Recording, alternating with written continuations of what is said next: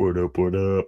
What's up? What's up? Party people, the place to be, vandals, and all the people out there celebrating Batman Day. I bet you people never expect to hear me say Happy fucking Batman Day, people, but here we are. What It's Batman Day. is it? September 20th is Batman Day. And to celebrate it, I got Well, every year. I guess I looked it up today because everybody's posting about it, which is auspicious because I got this today. Jesse Lonigan's "We Ride at Night," which is probably the best bootleg Batman comic I've read. I absolutely adore this book. Go on Artist Bullpen and get your copy for $10. It's well worth it, man. This is a rad little bootleg Batman book. Very Paul Pope-ish, very Toby Cypress as well. Kind of reminded me of. And I kind of jumped into my check-in before time. But Joe, we have our brought to you by segment that you need to, kind of hop into. Yeah. Like usual. Here we go. All right. So, this episode is brought to you in collaboration with Power Pulp Comics. We don't fit in, we stand out.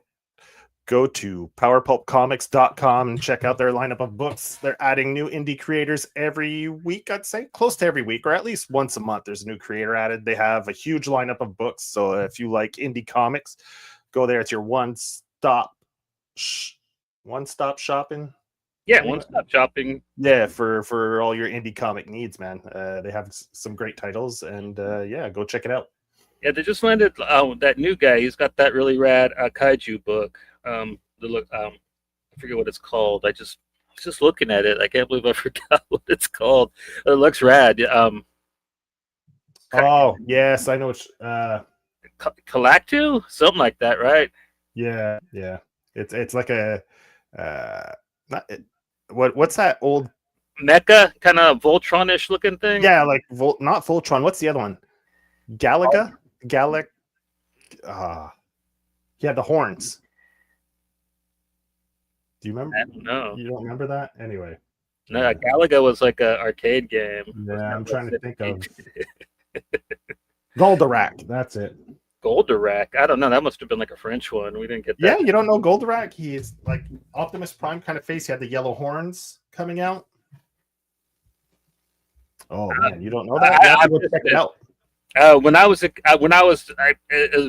First thing I remember Robotech and Voltron were like the two that I really remember as a kid. Okay. And anime that got brought over for us, but yeah, very reminiscent. It's either a super mecha or like a combining robot mecha thing. Like there were several of them that got brought over for us when we were kids. So I believe you. I particularly don't remember that one. Well, while we're recording later on, when I have a few seconds, Damn, Joe, what do we got tonight, man? This is a pretty exciting episode, right? It's gonna be a little hefty this episode, so strap yourselves in.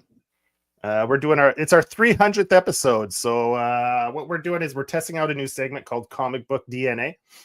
So Johnny and I are both going to do comics that kind of shaped us as comic fans, comic readers.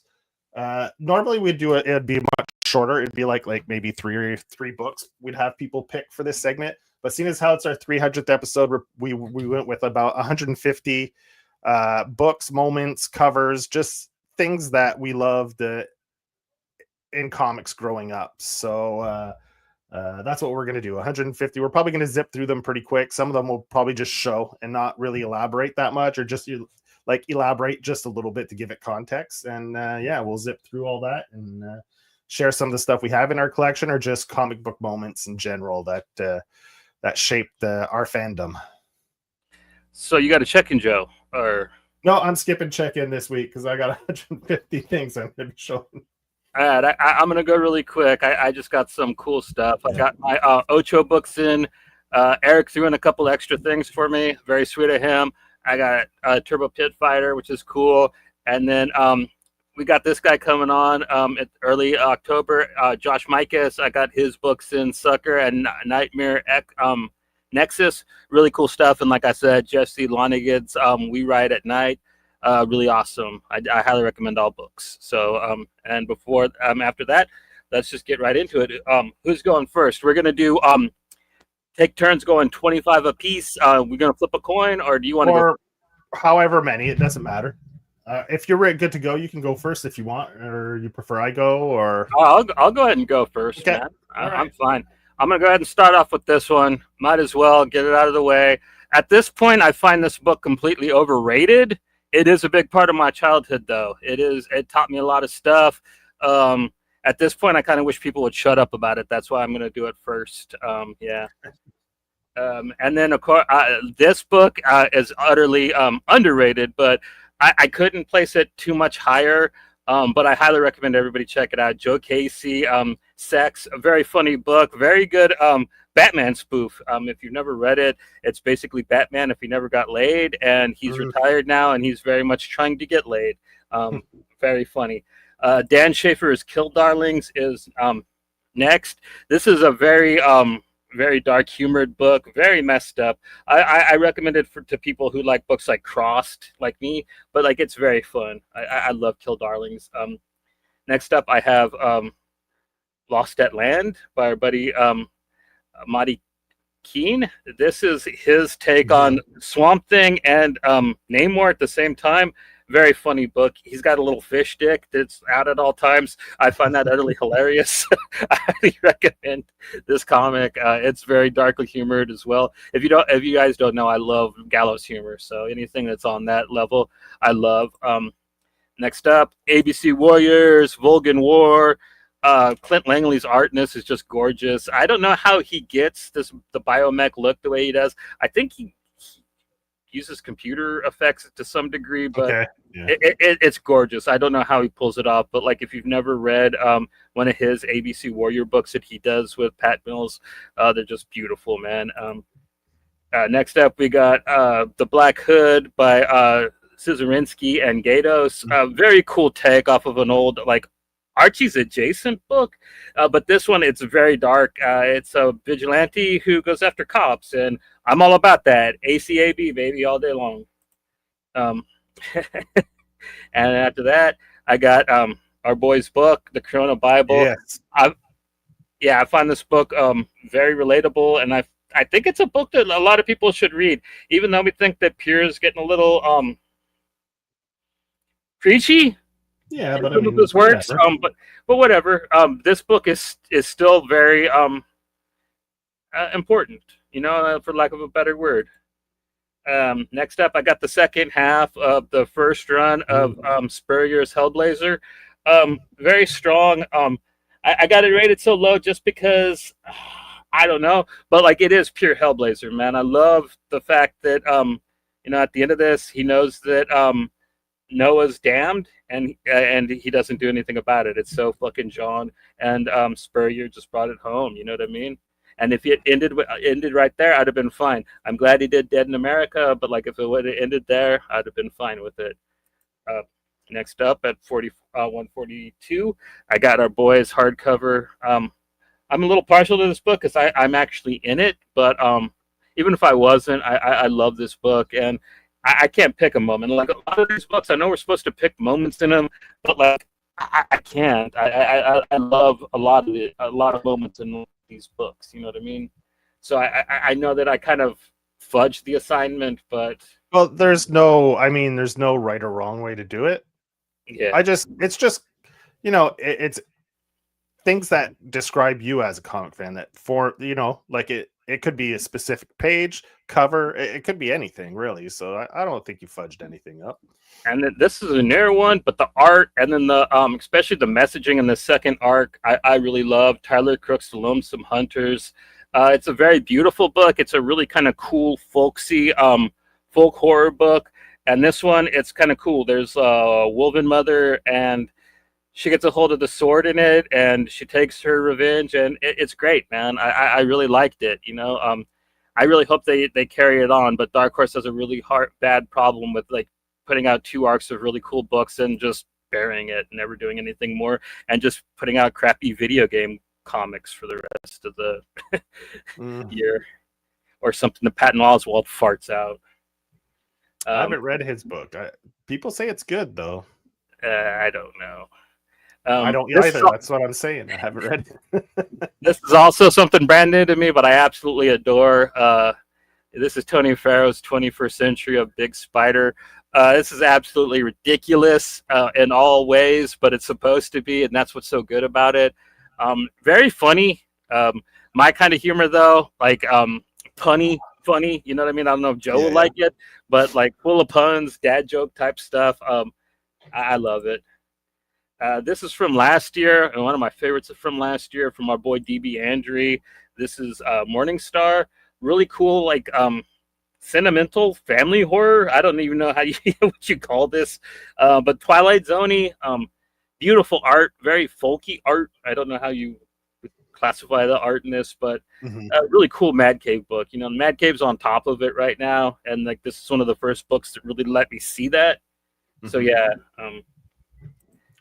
I got the Dark Horse adaptation of Freaks of More with art by Phil Hester.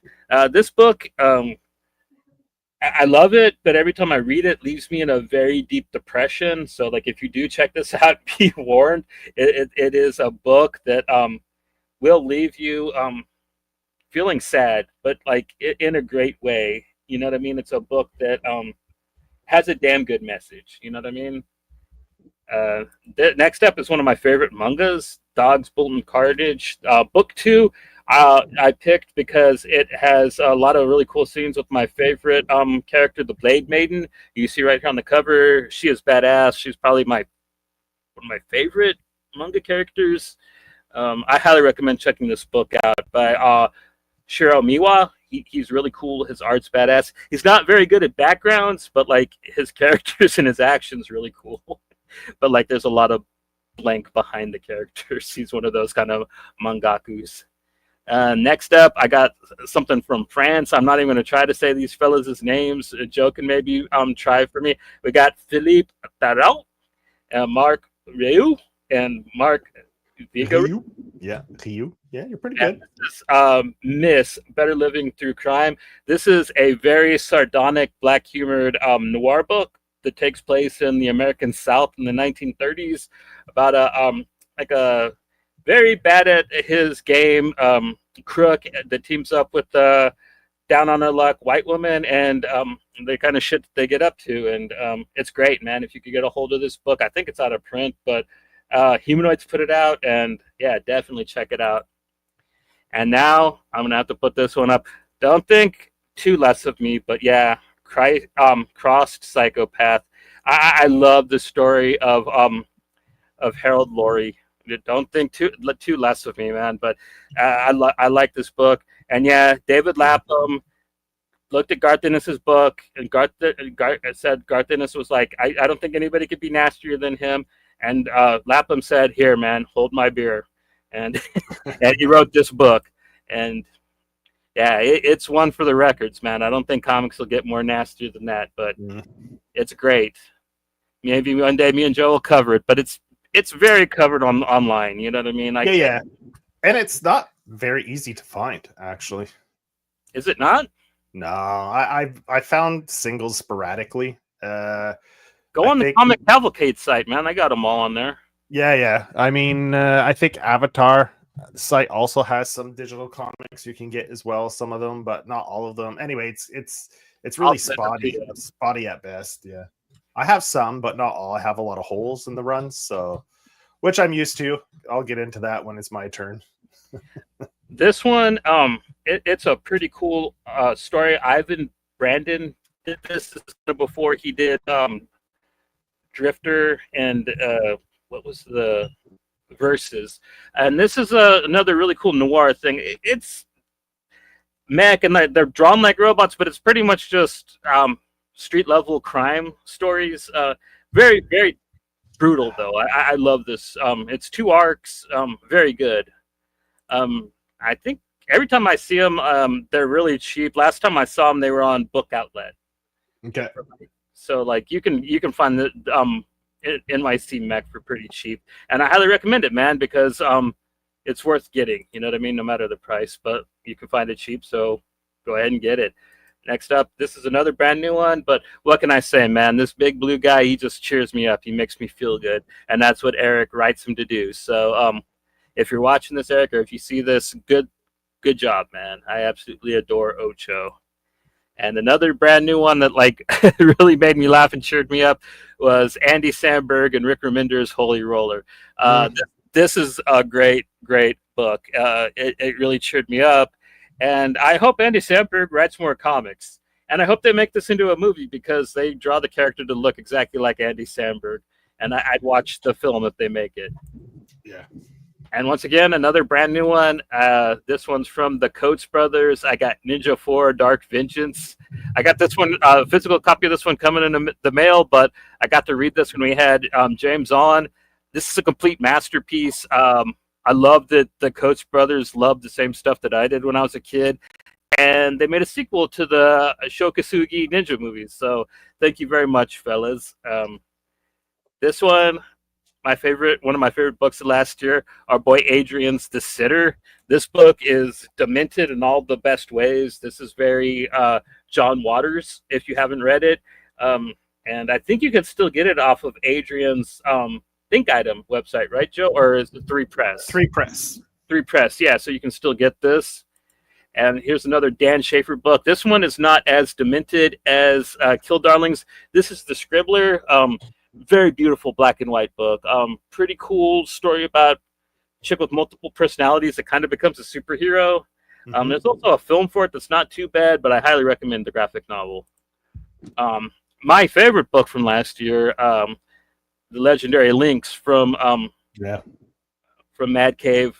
Wonderful, just down to earth Bronze Age style superhero book. No frills, just good fun superhero. Great throwback art style too. Yeah, straight up. And then another new Power Pulp book from our buddy Scott Rule, Future Lux issue 3. I love this one best because it's the one with all the fighting and action between Rain and man, I can't believe I forgot her name, but the other chick. And this is where it starts getting really brutal. So good stuff. And then the last one I'm going to do for my first 25 is Evil Ernie versus Hackslash. This is nice. From the short-lived Evil Ernie run at DDP. And this is a pretty good little 48-page thing with Ernie being in love with Cassie Hack and actually thinking that she is Lady Death, and like some of the stuff that Smiley the Button says is a little off kilter, but everything Smiley the Button says is off kilter. But it's good fun, man. The guys at DDP, they kind of really got Ernie. They were the last people that wrote Ernie that kind of got him. So cool. All right. My turn. All right. Yeah. Let's see. I set up a camera for my books. It's the first time we're doing this, so if we have technical issues, just bear with me. All right, I'm gonna try to do the screen where we're on this. Nope, that's not it. Is it this one? All right. Now, how do you make this one goes bigger? I'm not sure, man. You're making me bigger. Okay. Nope.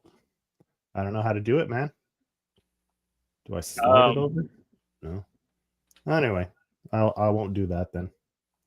I'll just put it here. I'll put it back. There we go. All right, I'll just put this one up. Boom. All right. So that's the comic can. So basically, when I was a kid, my mom bought me, there's like collected editions translated into French, and she bought me this John Byrne collected, had a few X-Men and a few Hulk comics, and the Wendigo story was in it. And as a kid, you open it up, the first page, Colossus pulling a stump out. I mean, it's impressive. You have the action sequences here, which really, as a kid, great. I have a few bookmarks. You're saying his name wrong. It's Wendigo. yeah, like Goose. And then like down here, like right here, then you have Wolverine stabbing it with his 2 claws, and then it was red, and I was like, oh shit, they killed someone in a comic. But no, it's not really that. But But I mean, this is John Byrne. The edition had like, look at that, the White Wolverine, Snowbird or whatever her name is, turns into the White Wolverine and kind of chops his face and saves the girl. Anyway, that was like an edition that I got. My mom bought me. And the other one was the Hulk. In the back end, it had some 2 Hulk issues, 2 or 3 Hulk issues. So this was also John Byrne, and always great. A great opening page, John Byrne, when he does his books. You have Hulk jumping, and this is like, as a kid, the first time a comic, like this is one of the first comics I got, and it actually where Hulk, like the butt comes up to him aggressive, the Hulk's bashes his head and snaps his neck and kills him, and it kind of got me in the feels a little bit as a little kid. Right off, kind of felt bad for the little Hulk's a dick. And then this, look at that. Splash pages, man. I gotta that's Stock Samson. Yeah, knocking Hulk out with an uppercut, man. Like bam, you see like coming right off his feet. As a kid, man, that just blew my mind. I love that. This John Byrne was awesome. As a kid, I loved it. One of the first comics I ever got that I bought off a spinner rack, because I didn't have any comic shops near me. I had to go to a paper supply store, and they had like a magazine section. And this was one of the first comics I got, Batman, Night of the Beast. This is where he fights KGB Beast. KG Beast. Yeah. And obviously Zek does the cover. He does fantastic covers. So, yeah, that's one of my first ones that I bought. Another one of my early comics, it's still one of my favorite covers today, is this Swamp Thing that my mom got me at a yard sale, Swamp Thing number 9. And I've had it since I was a little kid. Love that cover. And when I was a kid, my mom got me mixed up. In this year's Christmas catalog, they had this one where I think it's you get it and you get 25 comics, and it comes with a short box. And these were like, that's how I got introduced to Judge Dredd, was the Sears comic, the Christmas Wish catalog. And this came in it. And I love this cover. This is one of my favorite covers, where Judge Dredd is like getting eaten by a T-Rex. You got the artist edition of that recently, right? Well, it has a bunch of different stuff in it. Yeah, it has a bunch of Brian Bolin, Judge Dredd stuff. Yeah, it's pretty cool. And this was the first time I got introduced to Eric Larson on Spider-Man. And let me tell you, it was great. Like, I was really happy as a kid. Like, this was the page, man. I opened it up, Spider-Man flying through the window, crashing it right there. Fell in love with Eric Larson. Yeah, look at that bulge, man. No wonder you fell in love. Hey, Spidey's in shape, man. He's got a round tush. And then here, I was obsessed with just the way he drew the face with the little scarring here. Like, just that little scarring. I don't know why, but it kind of anyway. And then this, I love this shot here. That's like t-shirt material right there. Yeah, that is. Punisher and him coming through the window like that. And then this action shot, like with the extreme perspective on the foot coming back. I mean, people who got into Todd McFarlane were used to Spidey in like weird positions and extreme positions. So Larson draws him better. Yeah, and obviously, I think this one was one of the ones that came with it. There's some DC books too, and it just opens. I love the way it opens with a spider coming down. Chomp. And it's Venom. And as far as I'm concerned, Eric Larson was the best Venom drawer. No one does it better than him. And this was one of the first comics I bought off the magazine rack too.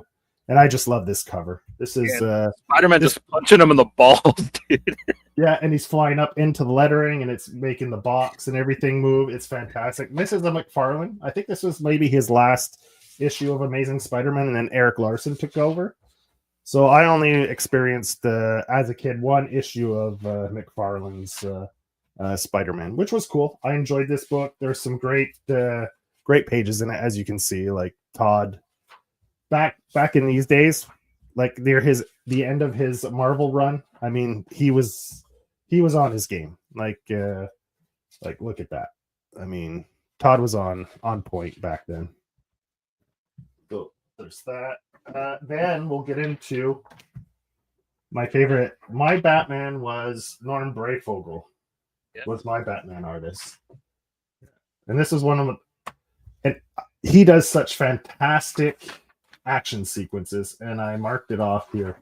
Every issue has an action sequence like that, where you see he comes in on the table, guy throws a knife, lays flat, then he flips back, kicks one guy in the front of the table, and double kicks the guy in the face. What do you call that? Table.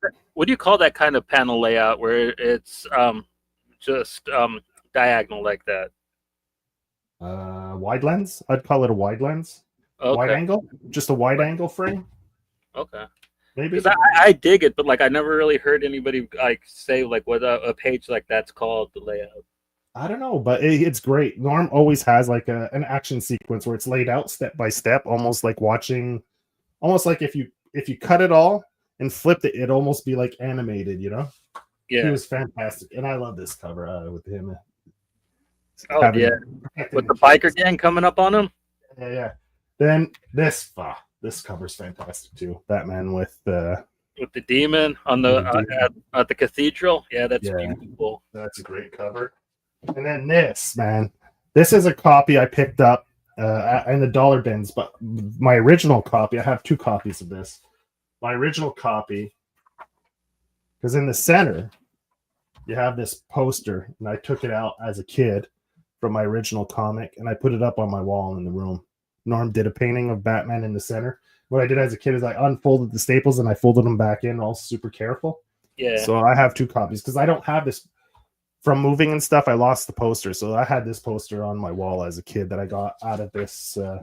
That's painted or colored pencil? Because I think it's painted. There might be a little colored pencil in there too. Okay. I don't know. It's hard to say.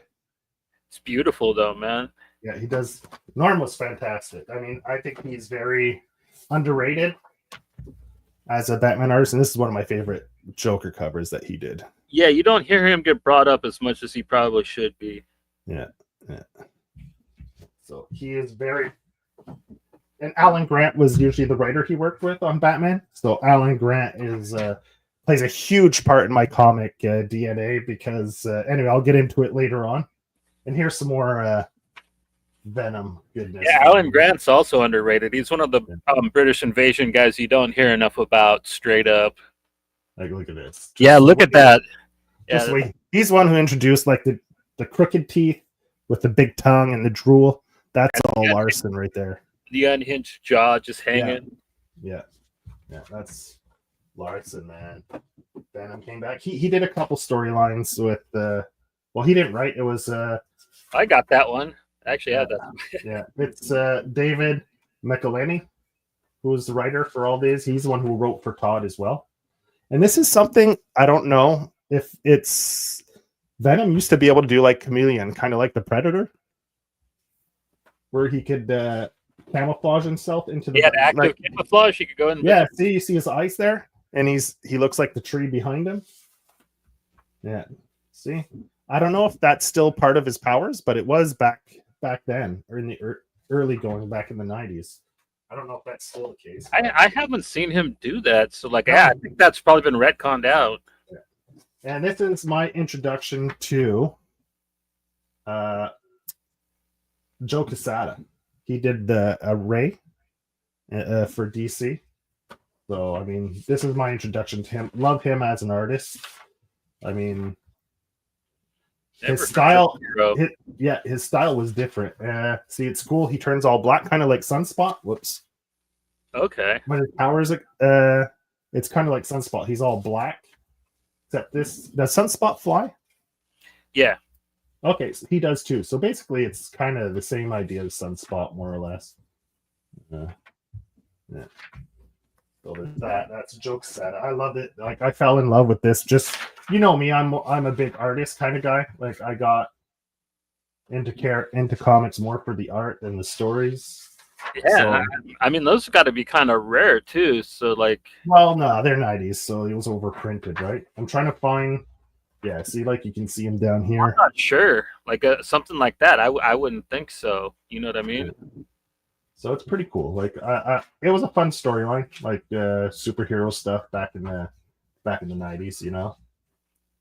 Anyway, trying to find like, okay, you can see him here a little bit when he's flying down, right there. Cool World. Remember that movie? Definitely. Yeah, I just watched that the other. It's free on YouTube. I just watched Yeah. it the other night.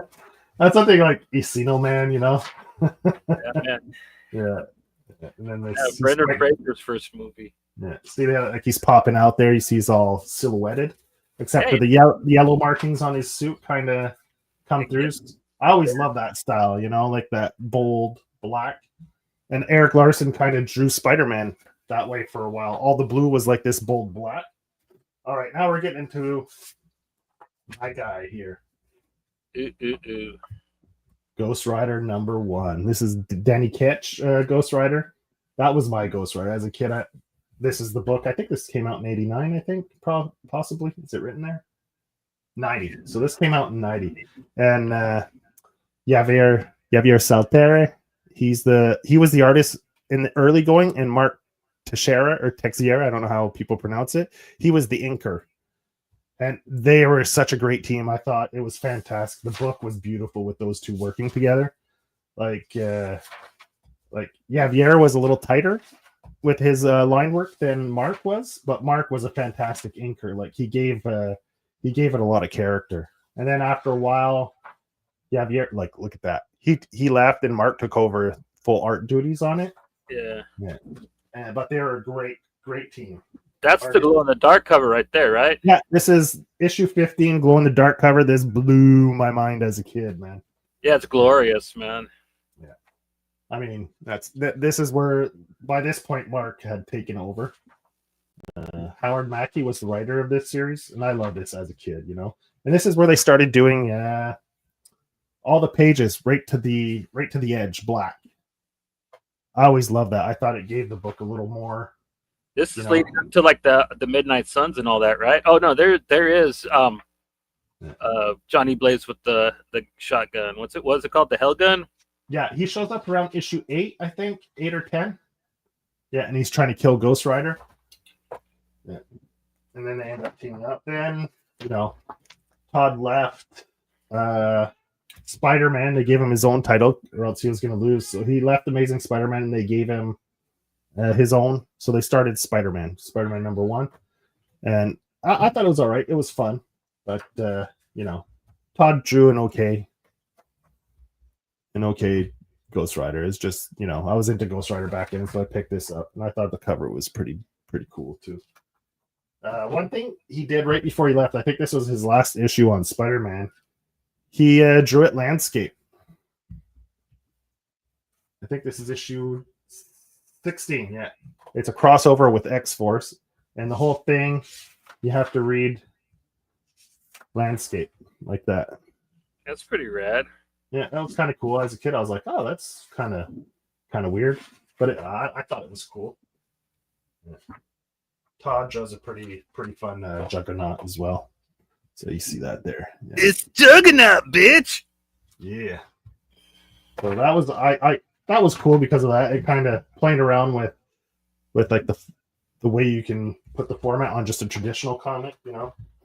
Then obviously as a kid, you know, I bought into the whole, you know, I think, do I have the X-Men? What card you got in there in the poly bag? What card's back there? I think it was all the same, no? No, they had there was all the different characters, and then there was Deadpool, and then like all the team. No, it's not in there. I must have it in my book.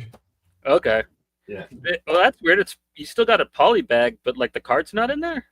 Yeah, I just opened the back. Oh, okay. I was always careful as a kid. I opened the back, then I slid the comic back in, and I just kept the bag. Oh, okay. Yeah, I gotcha. Yeah. That's funny. Yeah.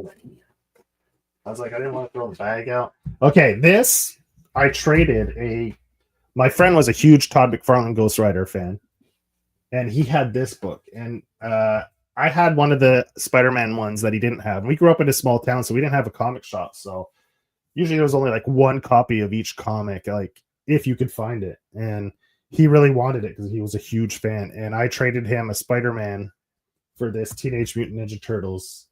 Is that Karai there with Leo? Not sure. I'm pretty But sure that's a gatefold, like a front and back. it's fucking badass, dog. Yeah, it's badass. And this is the book that made me fall in love with black and white comics. This is when Eastman and Laird stopped drawing it. This one's drawn by Eric Talbot. They had a bunch of guests come on to draw.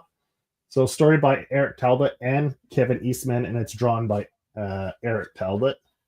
And I mean, it's just a beautiful book. I mean,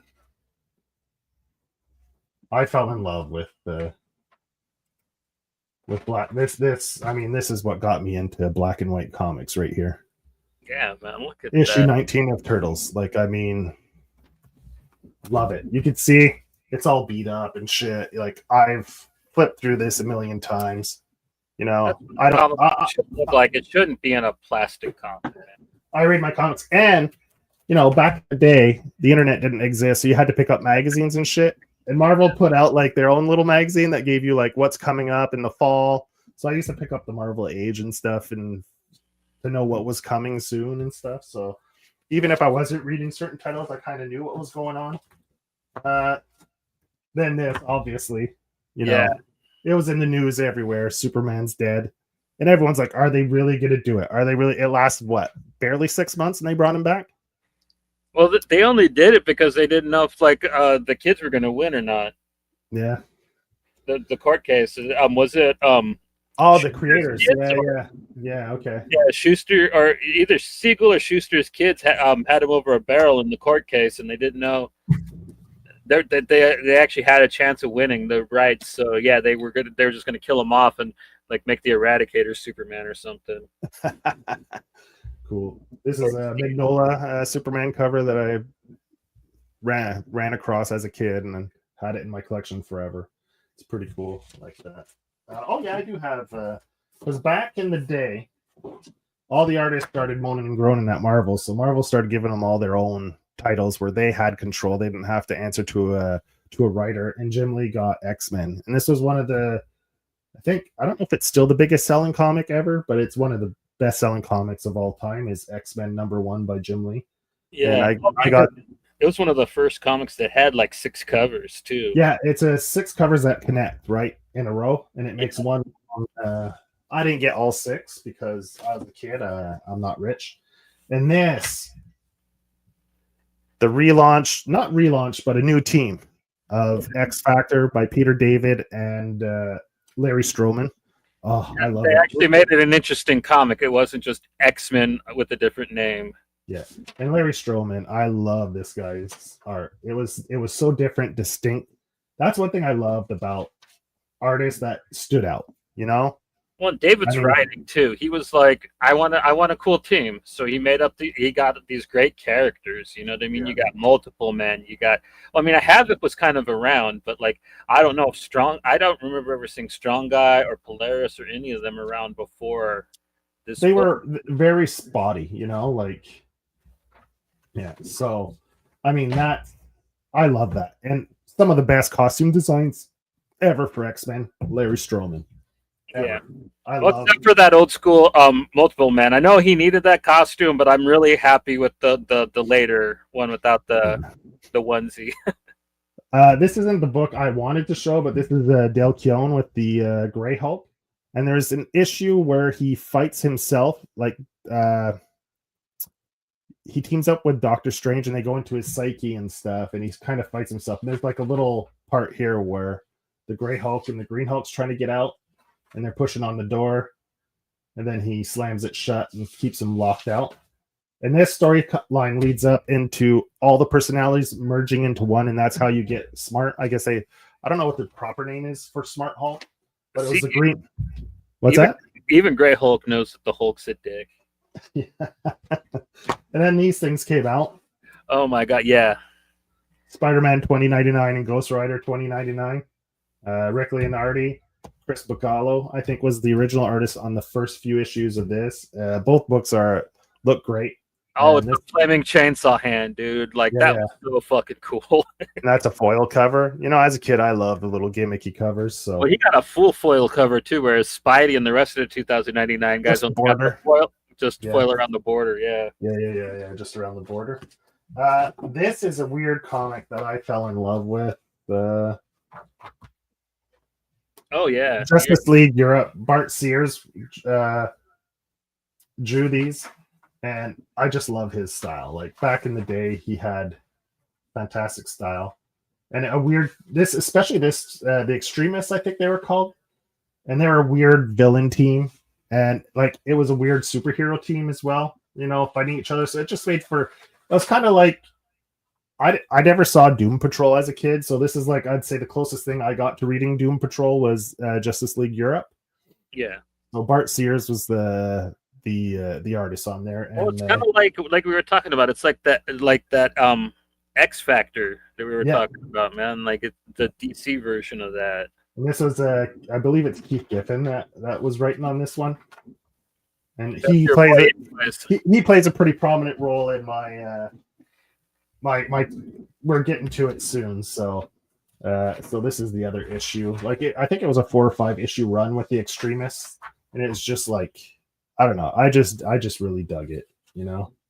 And this made me fall in love with Bart Sears' work. Like you don't hear about him much anymore. And then he after that run, he went on and did like this kind of event for DC called Eclipso, where he kind of takes over like the heroes. He turns them into like his minions or slaves or whatever. And you know, Bart Sears does some fantastic work on that as well. I have it marked here. He does, you know, artists must love these kind of things because they get to draw. So I'm pretty sure this is a 2-pager that I'm pretty sure Keith Giffen drew. Yeah. You can tell he went into this weird style like that, kind of like a McKeever style. Yeah, for a while. Anyway, I'll get into that later because I have some Keith Giffen stuff. So, I mean, that's about 20, 25 for me. I didn't count. All right, I'll do one last little thing. This is where my brain started to melt. Is your boy As a kid, yeah. Lobo. This is Alan Grant, Keith Giffen, and Simon Bisley. Simon Bisley, man, he's like that uncle that touched me as a kid, and I was never the same again. he peed in your butt? Yeah, I mean, after Simon Bisley, I was never the same again when it came to comics. he worked my brain. Yeah, like because I don't have comic shops, so I didn't have indie comics around me. Like it was all superhero stuff, like DC, Marvel, and this was different compared to the rest of the books on like the big 2 stuff that was on the shelves. You know, like he was like bashing people's heads in, just tearing. I mean, it's hilarious too. He's like big buff biker Bugs Bunny. You know what I mean? Yeah. He's got like cartoon physics. You know what I mean? Like straight up Warner Brothers. Like Yeah. You know, that's just Simon Bisley. And the covers were fantastic too. Like that cover's great. Look at cover for issue 3. because I went my whole life not reading him because everybody always told me that he is DC's Wolverine, which he is completely not. Oh, he isn't. I think they just and looks wise maybe, but like I mean, look at that page, just with the tongue out.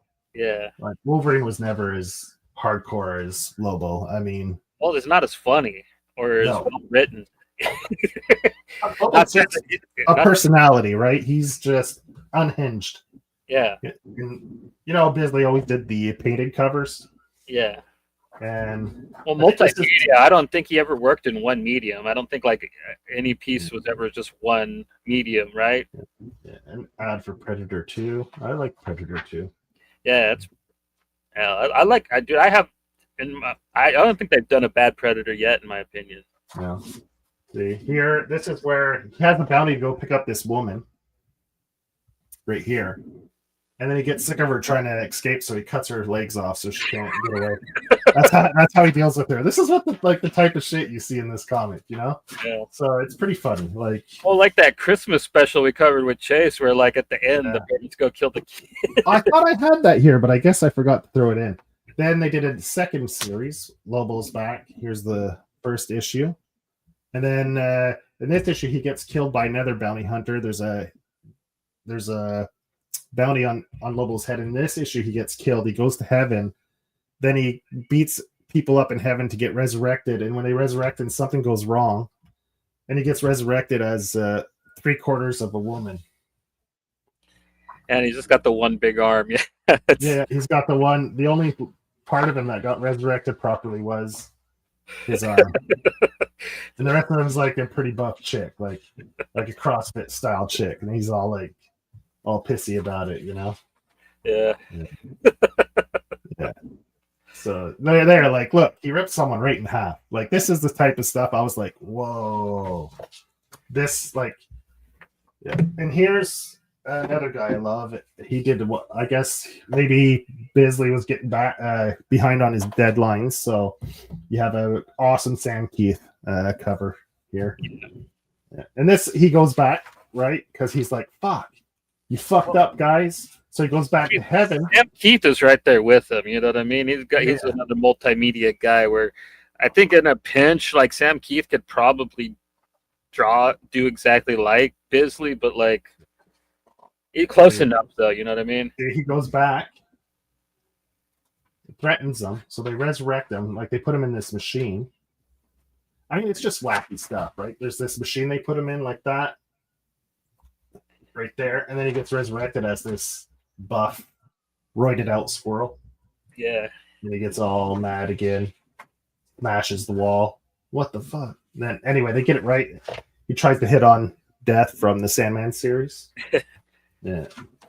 Anyway, so that I love that as a kid, and that could lead into one thing that helped work my mind as a kid was okay. So I had some friends and they had family in the city, so they'd go into the city and get to go to comic shops. And one of my friends came back with single issues of Hard Boiled, and let me tell you, as a kid, this after seeing the cover of issue 3, like looking at the hole in the head. That's awesome. That's later on, yeah. But the first issue, he's like, "Oh, check this out," because he knew I like comics, right? He came back and he's like, "I picked this book up." Then it opens up like with that scene here, you know. Yeah, Nixon just fucked up. Yeah, with the cars, the bullets. I mean, the smash, like the detail. I was like, "Holy shit!" In this scene, the cars hitting. That was insane, dude. Yeah, like I mean, look, the barbed wire with the explosion, then the splash page. I mean, after he showed me this comic, my buddy, I think I went into puberty right after. It kickstarted my puberty started. Yeah, where's that? Is it in the end? Okay, they do all the covers at the end. Yeah, the covers are insane. Like the one where he's kicking the car and it says Jesus Chrysler on the side. Like that one always cracked me up too. I think that's issue 1, right? Yeah, here we go. This is the one you're talking about. Yeah, this is the front and back cover. That's issue 3, right? Possibly. They don't write it here, but I mean, this is just iconic, right? Gruesome. That's a cover.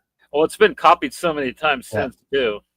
Yeah, Rizzo does a version of it for the Sergeant Rock that went by a little while ago. Yeah. But I mean, this book, I mean, I was like, holy shit, I got to get my hands on better comics, right? As a kid. Yeah. Well, there's a reason why it sells out every time it goes into print, and like goes out of print like almost immediately, man. Yeah. Like, so when I found the hardcover, and so that's when I was like, holy shit! Like that's when I got a taste for like more indie comic stuff, and I was never the same after finding Bisley and that Hard Boiled. I was like, oh, I was so envious of that kid. There, I think that's about 25 for me. Yeah, seems about right. Yeah. Okay, starting up my next 25, I got another book from Marty Keene. This is Steel Yeah. Streets, the Chimera Chronicles. This is like a what if thing that he's doing, and this one's really fun. This one kind of takes Toshiro and it makes him a World War II hero. It's very Mignola-esque, man, and like he nails it. He's got got a similar style.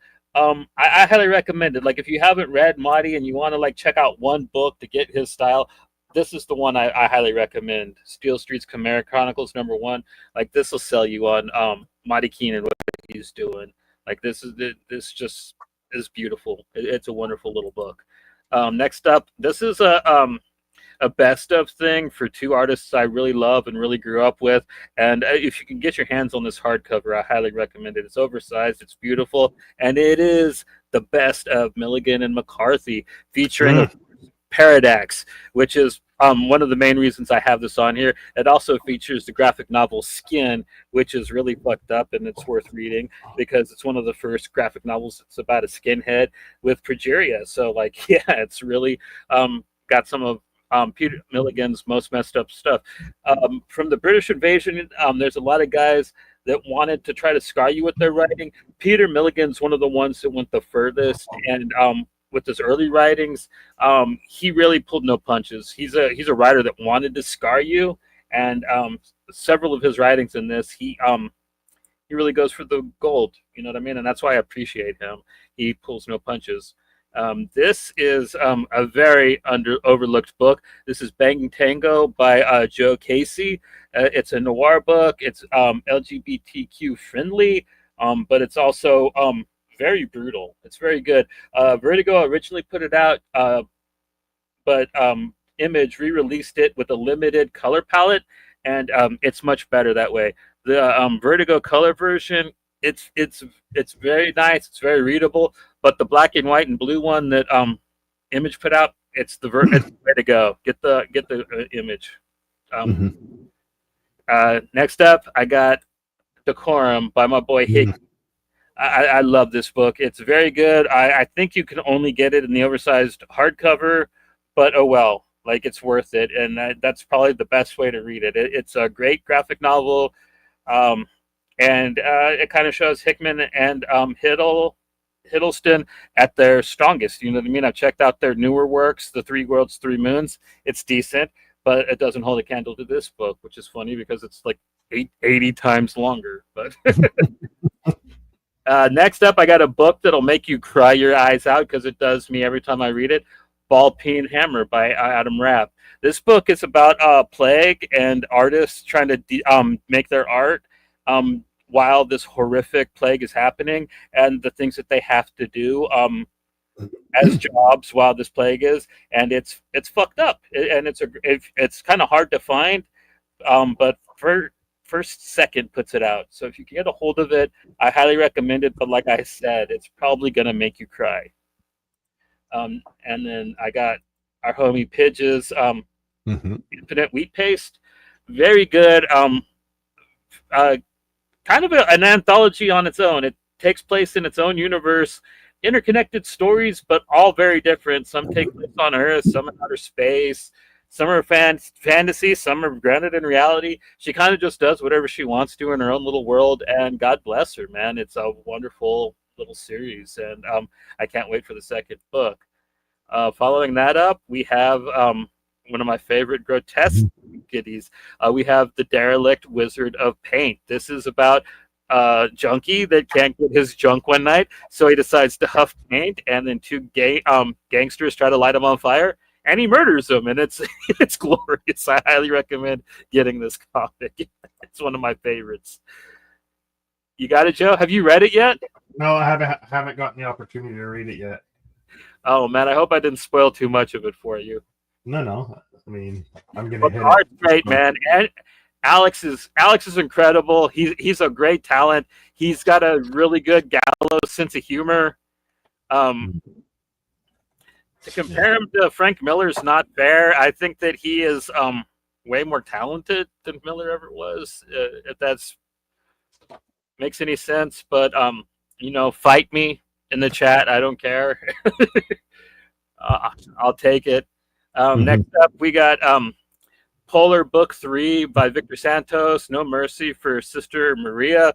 This book's kind of like Smoking Aces, but in the Polar universe. Basically, the Black Kaiser and Christy White gotta protect this mobster's wife hiding out in a convent, and all these other assassins are coming to get her. And it's just pure action, Victor Santos style. Beautiful. If you haven't checked Victor Santos's work out yet, it's very fluid. He does motion very beautifully. He's got a cartoonist style. I don't know how else to put it. And I highly recommend his work. He's done, he's done work for everybody. Boom, Image, like Dark Horse. You have a bunch of his stuff too, right, Joe? A few, yeah. One right here. Panel Syndicate, like Until Your Knuckles Bleed. yeah. This one, Against Hope. This is a Dark Horse book. It's landscape, the way you like it. Yeah, he does a lot of his books landscape. Landscape, yeah. Mm-hmm. Here's another Joe Casey book. This is XHWGHx. This is a 3-issue. It's very much like what Joe just put up, Hard Boiled, but it's like Joe Casey's version, and this artist Ian Maysmont, he's incredible. I wish I had a camera to show this book off.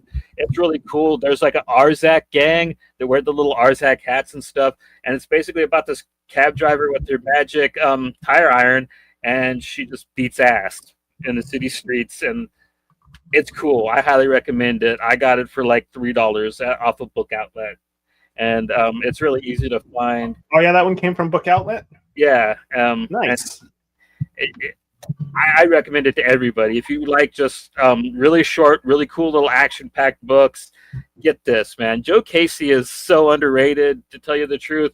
Like Godland, like everything that I have of his is just so good. And like he's been around forever. He's written for Marvel. He's written for everybody. And like he's such a name, and nobody ever talks about him really. So next up, Magical Beatdown issue 2. Ooh. I love it. The first one is just so violent, but this one takes it up so much more. It is, I don't know. What is the opposite of chauvinistic? Like, what's the female version of chauvinistic? Because this is it. It's just a woman just fucking up dudes because she can. And it's great. I have a lot of fun with it. Jen Woodall, God bless you. And I hope you come on the show soon. I know we've been kind of courting you for a while, and I hope we land it because I love your work. Yeah, there we go. I love her the use of color in her books, how she switches from blue to pink, kind of like Kaneko does in Bambi and her Pink Gun. Yeah, it's really cool stuff. Yeah, it's like a Rizzo kind of style. Yeah, Rizzograph. Yeah. At Silver Sprockets, I know that they're not the best company to talk about right now, but fuck it, it's a good book.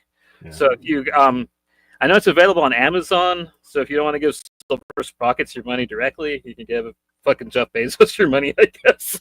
Well, I mean, you're supporting the creator. Yeah, you're supporting Jen. I'm pretty sure she probably has a store too that you could get it off of. So like check her socials and see what's up. Next one, I'm gonna be talking about a canceled person that I still read a lot of their stuff. I got book 3 of Freak Angels by Warren Ellis and Paul Duffield.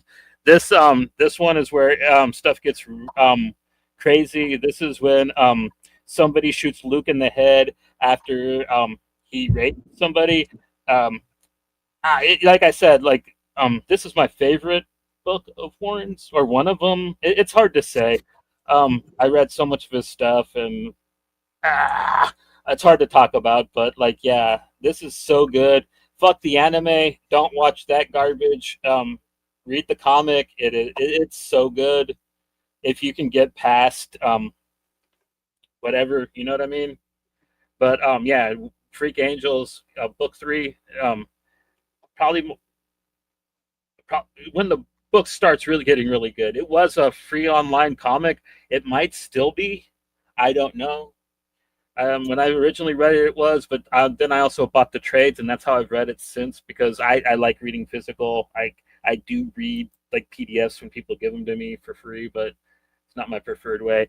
And next up is how I first learned about Matthew Rosenberg and our good friend Patrick Kidlone with "We Can Never Go Home." And this is a wonderful little teen mutant book.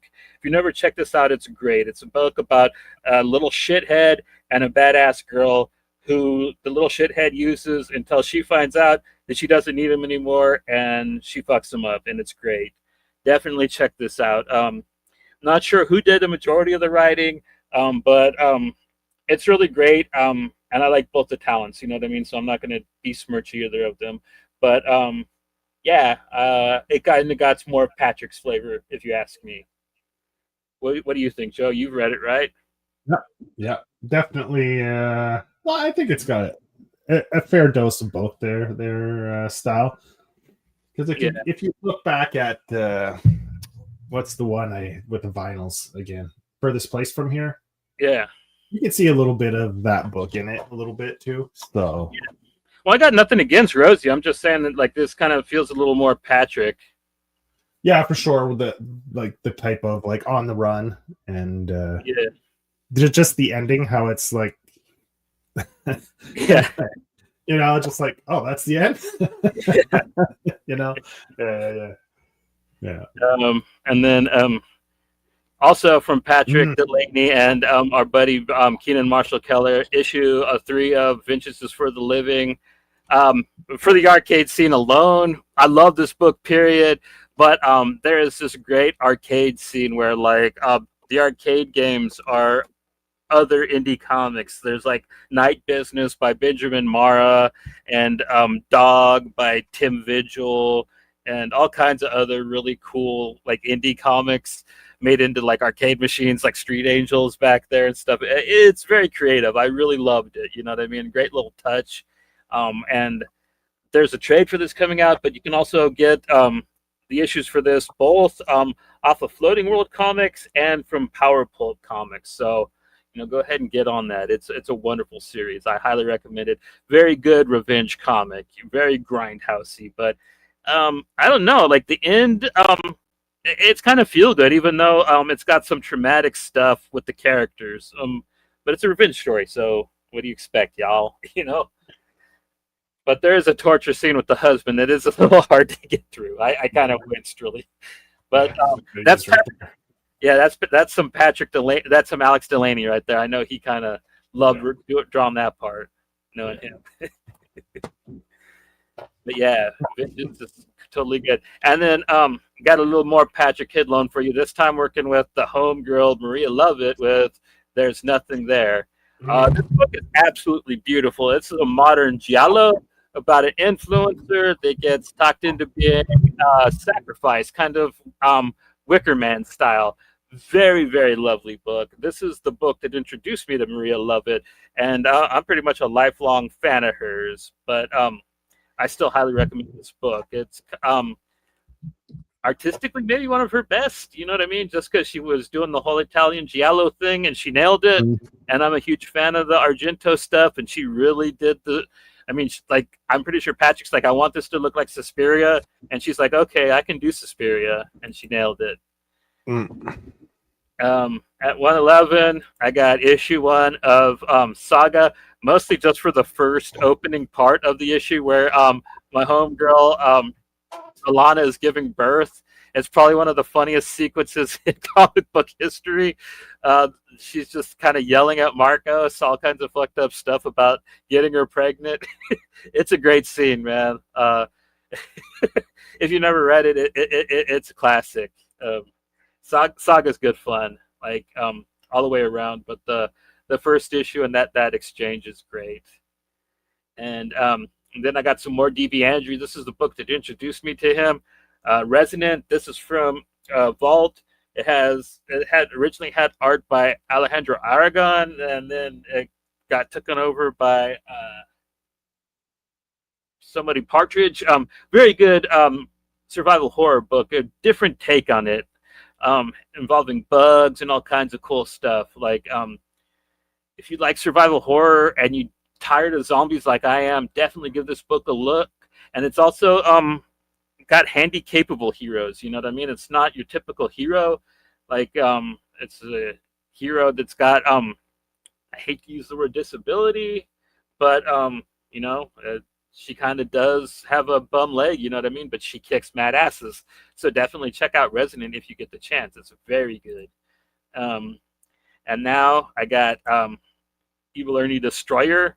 This I got issue 1 here, but like you can take pick the whole series. You know what I mean? I got Joe recently to read this.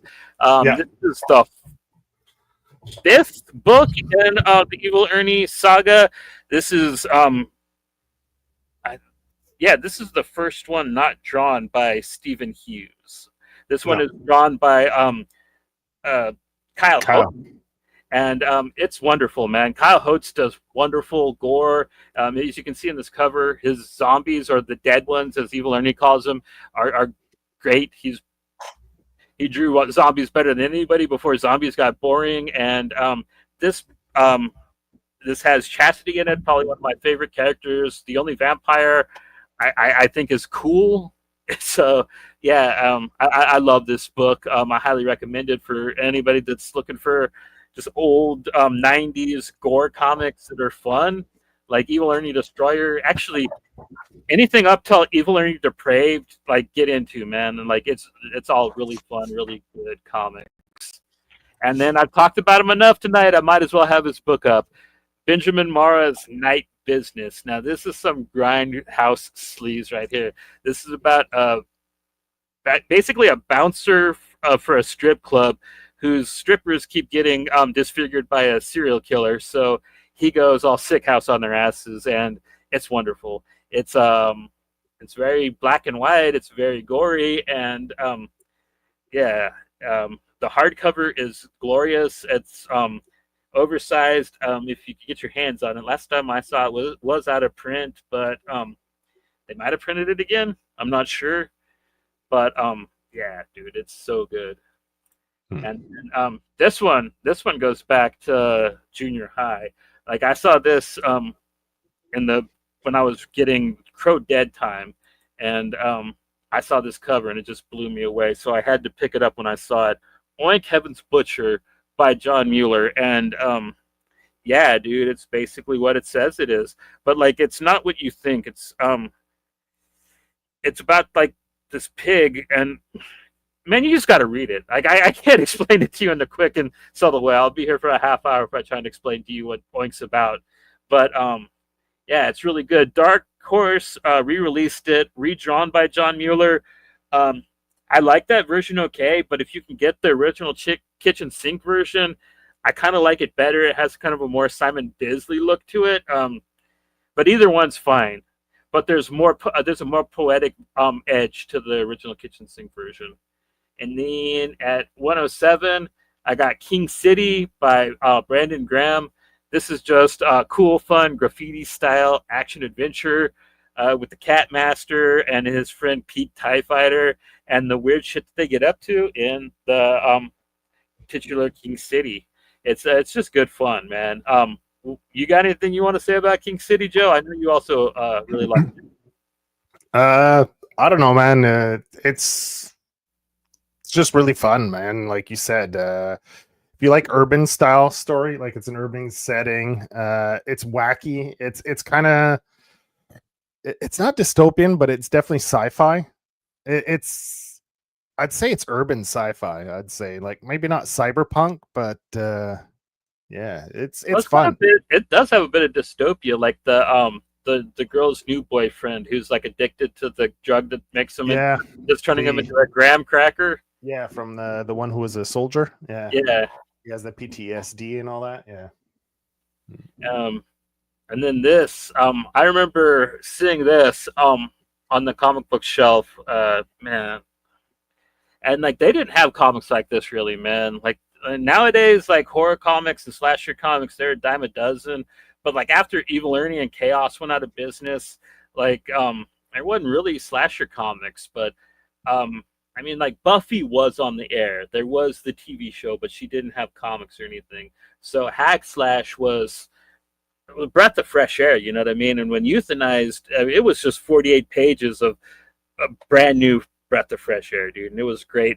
Cassie Hack was funny. Vlad was also very funny. And just the cool adventures. I mean, the only thing was like you had to wait for the next 48 pager to come out. And I'm happy that Tim Seeley has just become such a, big name from it. You know what I mean? He did Revival and all kinds of stuff after it. And it's great. You know what I mean? He deserves it because I mean, like he really did turn some stuff around with this book and kind of created a space so we could have stuff like Something's Killing the Children and all these other stuff that we have now. They're a dime a dozen. Yeah. And here we go. This is big time here. We have John Constantine Hellblazer, Staring at the Wall by Mike Carey. And this is a hell of a book. This one is a culmination of like the Mike Carey run. And basically he is thrown into a hell of 3 different worlds with 3 different girlfriends. Basically Kit from the Ennis run, Angie from the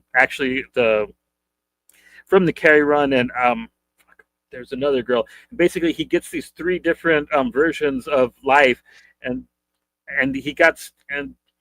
it's really hard to explain, but like they're like different hells that like he's being tortured through, and he's got to try to work his way through them. And the way that Carey writes it, and with Frusen's art, it's so cool.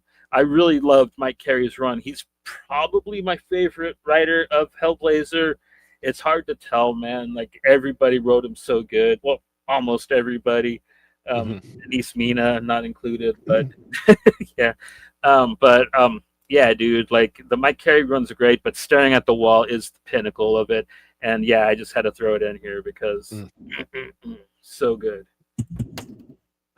Next up, I got another Evil Ernie. This is Straight to Hell, issue 3.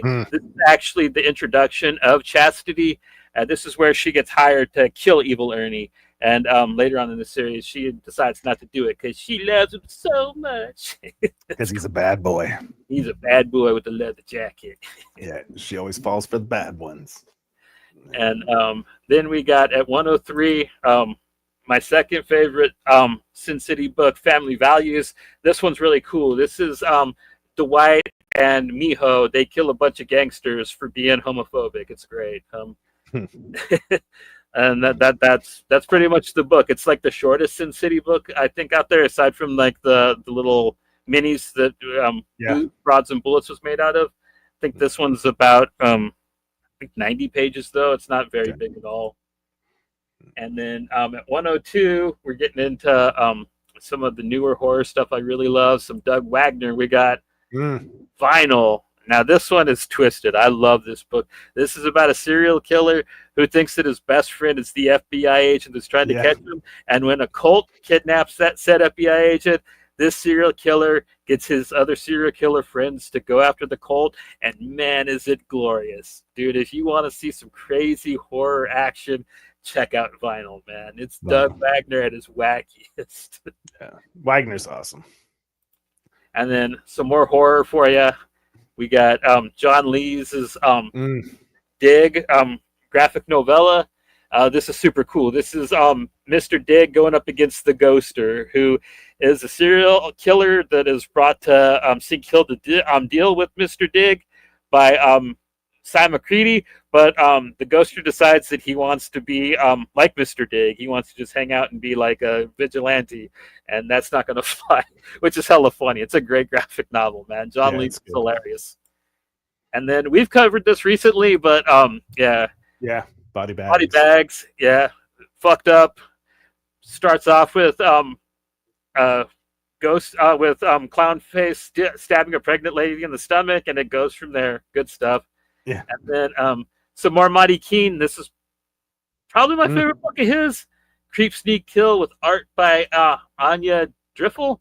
Beautiful, man. I love this book. And highly recommend this one, man. Like, also, if you go to the superhero comic site and you're gonna order some books, man, definitely get Creep, Sneak, Kill. It's $6 well spent. It's kind of his X-Men, I guess. It's the only thing, closest thing. Yeah, it's like a teenage team of I guess it's closer to like a Gen 13 type thing than X-Men. Kind of reminds me more of like an Image book than like anything that Marvel would actually do. yeah, it's good stuff. Yeah, it's great, man. Gives it Yeah. that finish like it's an old school newsprint comic too.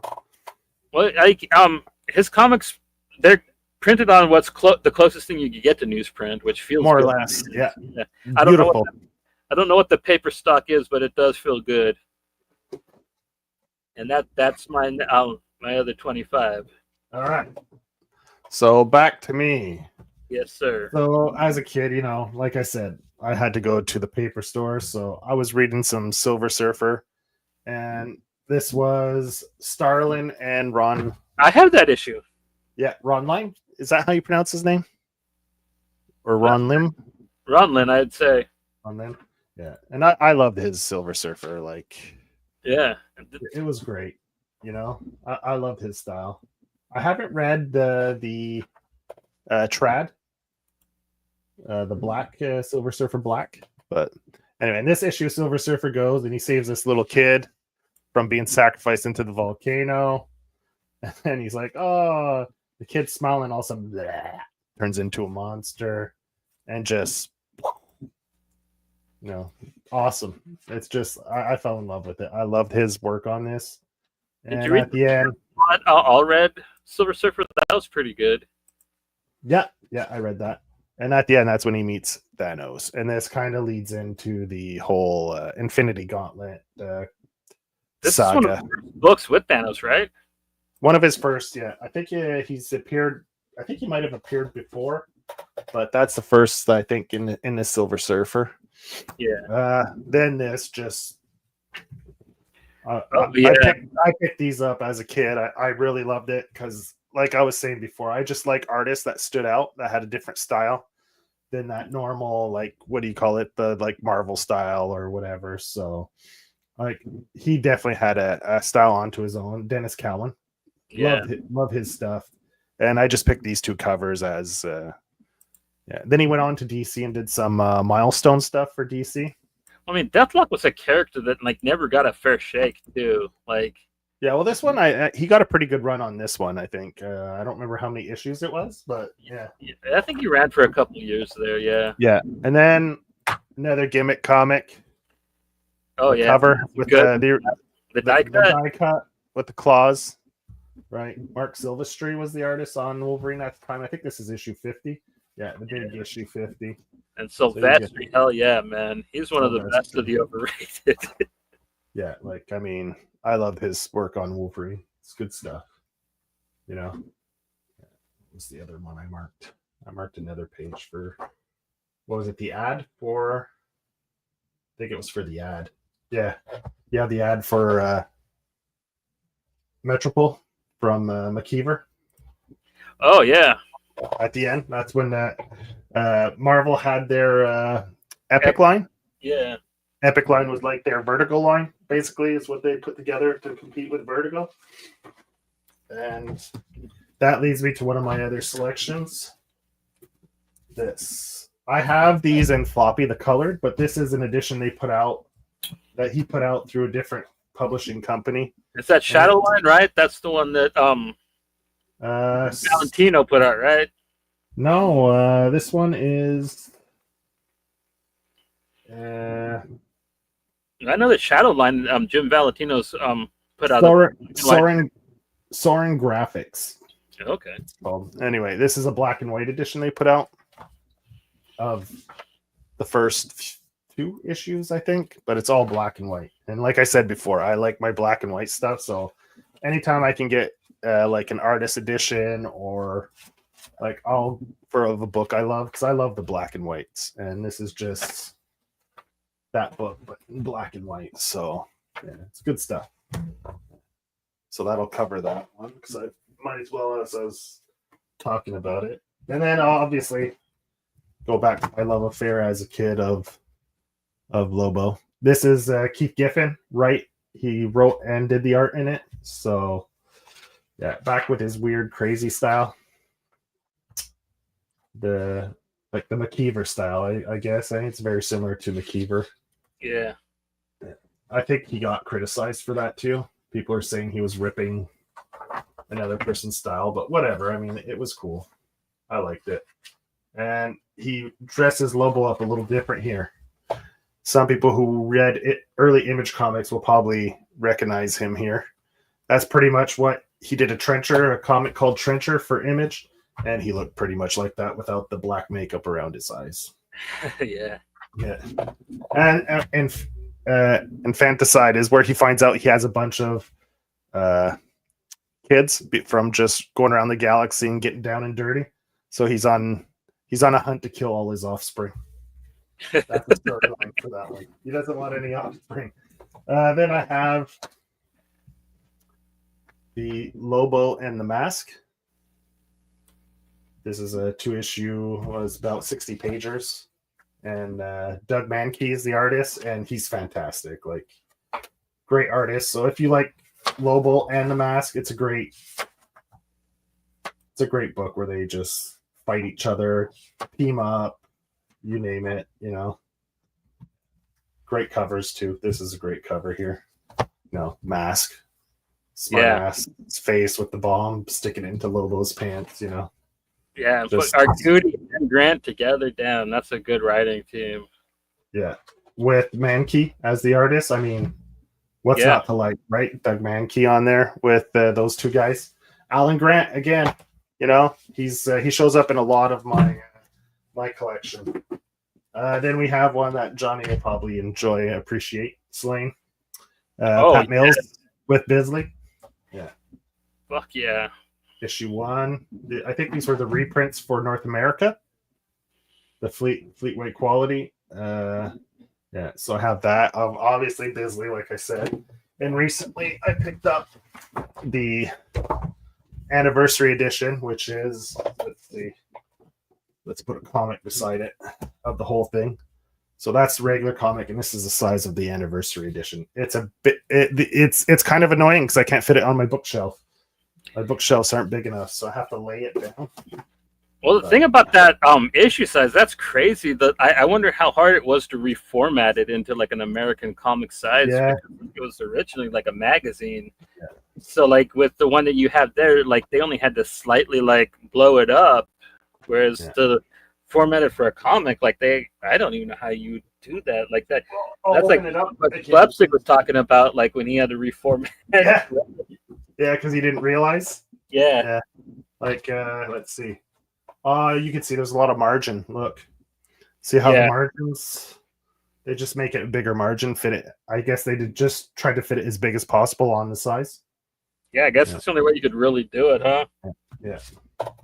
Oh, what's this? Flesh Legend Shama. Oh, dude, that's good. Like, that's another Pat Mills. Yeah, about like dudes to wrangle dinosaurs. It's pretty it's pretty crazy. Then obviously I like myself some Sam Keith, and Sam Keith drawn Lobo. Sign me up. So here's some Batman and Lobo. Yeah, I mean, not to like. This is back in the day. I think people started doing the magazine gloss, the coated finish paper, which is but whatever. I mean, it's hard with the lights too. It glares, Fucking glossy coated paper. Anyway, that's cool shit, Sam Keith. Well, like you said, man, 90s, dude, like that's what you did. That's so cool. Yeah. Then you have the first appearance of Big Head. This isn't the first appearance of the mask, but it's the first appearance of this version of the mask. The Big second Head one. Yeah, the first one I showed up in like Dark Horse Presents. So like Ipkiss is dead, right? This is the one after Stanley Ipkiss, right? No. This is Ipkiss, but before that, he was introduced. It was like some kind of mask, but it wasn't Ipkiss. It was before that. But this is the Big Head, they call him, or whatever. The first appearance of like the known mask, like that's more popular. Okay. Yeah, there's like a little version before that they did in Dark Horse Presents, and it was originally black and white. The original run with Acrudi and Mankey, which is fantastic. I love it. Like, you get to see Mankey's work in black and white. Yeah, look at that. It's glorious. Like, I mean, comics are. I mean, I get people love color, but sometimes, man, it just hits different in black and white. Anyway, there's 4 different stories in these, so this is his first official appearance. Near the end of like all these artists I love, here's another die cut, kind of in the same vein as the Wolverine, except Sabretooth, so it's like 2 little claws. You open it up to a Mark Teixeira painting, and he just does this was, I think they did a Deadpool series, kind of the same idea, where they just took then you just have Mark did a little Sabretooth series here. And I was a big Mark fan, so I picked that up a little bit. Then, like I said, as a kid at Christmas, I got that Sears thing, which introduced me to Judge Dredd. So anytime I saw a Judge Dredd book, I'd pick them up. So here you have Alan Grant, John Wagner doing a Batman Judge Dredd crossover. So yeah, it's actually really fun too. Yeah, that's a must. That was a must buy for me. So, fun stuff. Bisley doing the painted style that he'd do in his British comics.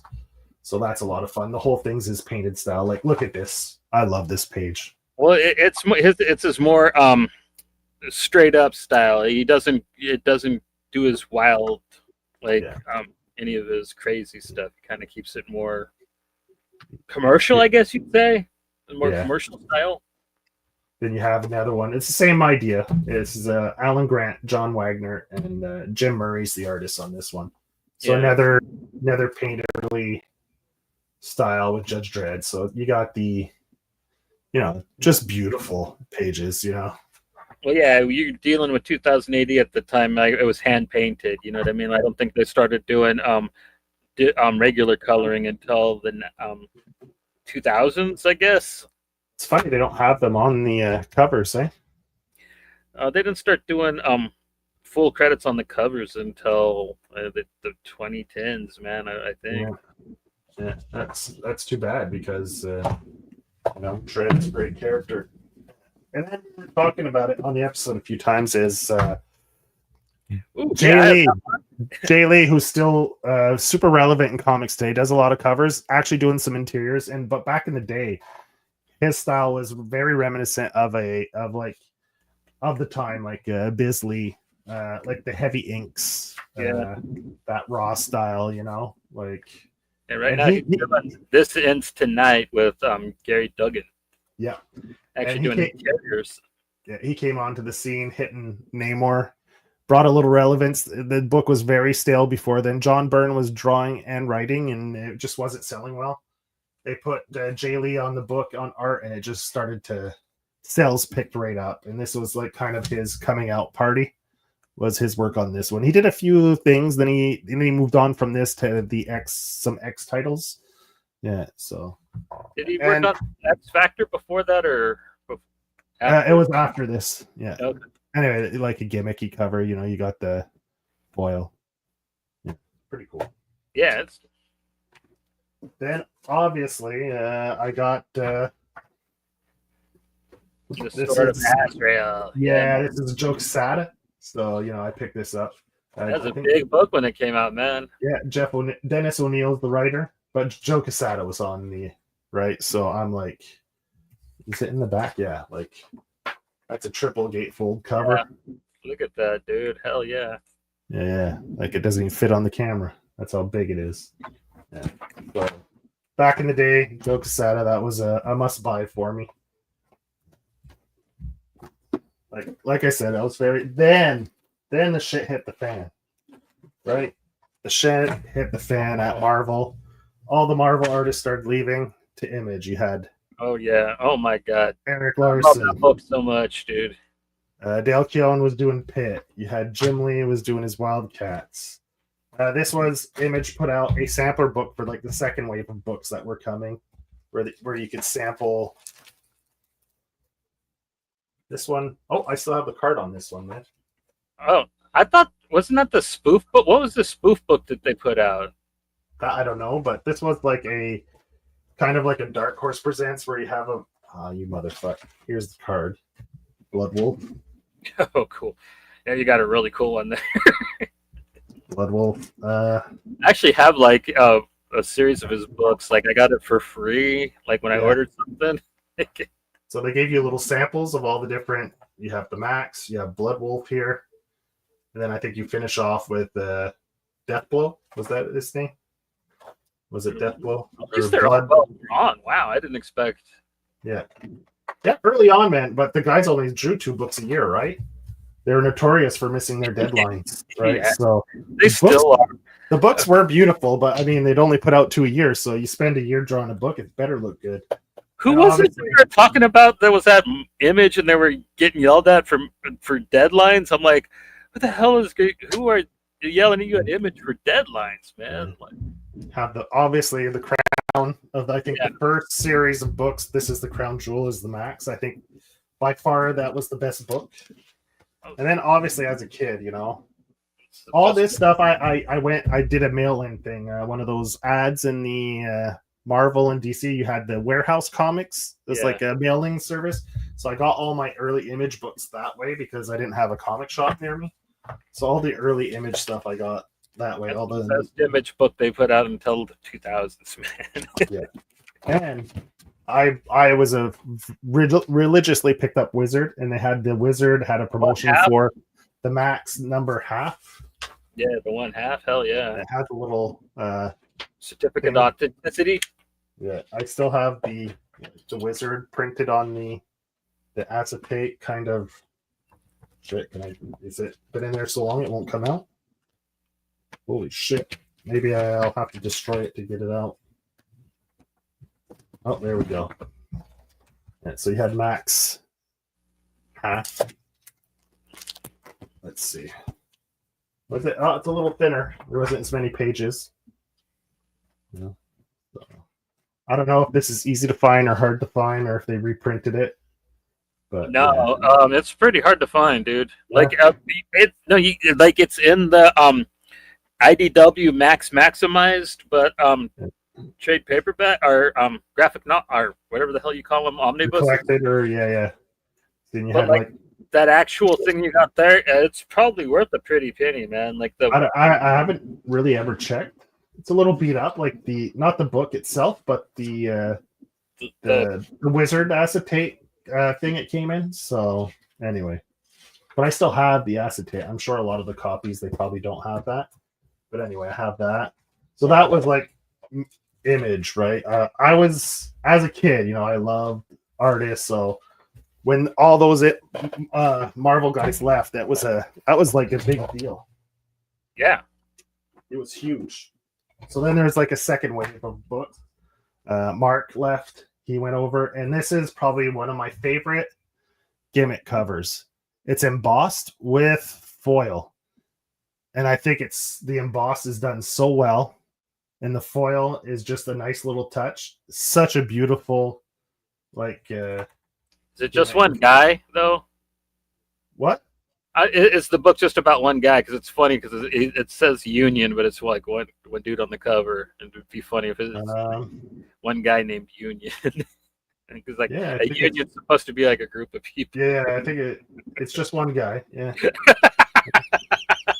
That's awesome. Mark Teixeira and Mike Hessler is the writer, I guess. Anyway, then you had Death Blow. Yeah, it's Death Blow.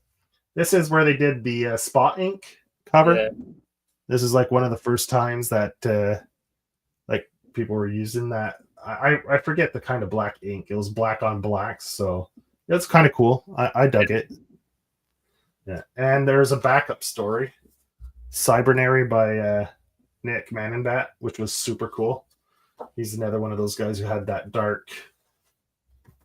There's a big ad for Union. He had that dark like style, like Bisley and all those guys. It's cool stuff. It's a little, I think, 5-page story, 6-page story backup for the Death Blow. Yeah.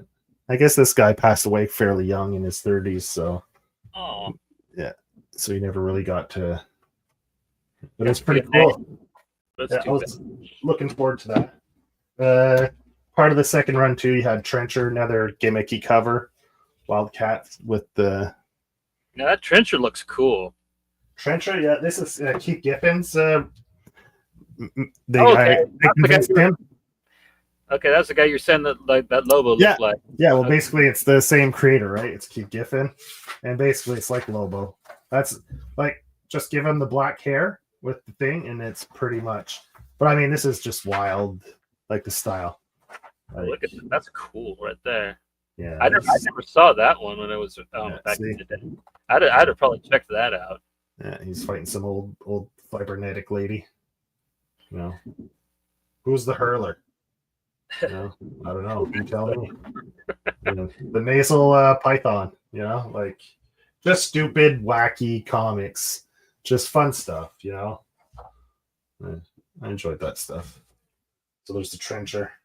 Then obviously, who did they get? They obviously got Jay Lee to come over and do the Wildcats trilogy. And oh yeah, like words. Dude, like everybody besides Jim Lee did the best Wildcats, man. So you know they got Jay Lee in here. Yeah, he did a Young Blood Strike Files too. He did some runs for Rob Liefeld. Then this is really cool. This is a book from Image that came out, and it's two artists working on the same book. So you had Eric Larson and Don Simpson. So like they each draw their character in the book. So it opens up. Hey, what the fuck, you know? And all of a sudden, an explosion happens, and all the characters from Megaton Man, right? Yeah, Megaton Man show up. Then it's a battle royale of the two worlds. So you have. Then when they meet, where is it? Here we go.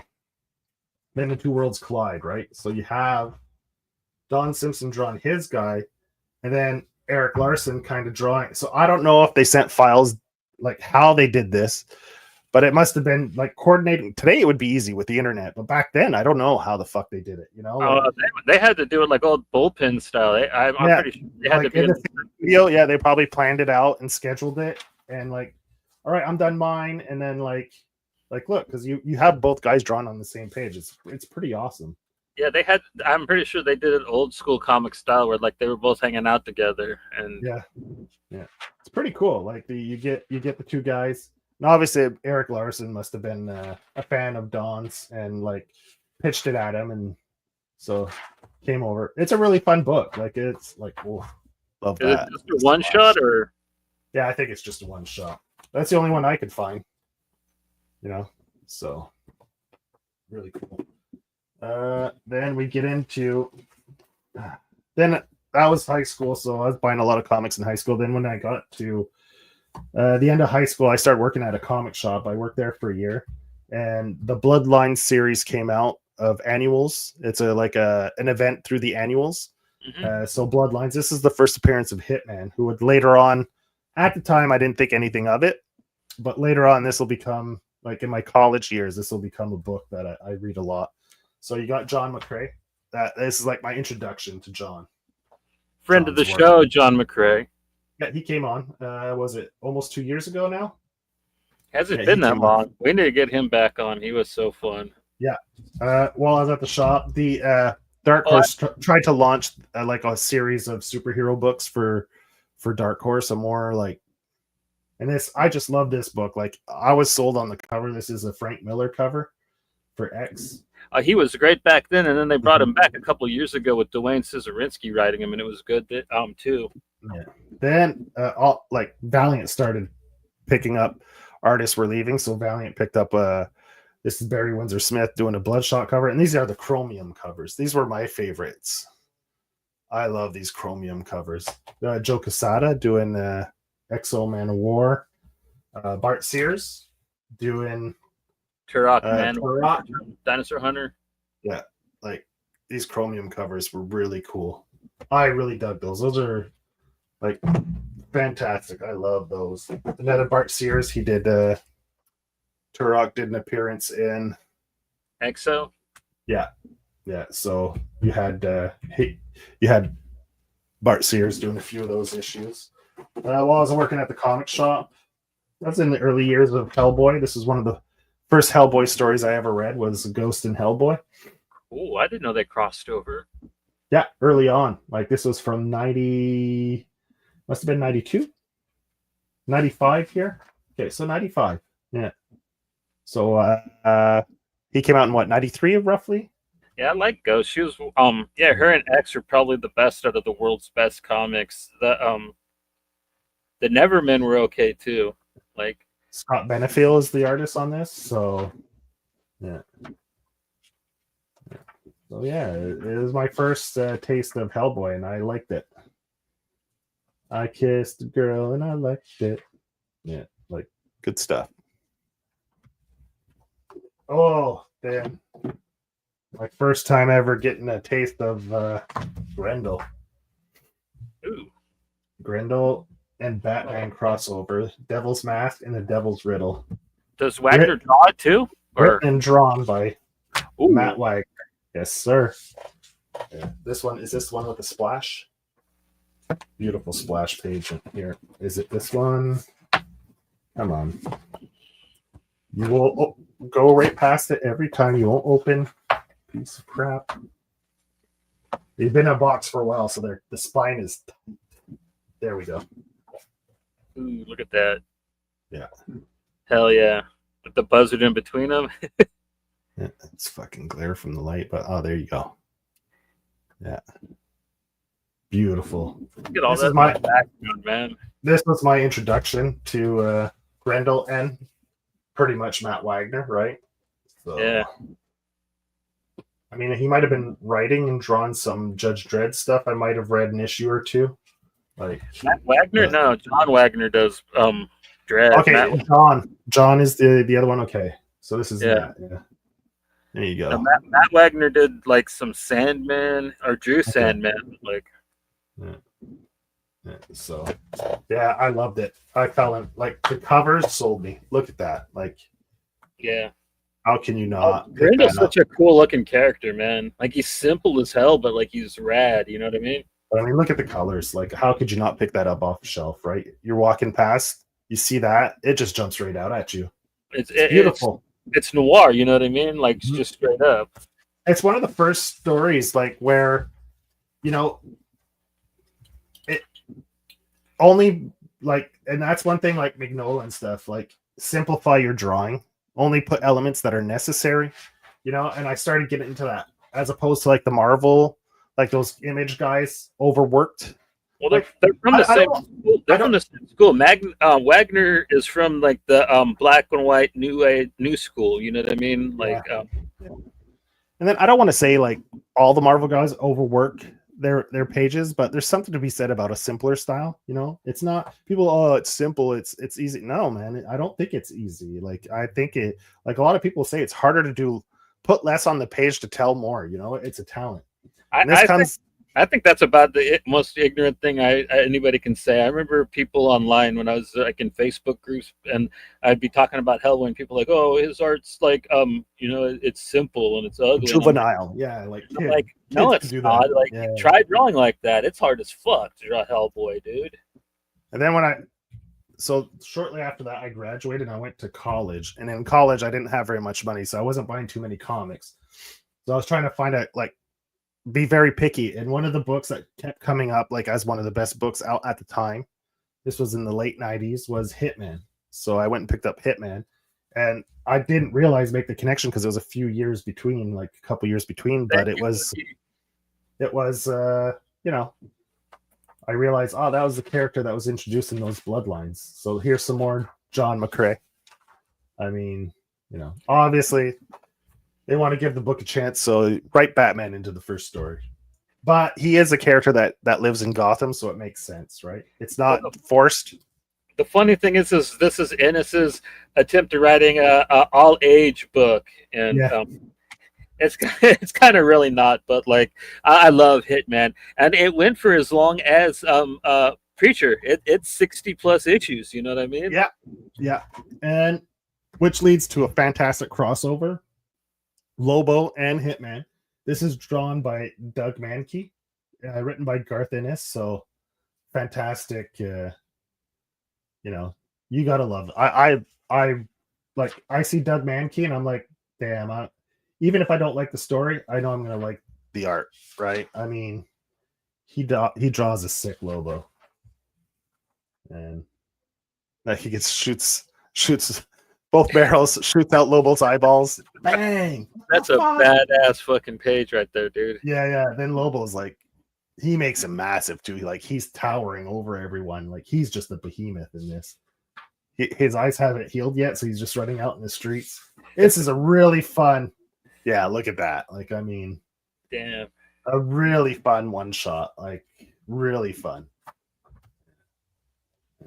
That's fun. That's in.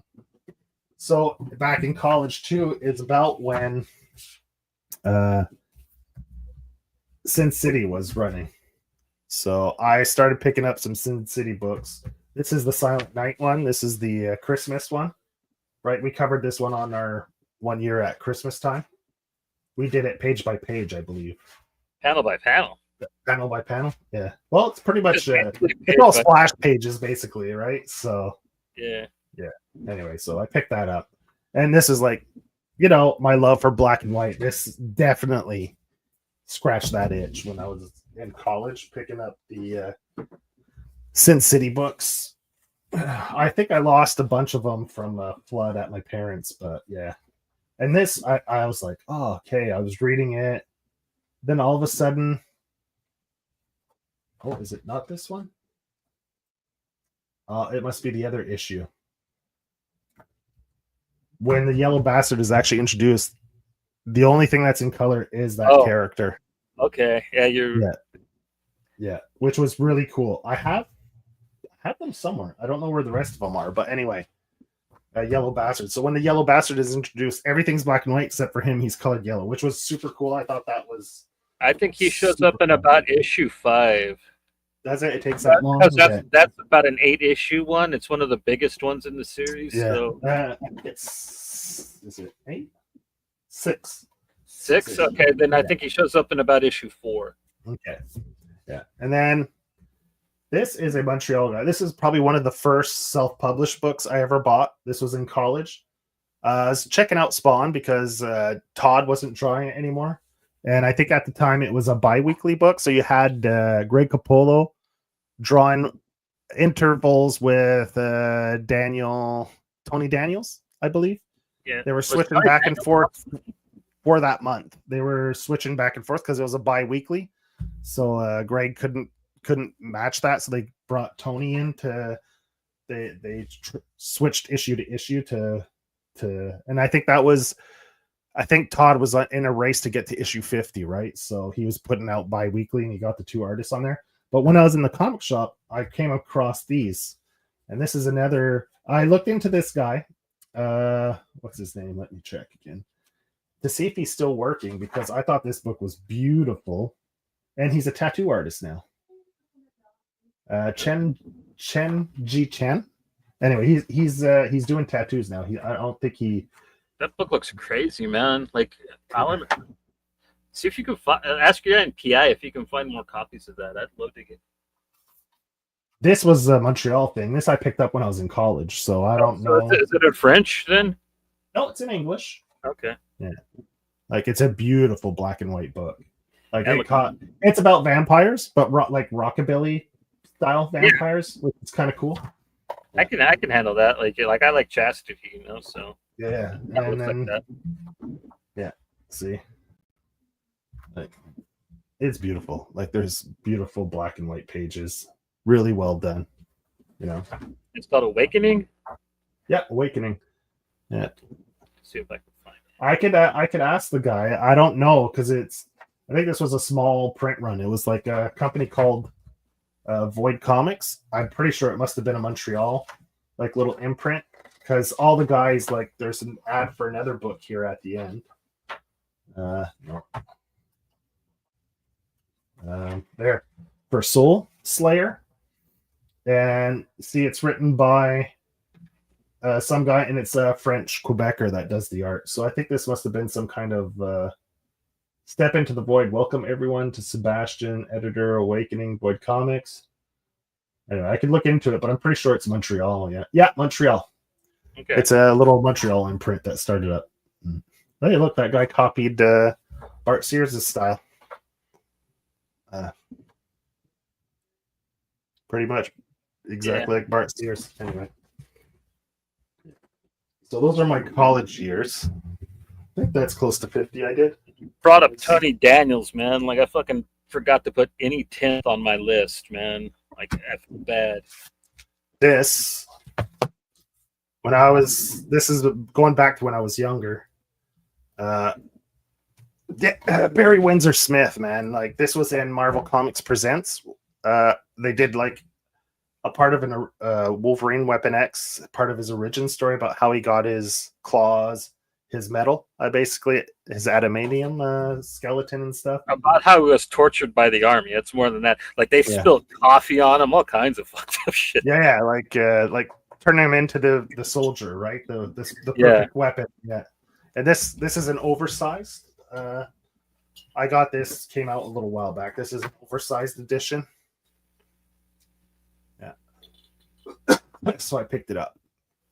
Yeah, because I used to have some of the issues, but then I lost them in the flood. So when this came out, I ordered that to kind of replace it.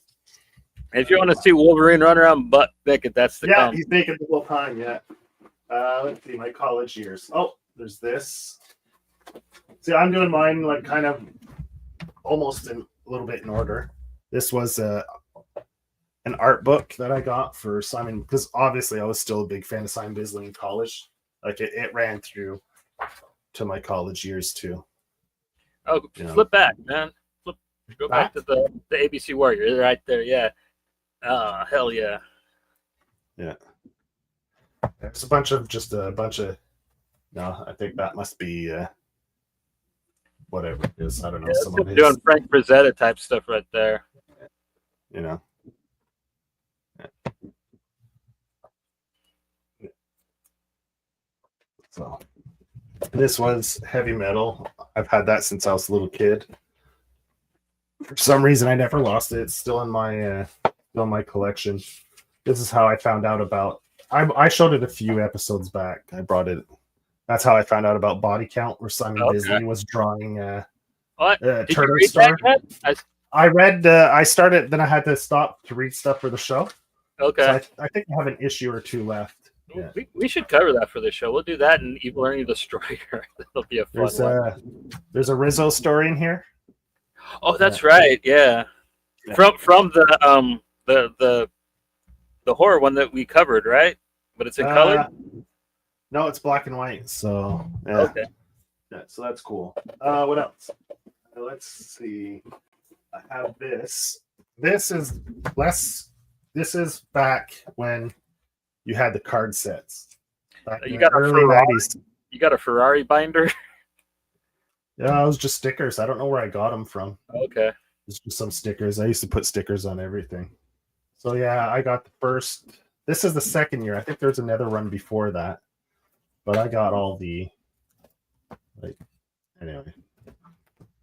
These were like people were buying them like crazy back in the day.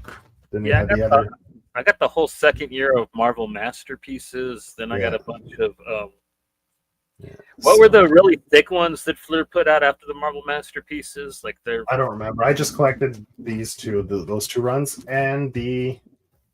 Do I have it in here? Oh yeah, I did the Jim Lee. They had Jim Lee do a series for. Okay, I got some of those ones. The blue. X-Men. Yeah. So there you go, man. It's your turn. Okay, cool. My turn. Yeah. And I'm gonna start off with something recent that like really blew my mind. And you really like this book too. The first arc of Coffin Bound. Yeah. This is a book that touched me a lot, man. Like it. I have ideations, and this book kind of really put them into maybe really understand, how those ideations make other people feel. You know what I mean? And in a very, very succinct way. And if you're a very depressed person, I highly recommend reading this book. It's a proper kick in the ass. You know what I mean? That you might need. So definitely check out Coffin Bound. Great character designs too. Yeah, definitely, man. Danny is incredible. And Dan Waters is a great writer, but Danny, she is so cool, and I'm happy that she is working at DC. But I kind of hope she goes back and does some more fucked up indie stuff because she's very good at it. Then I going back in time. This is Rick Veitch's Army at Love. This is a book from when George W. Bush started the war in Iraq, and this is just a send-up of it. Man, makes me think of a porn I used to have when I was in college. Well, it's kind of about that. It's these soldiers start up a thing called the Hot Zone Club, and basically they bang when the action's going on. You know what I mean? When did this come out? Like in 2003, like when the war was happening. Like, so it basically, it never took off. I know you can. I see the issues all the time for Hella Cheap. So it ran for. It had 2 runs, 2 series, and I think there were only like 12 issues each. So yeah, Rick Veitch's Army at Love. It's very funny. It's very referential, but like it's of its time. Like if you weren't around for the war in Iraq, you might not get what it's trying to say. But like, man, it was perfect, and it just showed the war for the scam that it was. Plus, like Joe said, it's not pornographic, but like there is a lot of horny shit in it. Yeah. Because it's a Vertigo book, and Vertigo very horny. Yeah. Vertigo has some pretty horny books. You know what I mean? Yeah, that's adult line, right? Kind of. And like when I was a kid, that's what got me into them. I was like, dude, these books got boobs in them. Mom, buy me this. yeah. Nothing wrong with boobs. And then at 96, I got the second book of The Humans. This is where the book gets completely beautiful. This is where you get the crazy, surreal scenes of monkey sex with complete violence.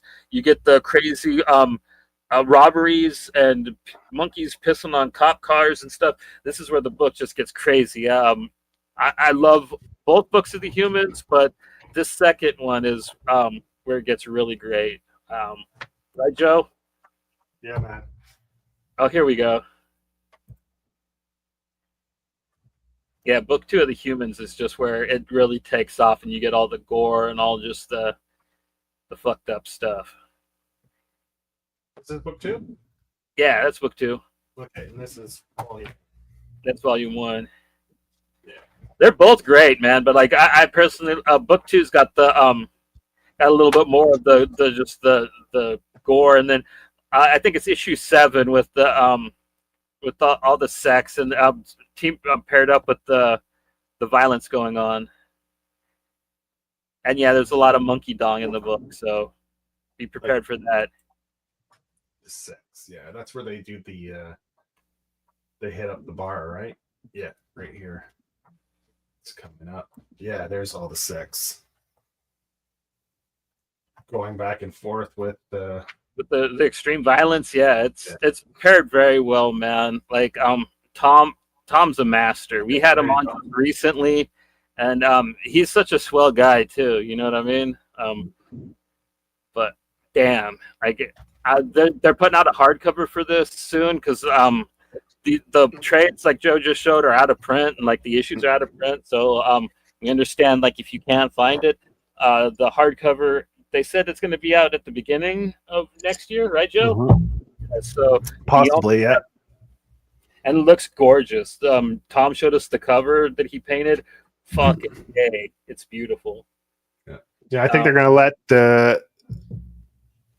is it finish this arc and then put it out near the end of the second arc for Jungle? I'm not sure how it works, but it's gonna work kind of. They don't want it to overlap too much. Yeah, I think it's gonna come out at the beginning of this year, but like, and then the Jungle finishes in March. I know that. That's what Keenan said. If it comes out as scheduled, which I think it will. I mean, Tom said he's got a little bit to finish on the last issue, so I don't see why not. But not at number 95, we got probably the only sequel to The Crow that I'll say that I outright love.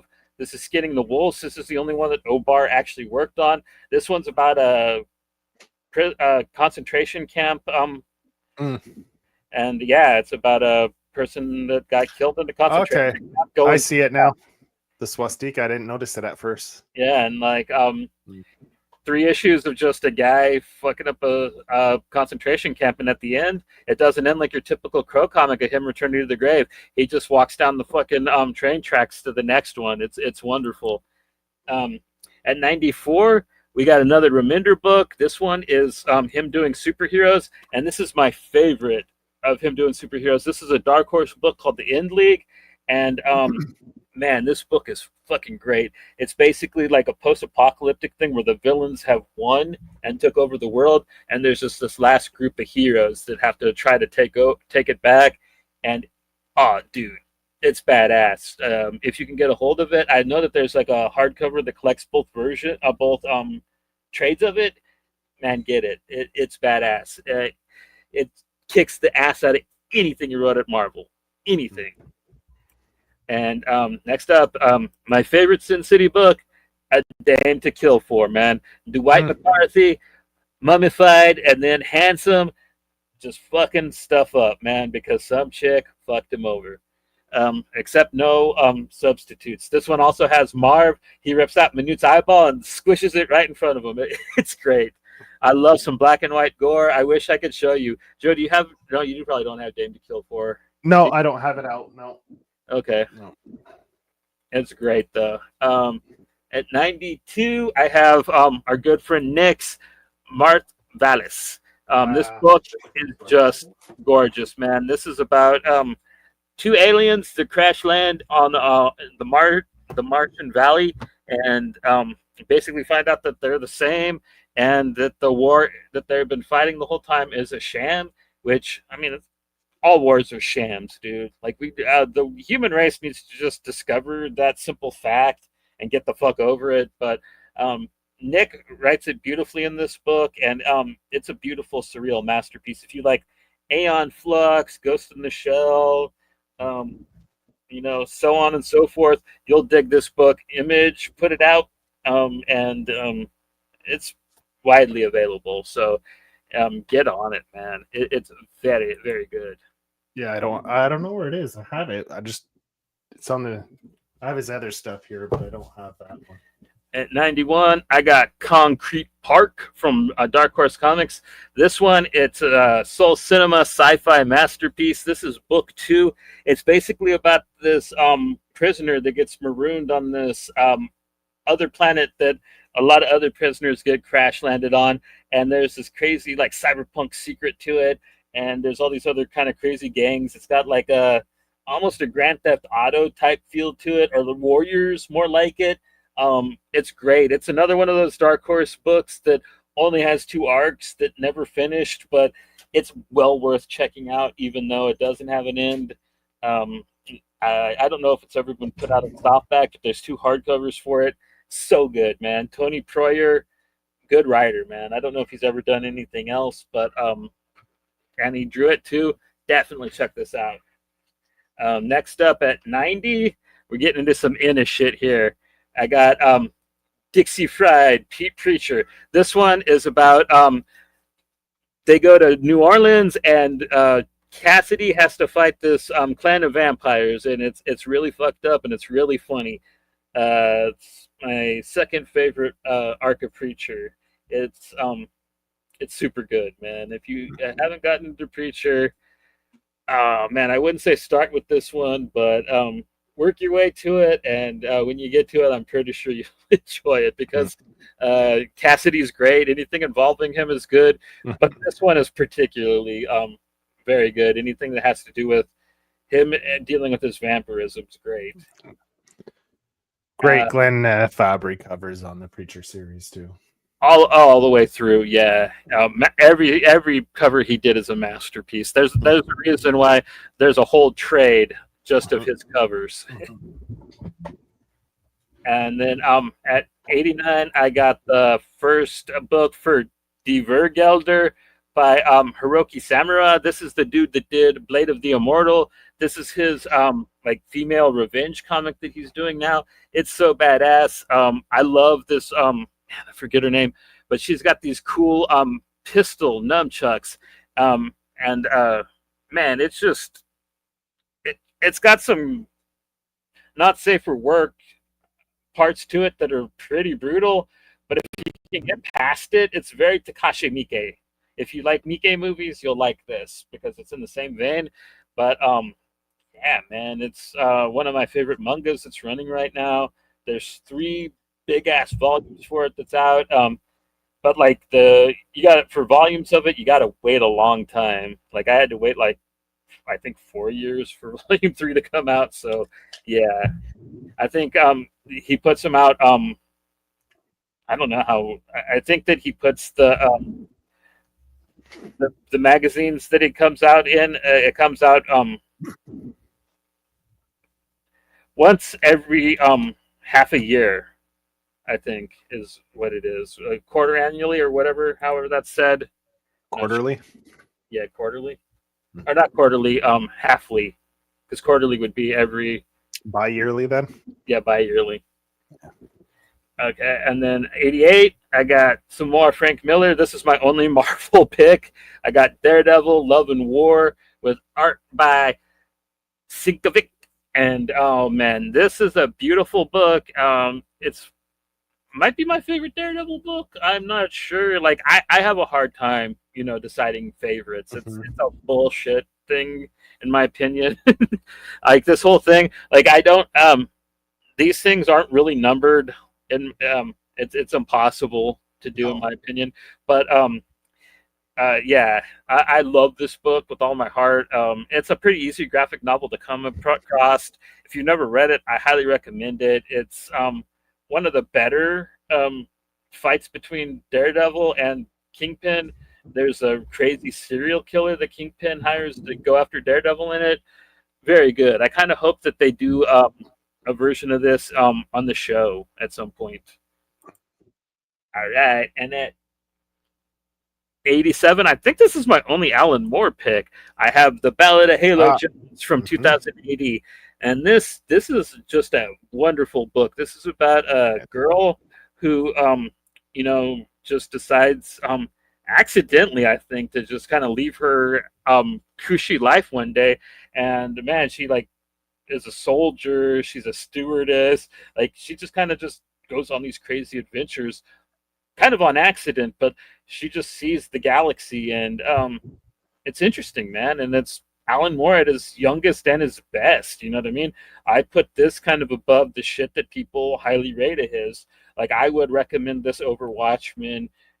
Maybe not over V for Vendetta, but like, yeah, dude, this is probably Alan Moore at his best, definitely. And at 86, this is the world's first computer drawn comic book, Shatter, and it's very fun by Michael Sayers. If you could get a hold of it, check it out. It's a cyber noir comic. It's very funny, very tongue in cheek. If you like movies like Trancers or Dollman, it's got that very full moon sci-fi noir feel to it. I really adore this comic. So if you could get a hold of Shatter, check it out, man. And for 1980s computer drawn art, it looks great. Like it looks way better than I thought it would.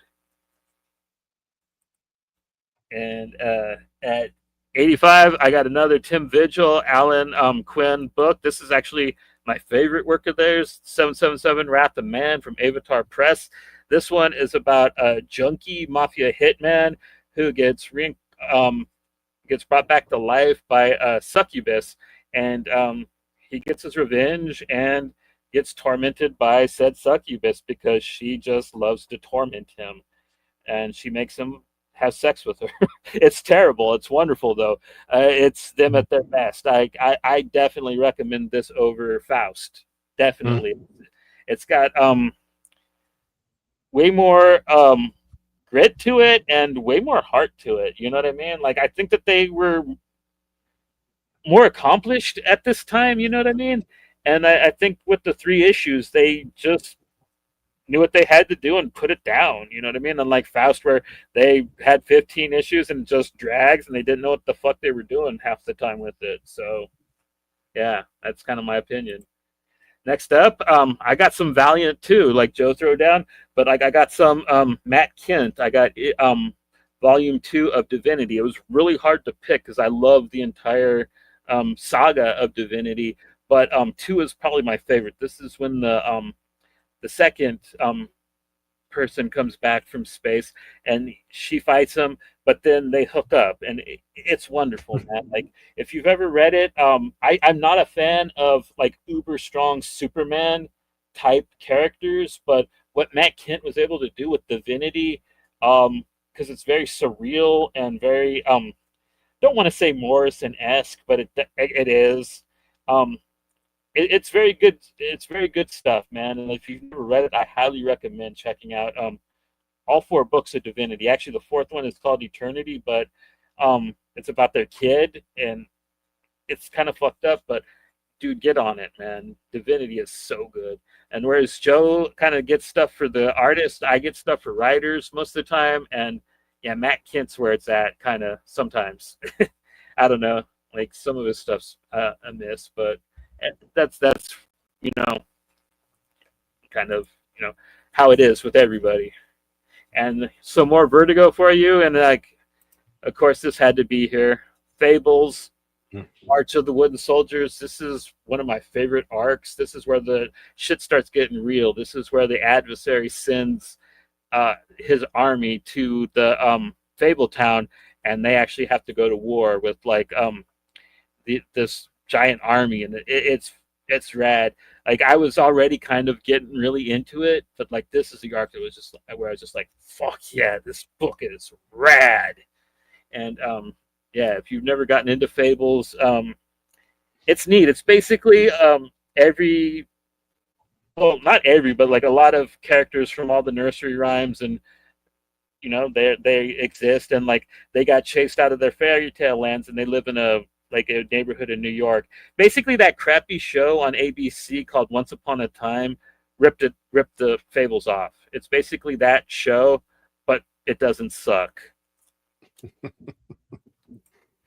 And at 82, we talked about this on Christmas. This is Lucifer issue 20, the Christmas special. It's just fucked up. It's about these 2 people that climb into Lucifer's castle, and they get stuck there, and they keep praying to God for help, and that's why he lets them starve to death, because they asked him for help in his house, and that's why I love Lucifer. Good stuff, Merry Christmas.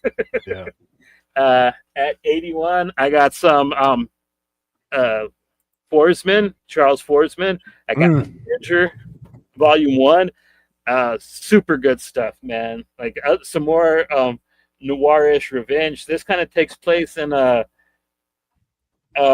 post-apocalyptic version of the 70s, where this lady, she cruises around in her old beat-up car and takes jobs just revenging for people and just fucking stuff up. And like, she beats up these clown dudes with a baseball bat, but mostly she goes and gets this guy's girlfriend back from like this hotel. It's gnarly, man. Like, you got it there, Joe? Cool. Here. Yeah. Like Forsman, he's better known for his kind of like artsy books, but I like his grindhouse stuff better. Like, I think that I don't know, I just kind of like grindhouse stuff period, but it's just fun, you know what I mean? It's fucked up, and Slasher is great. That's coming up. It is. But yeah, Revenger, it's the first thing of his that I actually picked up. I've read Into the Fucking World, and what's the other one? Everything's Gonna Be Fine, and they're cool, you know what I mean? I dig them, but like this is more my speed, Is this one on your list too? Yeah, no, I like that one, okay, but I mostly just like the one shot at the end where she kills the redneck dudes that put her bury her under the tree. Yeah. That's badass. Yeah. And she stabs the dude in the eye. Yeah, Forsman's fucked up. I want to have him on the show sometime. We got to ask Keenan if he can set that up, because he knows him. Yeah.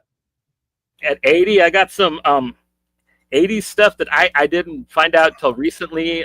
Fashion and Action by John K. Snyder III. This is just goofy. It's basically like these cool fashion chicks that they're a crime fighting team. You know what I mean? They got a flying zeppelin and a kind of like a shield type team and kick some mad ass. It's just a goofy, fun comic. I highly recommend it. They kickstarted it a while back, and ever since then, like it's just been available in most of the stores I've been in. So it's widely available, and if you get a chance, check it out. And John K. Snyder III, he also just he did work on that. What's that Cosmic Lion book you just sent me? The Agents, the Griffith. Wesley Griffith just worked on it too. Oh, Ghost Agents. Ghost Agents, yeah. John K. Snyder just worked on that too.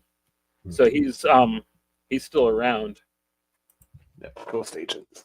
At 79, I talked about him enough tonight. I got some Morrison for you. Doom Patrol, Omnibus number 3. I absolutely love anything with Mr. Nobody, but when he ran for president is the funniest.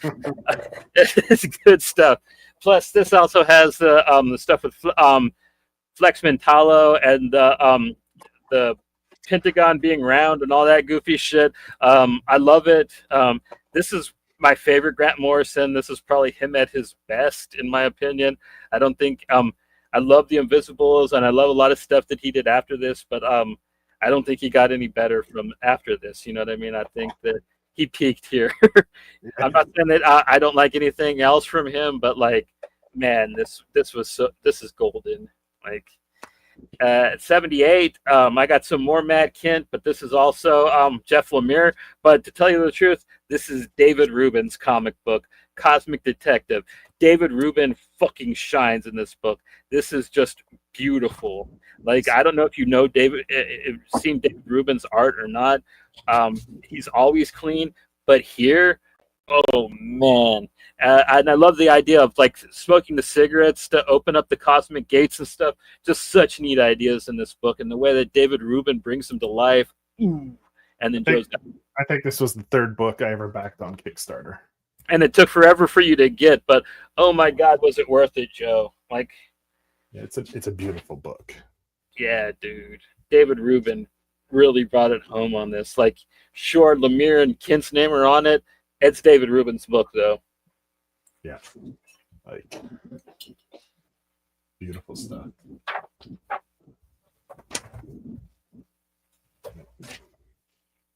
The other splash. Yeah, there's this. Whoops, there's another splash page. This book's a little bigger. It's hard to get it all in the can. Yeah, he's just fantastic. Oh, there's some schlong action for people. Padinger. Yeah, people like Padingers. You get some Padingers in it. So you get an extra mark for that. You get at least a 1 on 10 if you put a Padinger in your book. No pun intended. Right on. Okay. 77. I got some more Doug Wagner. This is the book that actually introduced me to him. And the book, I think this is one of the first books we ever covered. This is Plastic. This is about a serial killer and his blow-up doll. Actually, he's not a serial killer anymore. He closed his psychotic loop, and he's done with it until these dumbass mafiosos fucked with his blow-up doll and brought him back to it. And man, is this book just fucking hilarious, man. Oh my God. Like, I'm surprised that Doug Wagner's books haven't been made into films yet. They are all so damn good. I'm actually glad they haven't, but like, if you get all of his books and just read them, it's literally like going through a stack of VHS horror films, man, straight up. Okay, here's Joe got his hardcover. Yeah, he's got a beautiful hardcover he got off a Kickstarter. I'm jealous of his hardcover. Yeah, it's oversized too. Him kissing his book. That's oversized right there. You see, that's the oversized hardcover. Library edition or whatever you want to call it, deluxe edition. Yeah, I mean, go to the back, see if where he's driving the car with the blow up. Oh, when they're crashing into the house. Yeah, that's a great scene. That's right near the end, eh? Yeah, and such great gore, man. This is such a good book. Got it? Yeah, right here. It's a splash page. Yeah. He just finished a sequel of this too. I haven't read it yet. I'm waiting for the Yeah, body parts, I believe it's called. yeah. But yeah, I mean, Hilliard and him are a great team. They put out some great, like Plush is another one I love. It might be in your list. But yeah. Yeah. Narco. I mean, yeah, Narco. Yeah. So yeah, Plastic. Great book. Wacky fun. Like, I mean, last up at 76, I got some more Rosenberg. Of course, I got 4 Kids Walk Into a Bank. Probably like the most important book that came out in, I think, 2019. Yeah, that sounds about right.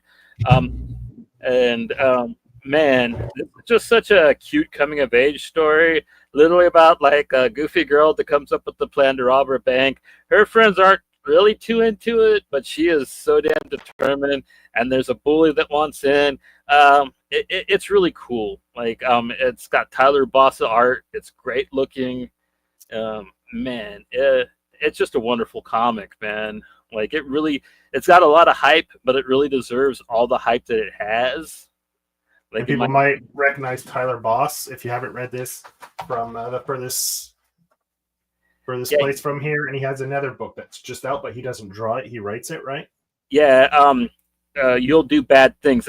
It's amazing. It's a really good horror book, man. Like, I highly recommend You'll Do Bad Things, and I also recommend What's the Furthest Place from Here, and Rosenberg's other book. We're Taking Everyone Down With Us. Like, there's a lot of good. A lot of good content coming out from these two guys right now. But yeah, look at that splash. That's like her imagination too. Goofy kid stuff. Yeah.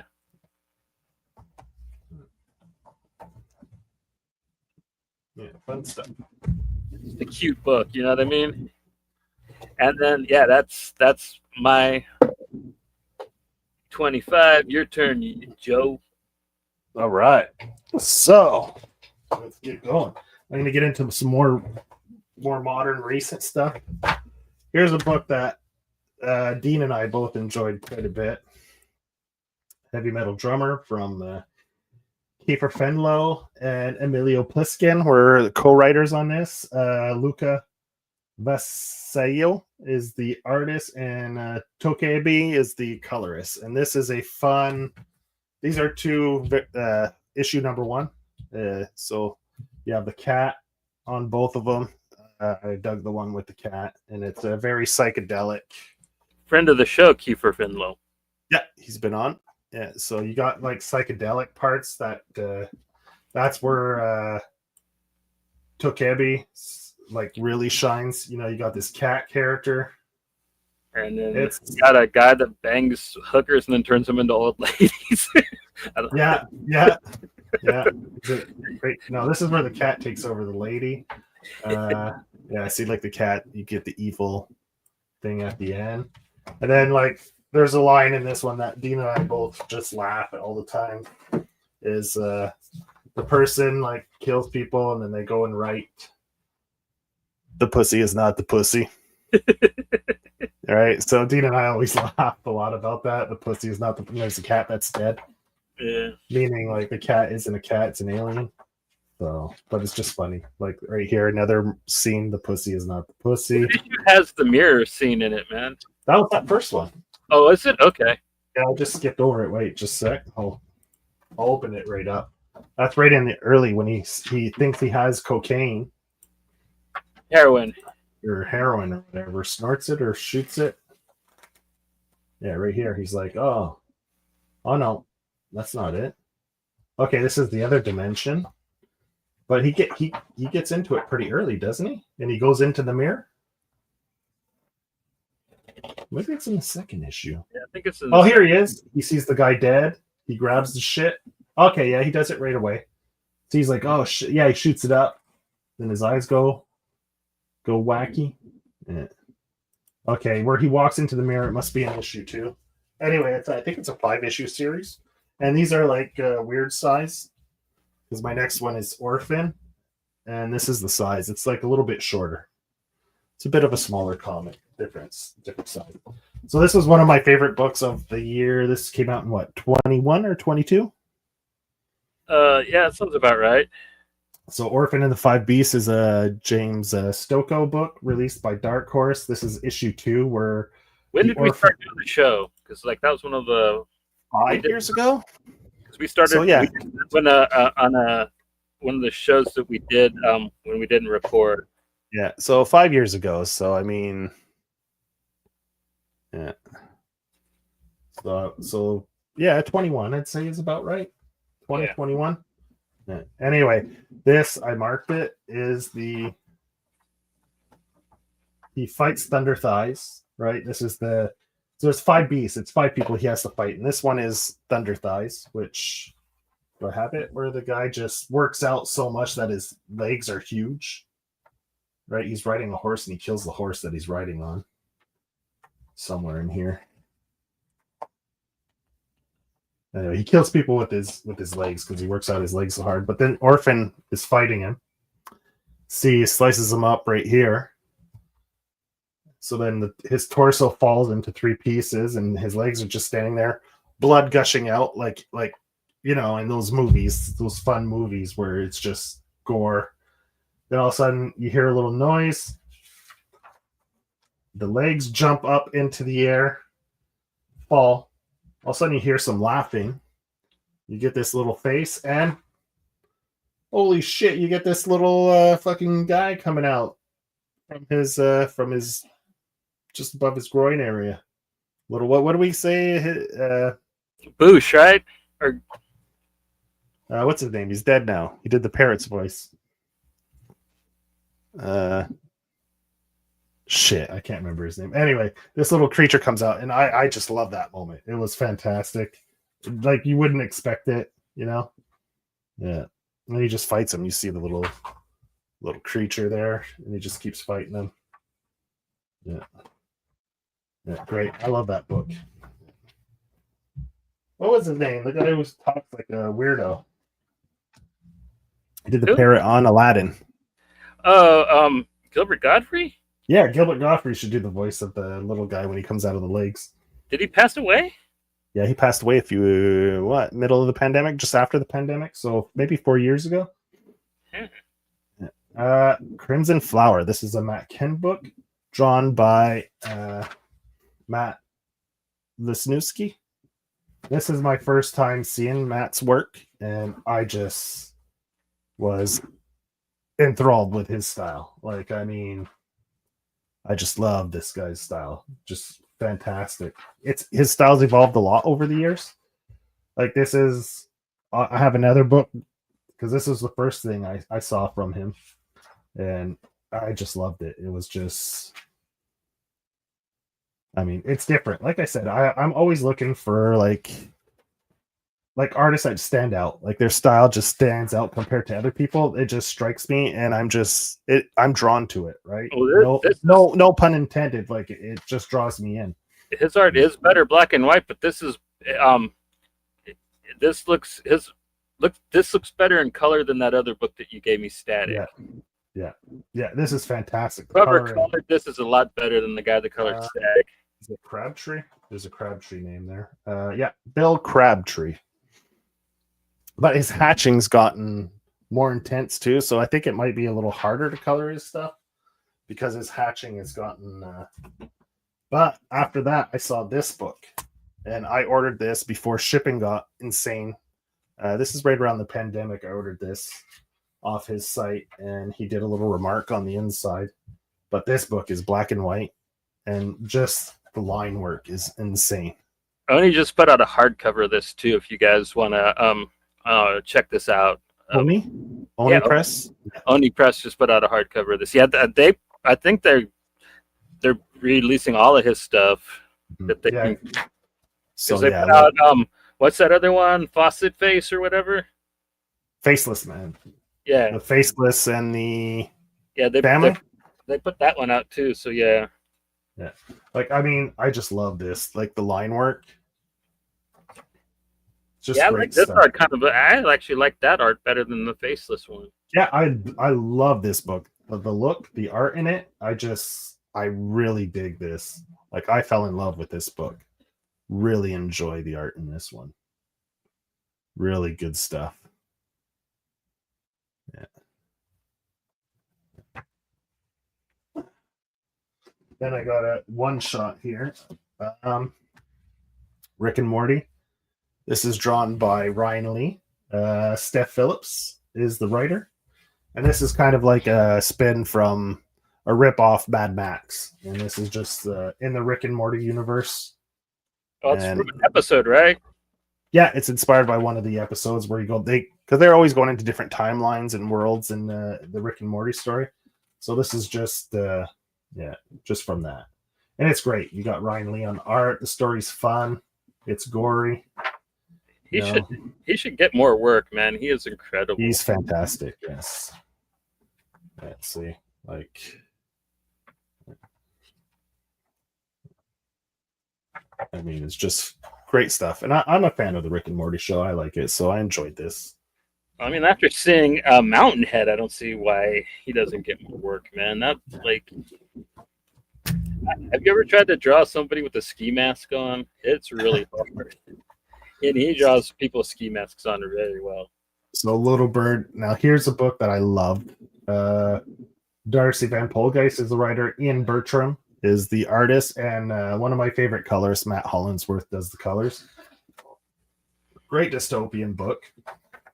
Definitely kind of talks about indigenous rights and stuff like that, and it's kind of pretty gory. Some of the scenes in it are pretty gory. I have it marked here. Yeah, like really bloody. Some pretty bloody scenes. That's just the first issue. They don't even. It barely gets gory in that one. Like it gets way worse. Let's see. It's yeah. Ian Bertram's incredible. He is.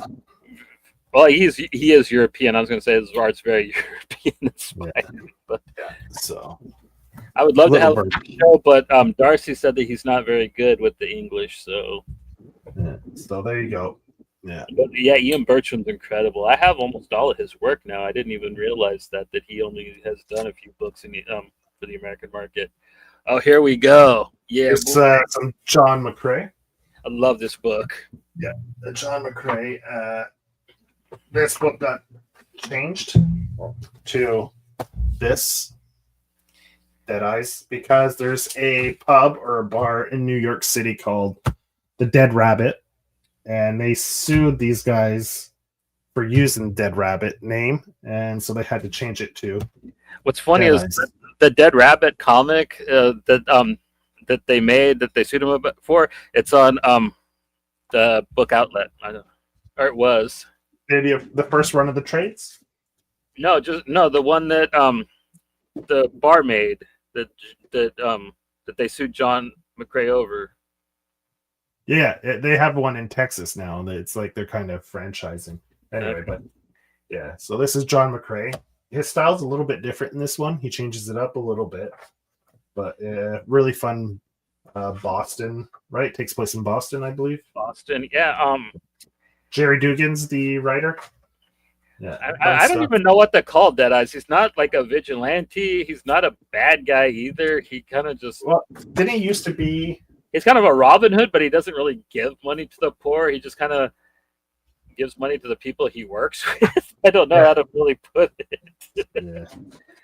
Now here's. He's a great character. It's really fun. Yeah. I wanted to do a different book, but I don't have it physically. I only read it digitally, so I'll go with Sync, and I'll talk about the other one. So I have this version of issue 1 from when I backed. I also backed Dig. So this is how I got these books. It was through Kickstarter. So I did Dig. Johnny did. So I'll go through. I forgot to pull. Well, it's because I have my books in it. But here's Johnny had this on his list, so I'll go through this real quick.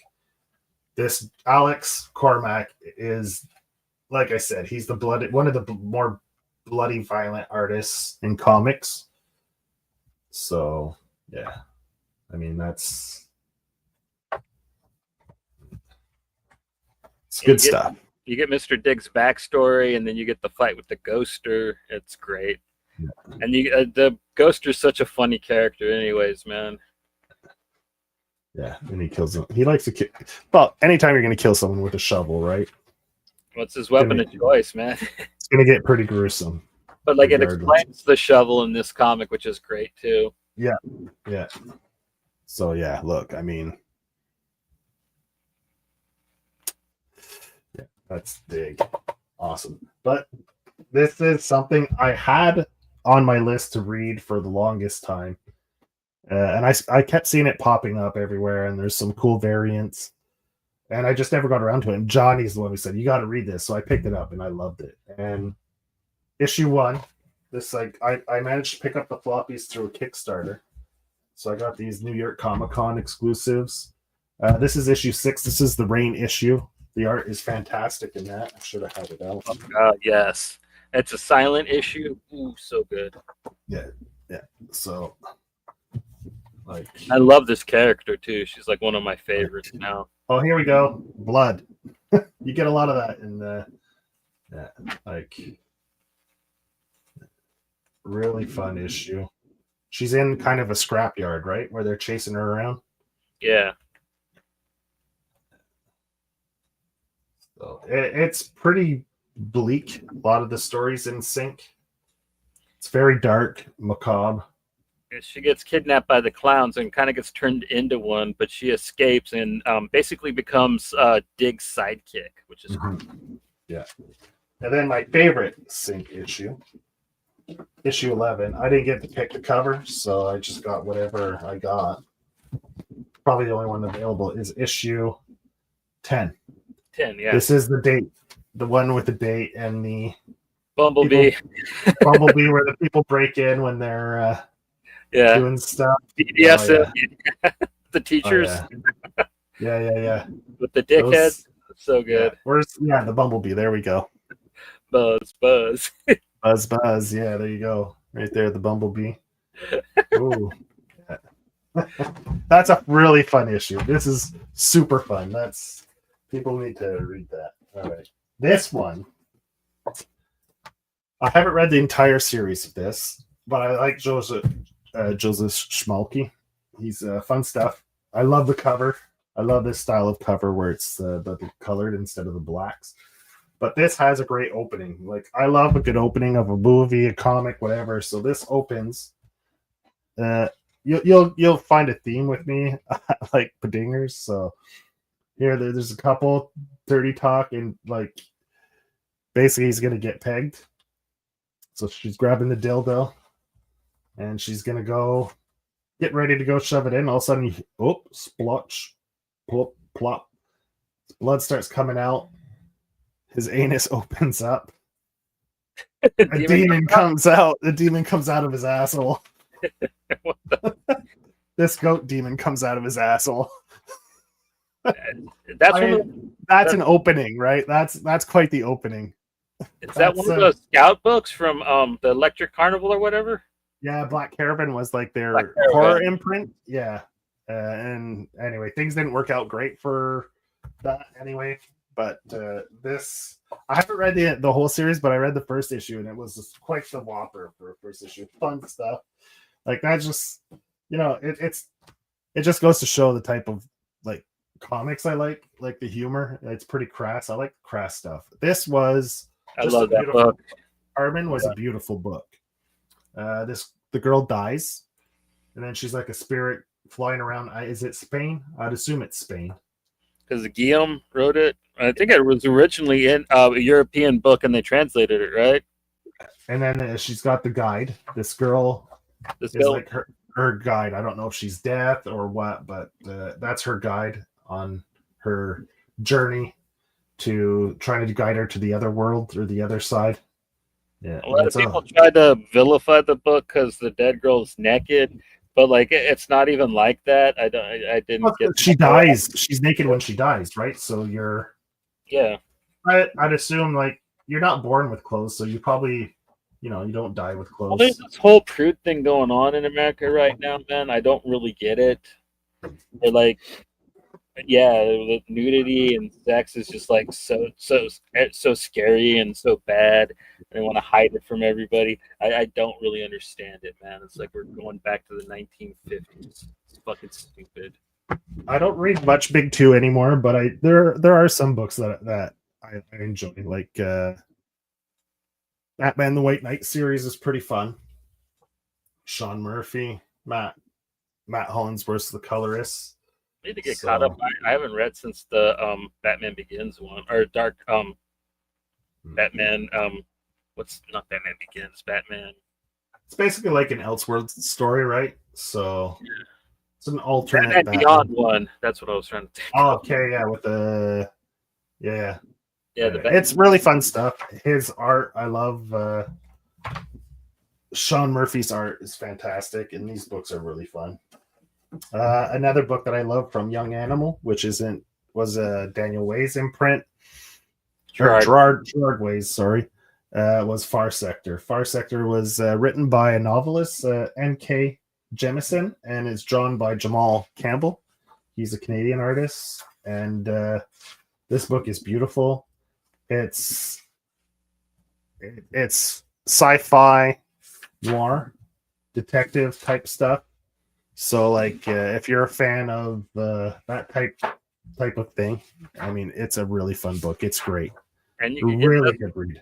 You could get this for $9.99. It's one of the little DC Digest books. So, so go pick it up. It's definitely worth your time. Far Sector. Joe Moulin. Here's another one when we first started doing the show that came out around the time. Yeah, and they just finished the second arc for that, right? The trade will be coming out.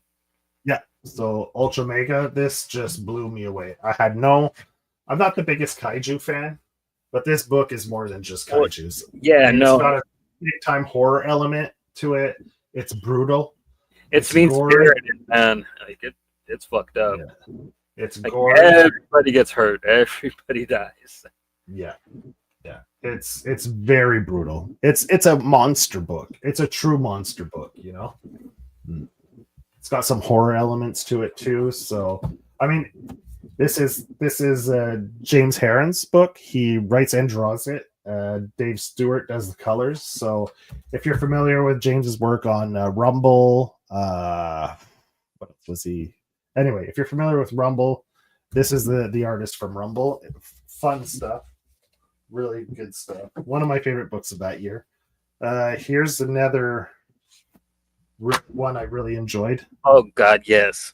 Cinnamon so was cute, man. Put out by the imprint Happy Tank imprint, which was like more indie style books, like smaller publisher type. Put it out, right? And I mean, I just love it. Look, not unlike Jen Woodall's Beatdown. Like, I love this color schemes here, the muted colors. You know, it's just really fun stuff. What was the person's name that did this again? I forget their name. It was Victoria Douglas. Victoria Douglas, yeah, that's their name. Well, like, she hasn't done much. She teaches now. She teaches art. Okay. Yeah, I think she's still on her site. You can buy she does smaller comics and zines and stuff still. It'd be fun to have her on. Yeah. Really fun stuff. Like, really fun, like. Well, the book's about like how she sees her cat, how the cat imagines herself.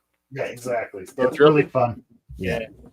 Here's one of my other favorites from around that time as well. Oh God, yeah, Darling is so fun. I want them to finish it so bad, dude. Oh man. Source Point went through a lull. I think they're still trying to put out books, but I don't know if they're going to make it. They've kind of restructured the company. I don't know if it's coming out. I haven't heard anything about it. I think this book is dead in the water, to be honest. Guys back to ride so they can kickstart it, man. Like, fuck. Nice little twist for one of the characters in this, the reveal. I loved it. Yeah, with another great book about a junkie. Like, yeah, really good stuff. The art is fantastic. Good noir. Let's see. It's kind of a Alice in Wonderland, right? Take kind of. Yeah, definitely. You have Michael Blazak, Todd Hunt are the writers. Dave Mims does a fantastic job on I the art. don't know if the writers have ever done anything, but I have seen Dave Mims around art around a little bit. This And was he's got that wonderful, almost 90s style. Yeah. Oh, Jenny Zero, hell yeah. Jenny Zero, Party of Monsters. The first arc, I haven't read the second arc. I have it in floppies. I just have never gotten around to reading the second arc. But this first arc is like a fuck up girl, like just Like if Paris Hilton couldn't become a kaiju, basically. yeah. Like she turns into a kaiju, and it's just I dig the humor. When she's naked and then she ends up on TMZ and stuff, yeah. Yeah, like just yeah. Like I mean, the art is great in it too. It's a Panda, I believe, is the name of the artist. Let's see, Magenta Panda, Magenta King. Love the style. It fits with because it's a bit of there's a lot of humor, crass humor, and I think the art fits that style pretty well. The bigger they are, the harder I get. Like I mean, just the turn page with the joke always got me, So I mean, I just dig the humor in this. Dave Wanch and McKinney, Dave Wanch and Brockton McKinney. I believe they're the ones who did. Did they do the Shark Bro? I know Brockton McKinney did. I don't think Wanch was involved. Okay. Anyway, that's that was the one that I really liked. Getting through here. I think Wanch did like Dance of the Dead. He had like 3 like graphic novels that he kickstarted. And oh hell yeah! I've heard a lot of stuff that I've never read it. Is it as good as people say? It was my favorite X book of that whole Dawn of X, whatever.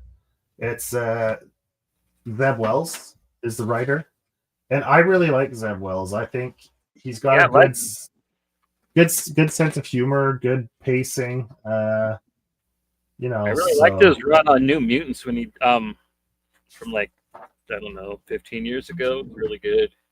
Yeah. So I don't know who the artist is. Like Havoc's on it, Psylocke's on there. Like that's pretty. Steven Segovia is the artist, so not familiar with that person, but yeah, basically have the team right here on the Mr. Sinister's like kind of their person in charge. And then Wild Child from Godmother, is that, or the orphan thing, whatever, I forget their name, but anyway, it's really good. I really enjoyed it. It was one of my favorite X books that came out from that whole. This is a one-shot that Jeff Lemire did with Mike Del Mundo, and I just really enjoyed it. The art was great. It was a fun one-shot. Did he give the Hulk cancer? No, but there's with the Immortal Hulk, there's always going to be body horror. So Hulk fights this monster, and hand painted, huh? That's nice.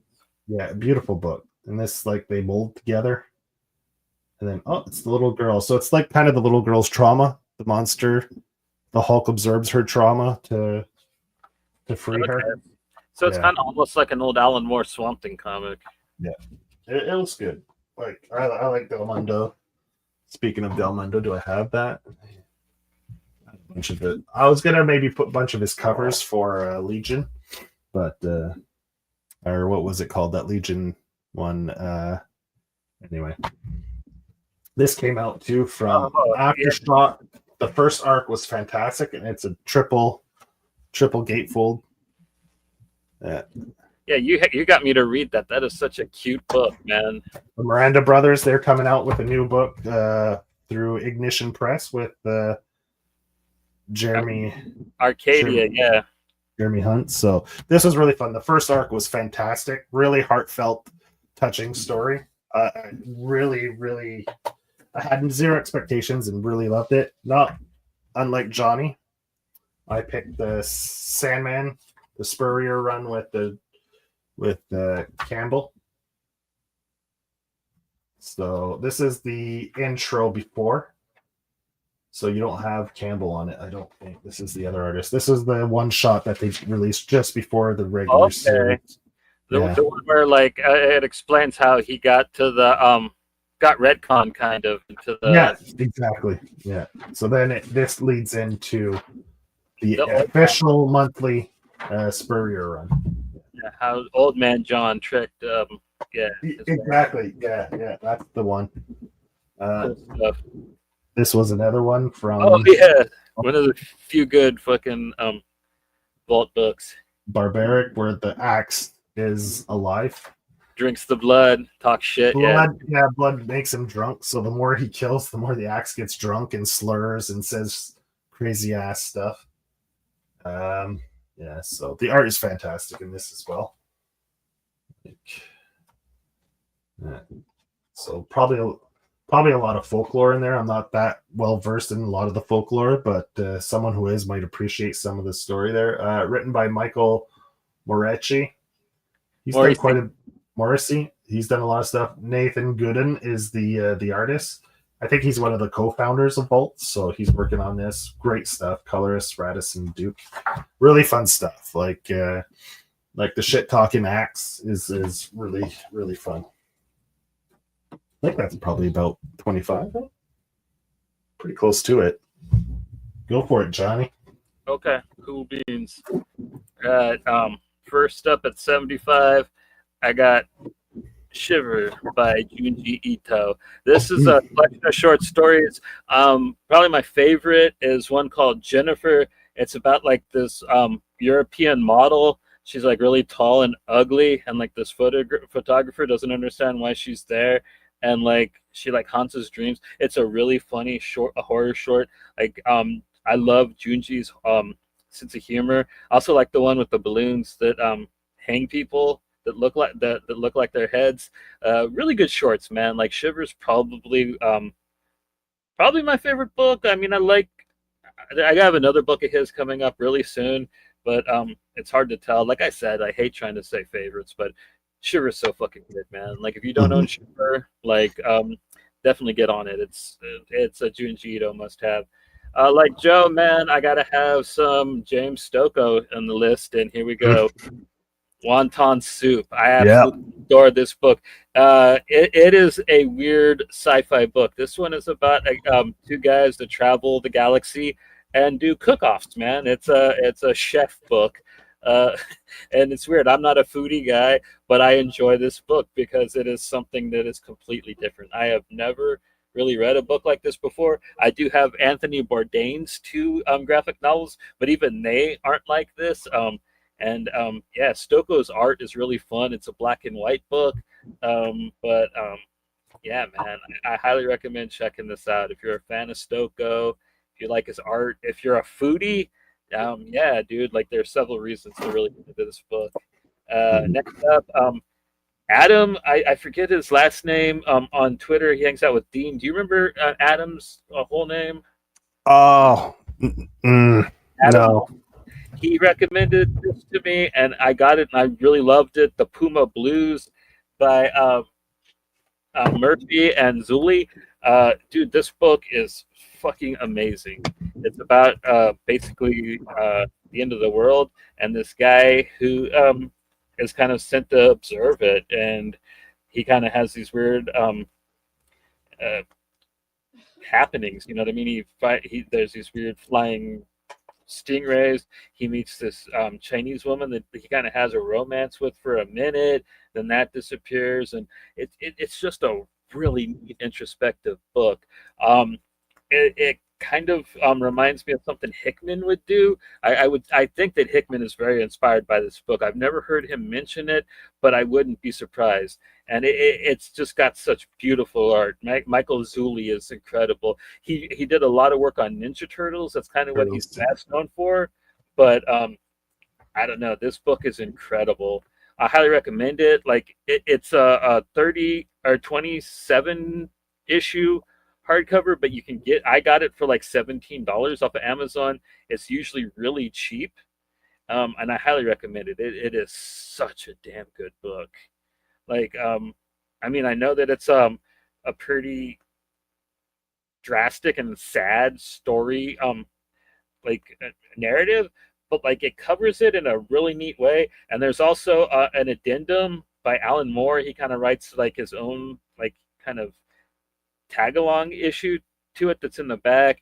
And then Dave Sim kind of like writes a bunch of stuff with it too, because he like published it. So if you're a fan of that guy, there's a lot of stuff that he kind of wrote for it. So definitely check this out. It is so rad. Yeah, dude, Puma Blues. Joe, have you got to read it yet? Or I started it. Now that I have glasses, I'll be able to continue. yeah, the print's kind of really small on it. I was having a hard time. This is right about when my eyes were starting. I realized I needed glasses. So yeah, I'll be able to get back to it now that I have glasses. And oh hey, what's up, Chase? Yeah, Chase, what's up? And then yeah, I got the first arc of Black Hammer. This book, I know that like it carried on and stuff, but like I think that this first arc really kind of brings it home. It's got the most emotion to it because it's what really kind of introduces you to the characters. I really like Golden Gale, and it kind of really shows you how tragic of a character she is right off the bat. I think that it's wonderful. If you haven't checked out Black Hammer, which I don't believe that there are very many people out there that haven't, check it out, man. Dean Ormstrom's art is probably the best that it's ever been, and like he's been amazing since like the 80s. So I don't know, man. Like Black Hammer, get on it. Like, which I don't believe that there are very many people that haven't read it, but yeah. Oh, Joe's got some Black Hammer for you. Dean Armstrong's art is on point in this. I mean, yeah, I first saw his stuff in Sandman, actually. Funny enough. Really good stuff. Yeah, there's issue 1. I got it signed by Jeff Lemire. Oh snap! Yeah, that was one of my picks actually. So. Oh, you got Black Hammer coming up? Well, this is it. I'm showing it to you. Okay.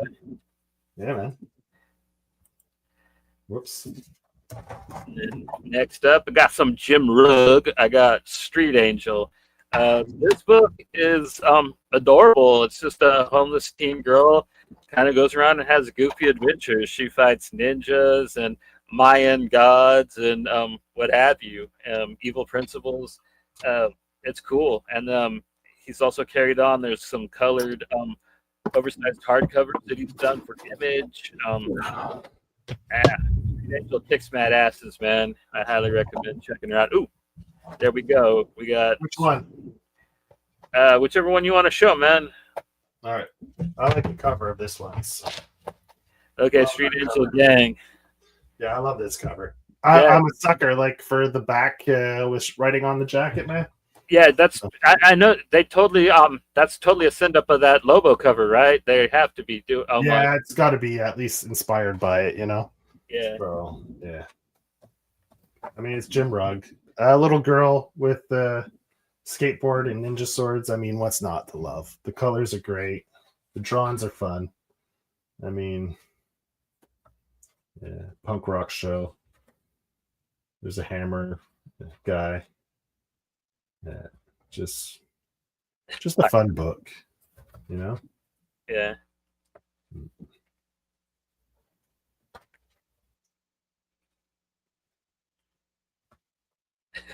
Just leaves the place in ruins. Yeah. This is oversized too. Yeah, good oversized. You know? Yeah, it's oversized so you can kind of see. Yeah. The back, great drawing on the back too. Hell yeah. The pink and just the eyes are a different color, really makes it pop. Just fun stuff, good stuff.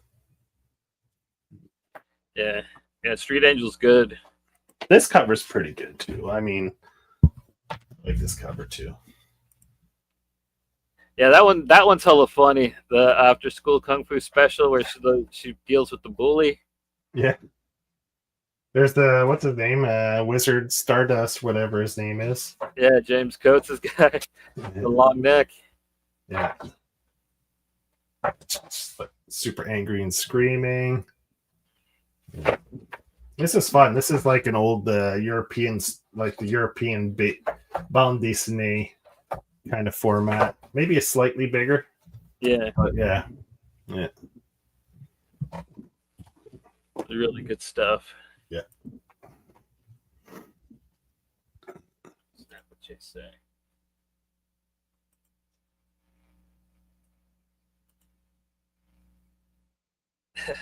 Cool. All right. And then at 70, I got some more Matt Kent. Valiant is actually my favorite that he did. His run on Ray, or Ray as I pronounce it. I guess you can say it either way, but Ray, like, this is so fucking good. It's cyberpunk superhero stuff. It's basically like in the future, like Earth is totally ruined in Japan. New Japan kind of floats. It's a satellite that floats above Earth, and like he is basically made out of live wire and bloodshot, and he kind of like can appear out of anywhere. He kind of travels through digitally, and he works for Father, who is the overseer of New Japan, and basically he finds out that he's a tool for oppression, and he ends up joining the underground, and he kind of has like goes through the whole hero's journey and gets kicked down to Earth, and then has to go back up to New Japan and defeat Father. It's really great, man. It's done super well. Clayton Crane. Wow. Clayton Crane does the art on it. It's gorgeous, man. Super good. I highly recommend it. You can get it in 4 trades, or you can get it in 2 really cool hardcovers, depending on how you like to read.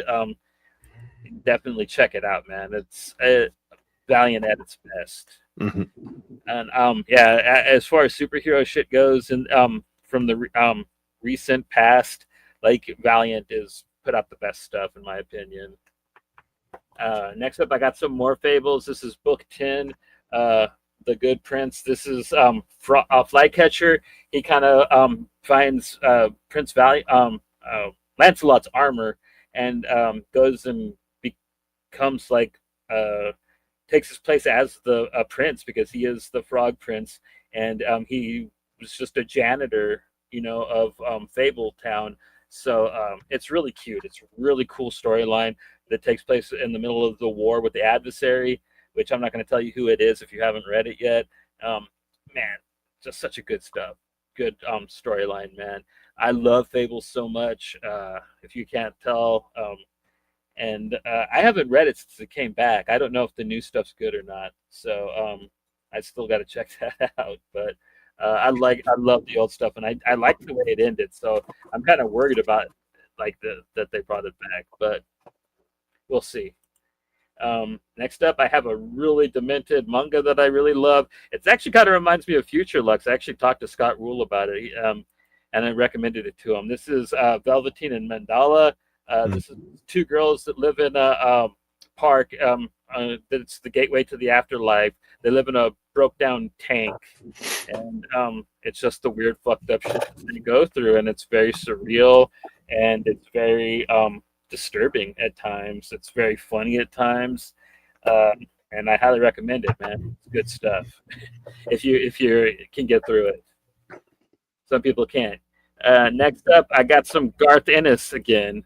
Here we go. We got John Constantine Hellblazer, Break at the Gates of Hell. This is my favorite arc by Garth Ennis. Basically, Papa Midnight puts John Constantine in his sister's skull, and he's got to travel through this like psychedelic hellscape with JFK with a big ass hole in the back of his head, and like deal with all this weird shit. It's a really weird esoteric storyline. I don't know how else to explain it, man, but it's good. It's a lot of people will tell you like Bad Habits is like Ennis's best, and it's good, but like Rake at the Gates of Hell is definitely his most fun. And this is it kind of shows you how evil Papa Midnight can be. You know what I mean? I know like the movie and the show and kind of like showed him as like this good guy, but he ain't, man. Like Papa Midnight's evil as fuck, and this arc shows it. This is a recent book that I love. Me and Joe are probably going to talk about this in the near future. Oh, do you have Rick at the Gates of Hell there, Joe? Or It's the Garth Ennis omnibus, so it's got to be in there. yeah, it's How far into it was it? it's like his fourth or fifth storyline. Anyway, it'll probably take me too long to try to find it. Yeah, it's cool. I mean, it looks just like everything else. It's drawn by what's his name, Dillon. You know, so drawn by Steve Dillon. But it is funny, like seeing JFK with his head, the back of his head missing. You know, talking to Constantine and shit, walking down the Break at the Gates. So it's 1,000 pages in. damn. Let's see. There should be right around here. There we go. Right? Yeah. Yeah, I could think it's and yeah, basically Papa Midnight gets all of his power from his dead sister's skull, who he murdered, and like he basically like puts Constantine in there, and to get power. I forget like the real reason, but like yeah, Constantine basically has to like figure out how to get out. It's really weird. It's really fun. Yeah. See artists on that. Yeah, I highly recommend. Steve Dillon. Yeah, I mean, I love all Hellblazer. I know a lot of people will be like, "Ooh, Ennis stuff's the best." The Ennis stuff's good, not the best. You know, there is no best when it comes to Constantine. And then, like I said, this is a new one. Like we're probably going to cover this on the show soon. I loved this book, Three Keys by David Messina. It's a fun take on H.P. Lovecraft because it's not very horror based. It's just a weird action comic that plays with the Cats of Ulthor story, and then the Silver Key. It's a blast, man. I love it. I love it. It's a good take and on Lovecraftian horror that's not horror. And the character Noah and man, I forgot what the Tiger guy's name is, but yeah, their relationship's really funny. I highly recommend it. The art in it's fucking gorgeous, dude. This guy David Messina, I think he's Italian, or yeah, he's Italian.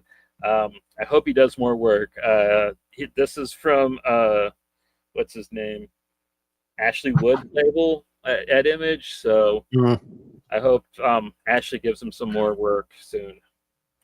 And then, just like Joe, man, I got some sync. This is issue 4. This is the one with the kids where they go looking for their friend at the speakeasy, and they run into Mr. Dig torturing the gangster, and they help him murder him. It's fucking great. They all come home bloody, and it's great, dude. And this I when I got the first trade, like I was really into it, but when I got to this issue, it's when I was just like, man, this is a comic that I really love. This is one that for the ages, and it never let me down. Like, dude, hell yeah. Next up, I got some more Ed Brubaker. I don't know if I've had any Ed Brubaker yet to say that I have more. This is like a different take. Like if you're expecting me to say like Criminal or something already, nope. This is Dead Enders. This is a Vertigo book that he did early on in his career with Warren Pleece. This is kind of like a weird futuristic mod comic about these kids that are in a future that isn't supposed to exist, and they got to set it right.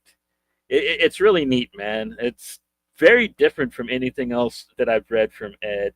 And I kind of wish that he would write something like this again. You know what I mean? I love his noir, but I am kind of getting a little bored of it. You know, as weird as that sounds.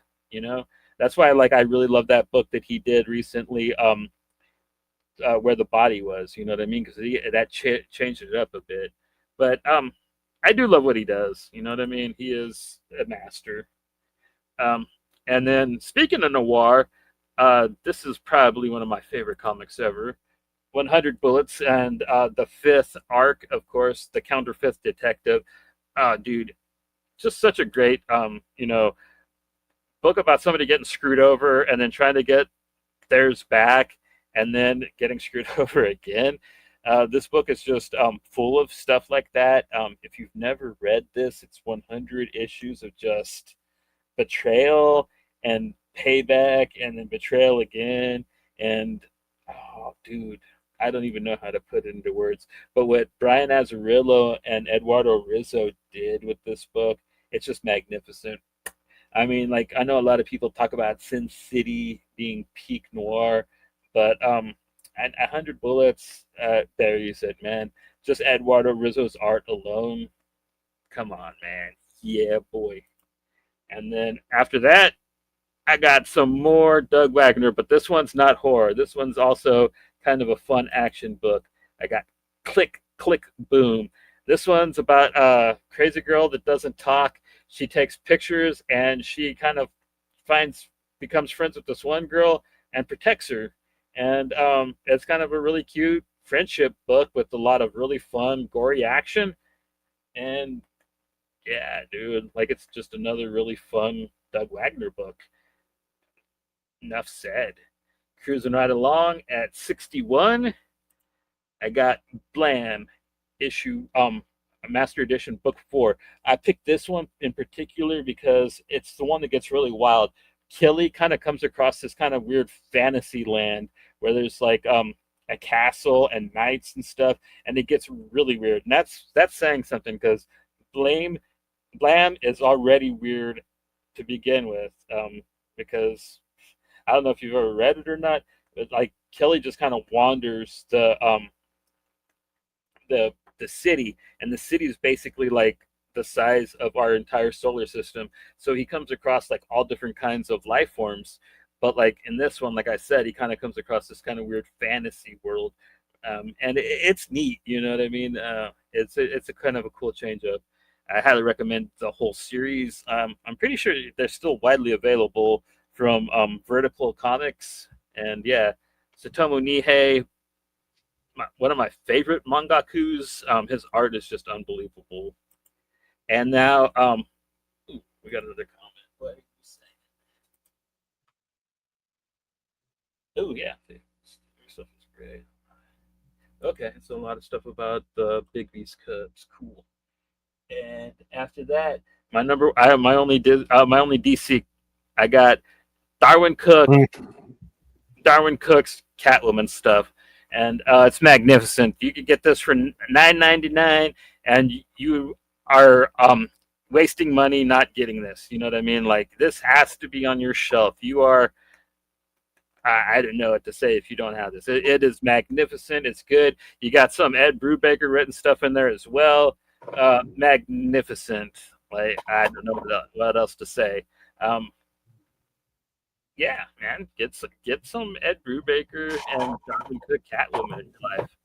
At 59, I got some Atsuko Kaneko. I got Search and Destroy, Book 1. This is his take on Tezuka's Dororo, and it's really neat. It's this robot cyborg chick, and she's trying to get her body parts back from all these different other cyborgs that stole her body parts. And it's gorgeous, man. This is his first digitally drawn comic, but you can't really tell. It's just as amazing as his other work. And yeah, dude, look at this stuff, man. Get to the cityscapes, man. Like, yeah, there we go. Like the statues and stuff in the city, like it's unbelievable. Like it kind of takes place in this kind of like weird Russia-looking city, like. Ooh.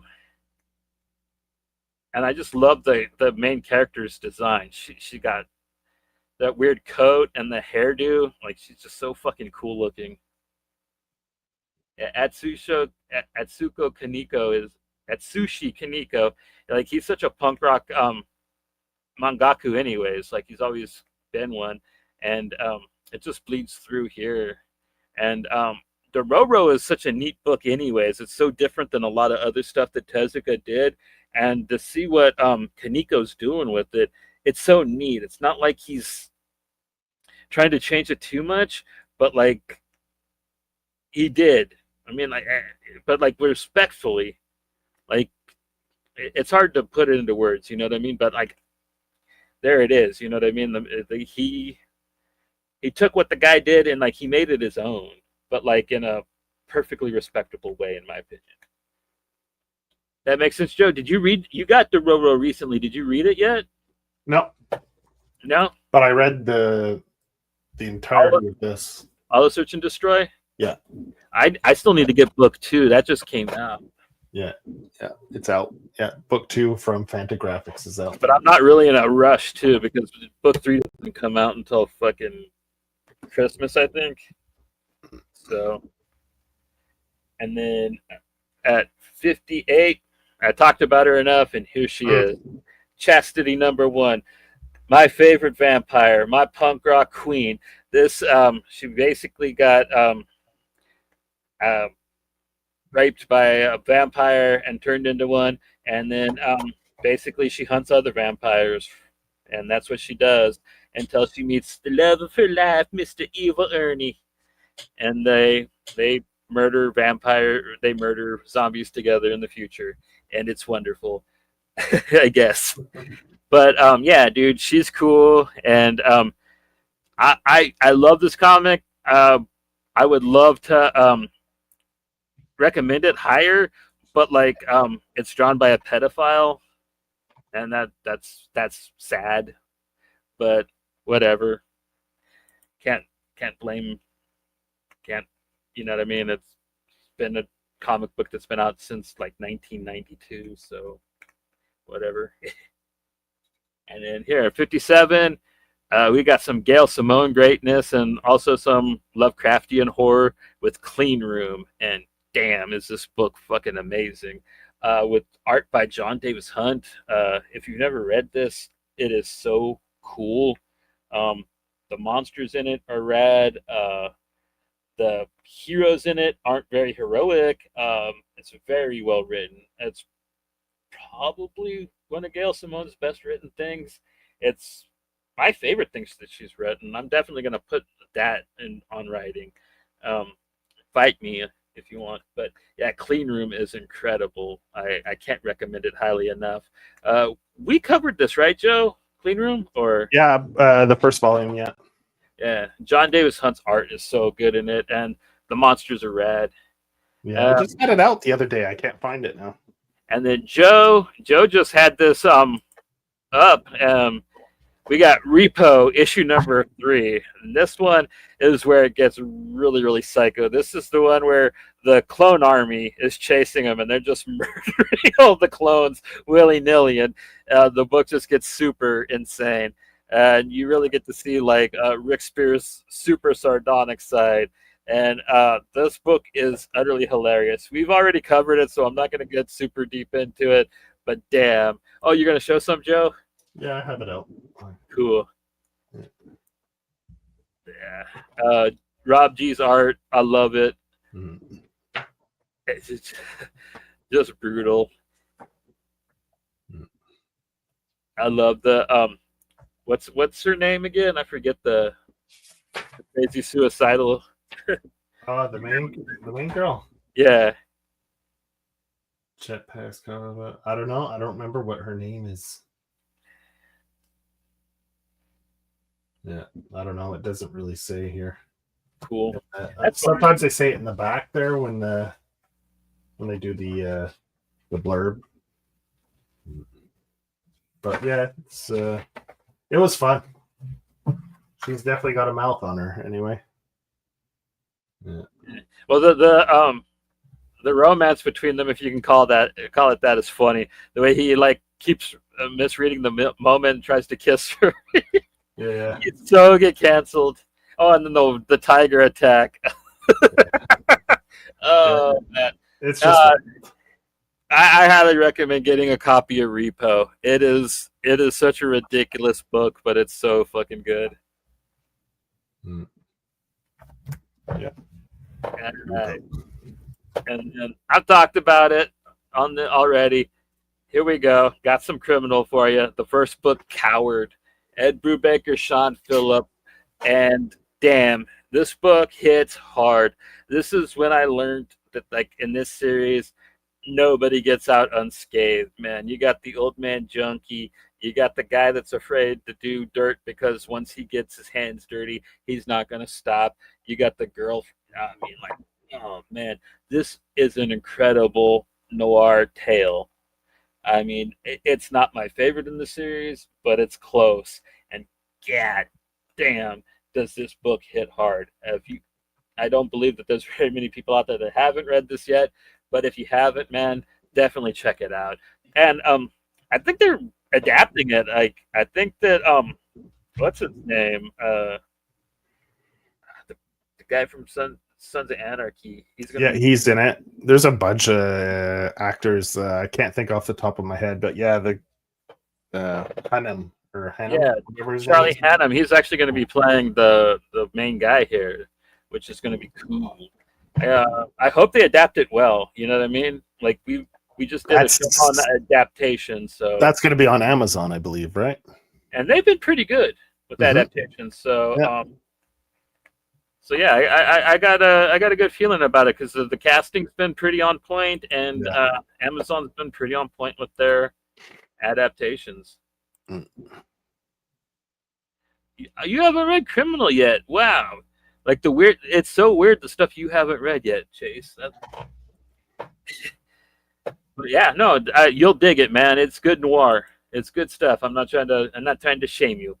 And now I got some more Stoko for y'all. This is him writing a commercial property, but it's damn good. And he already knew what I was gonna have. What the hell? Yeah, Alien Dead Orbit. Here, go ahead and show it. This book is so good. This is aliens attacking a space station with no weapons, man. These people have no hope, basically. And it's great.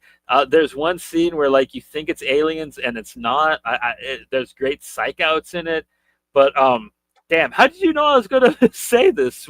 I saw it in the pics.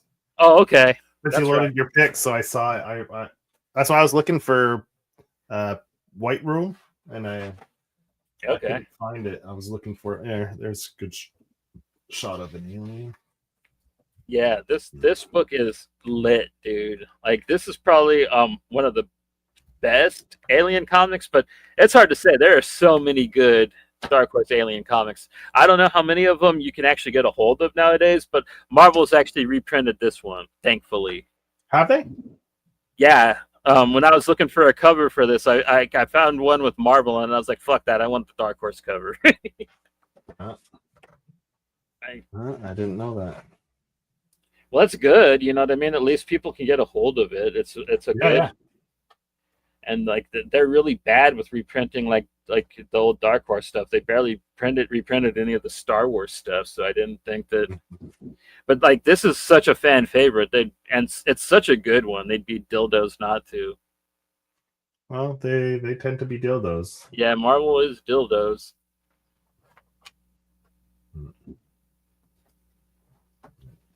It's a good one. It's definitely. You like aliens, this one does not disappoint. All right. And continuing with my Vertigo love, I got Scalped Book 7, Res Blues. This one is pretty much a bunch of one-shots, short stories, kind of about like, Dash's dad, and like these two old people that lived on the res that like died there. It really cool stuff that like kind of gives context to the rest of the stuff that's going on, and it's just beautiful. Like Jason Aaron, he has fallen from grace in my eyes, but at one time he was like one of my favorites. And oh man, like if you've never read Scalped, it is a masterpiece. It is noir at some of its best. It's not as good as 100 Bullets, but it's pretty damn close. And yeah, dude, like I miss Vertigo. I don't think that the Vertigo that they're going to be bringing back is going to be Vertigo, but I still have all my old books, so that's all I got to say.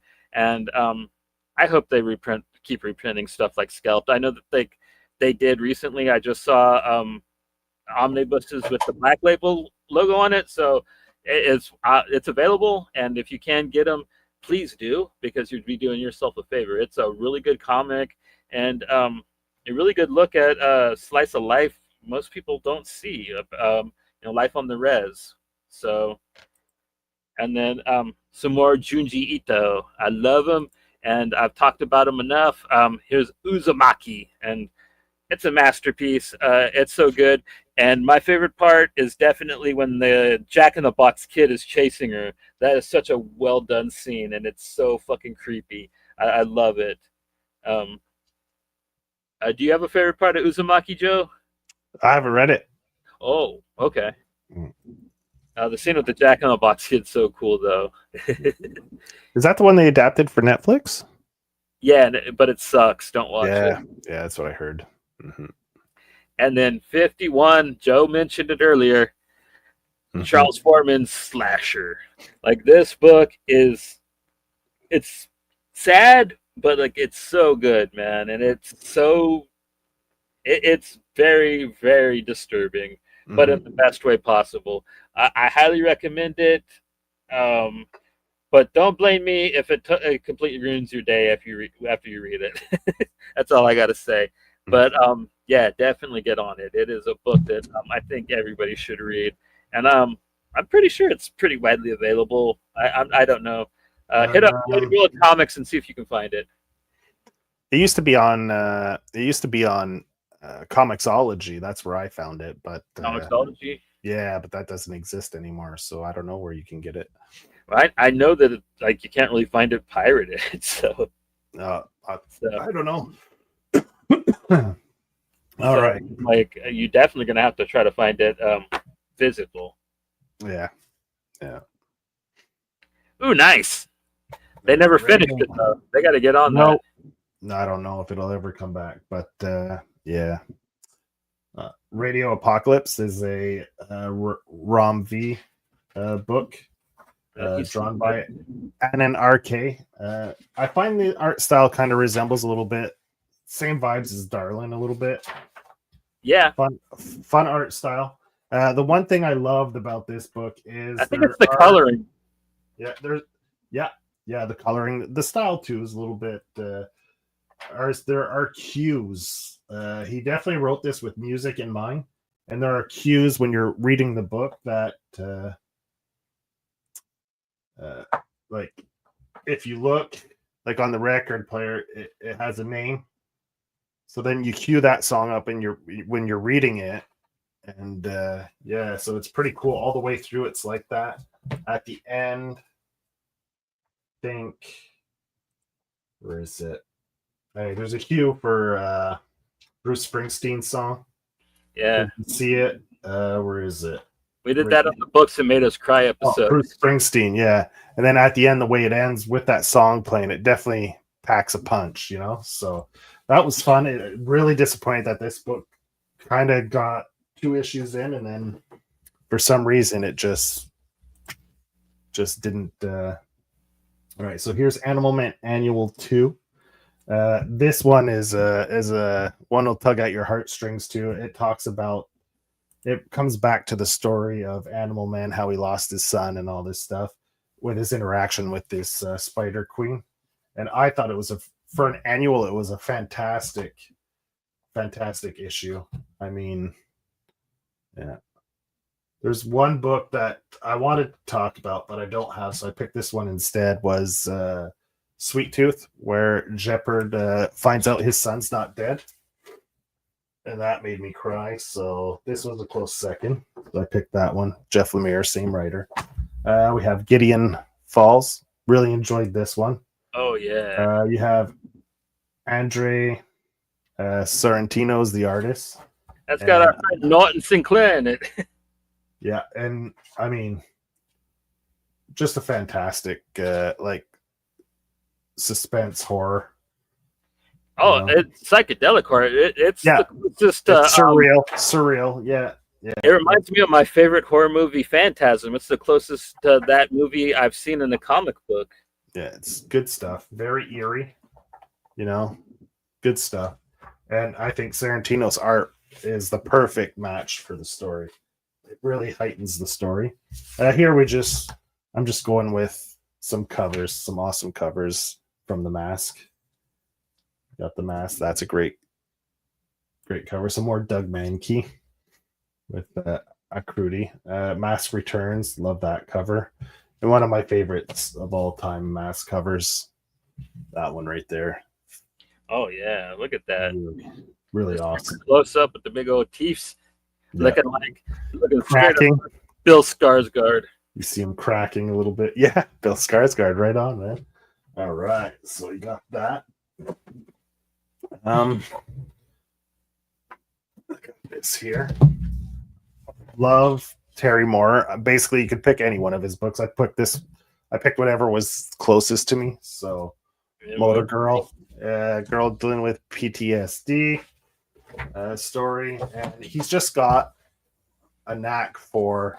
He tells heartfelt stories. He's got a knack for the character's voice, the facial expressions. This is black and white, pretty clean work. I mean, just really good stuff. If you like good storytelling with characters that really, really relatable, you know, very real, very likable characters, you know, Terry Moore is the way to go. He doesn't disappoint. His facial expressions are fantastic. Just the subtlety that he puts in them, just really, really, really good stuff. I mean, pick up any one of his books and you should enjoy it. I had Echo, but I gave it away to someone as a gift, and that one was really good too.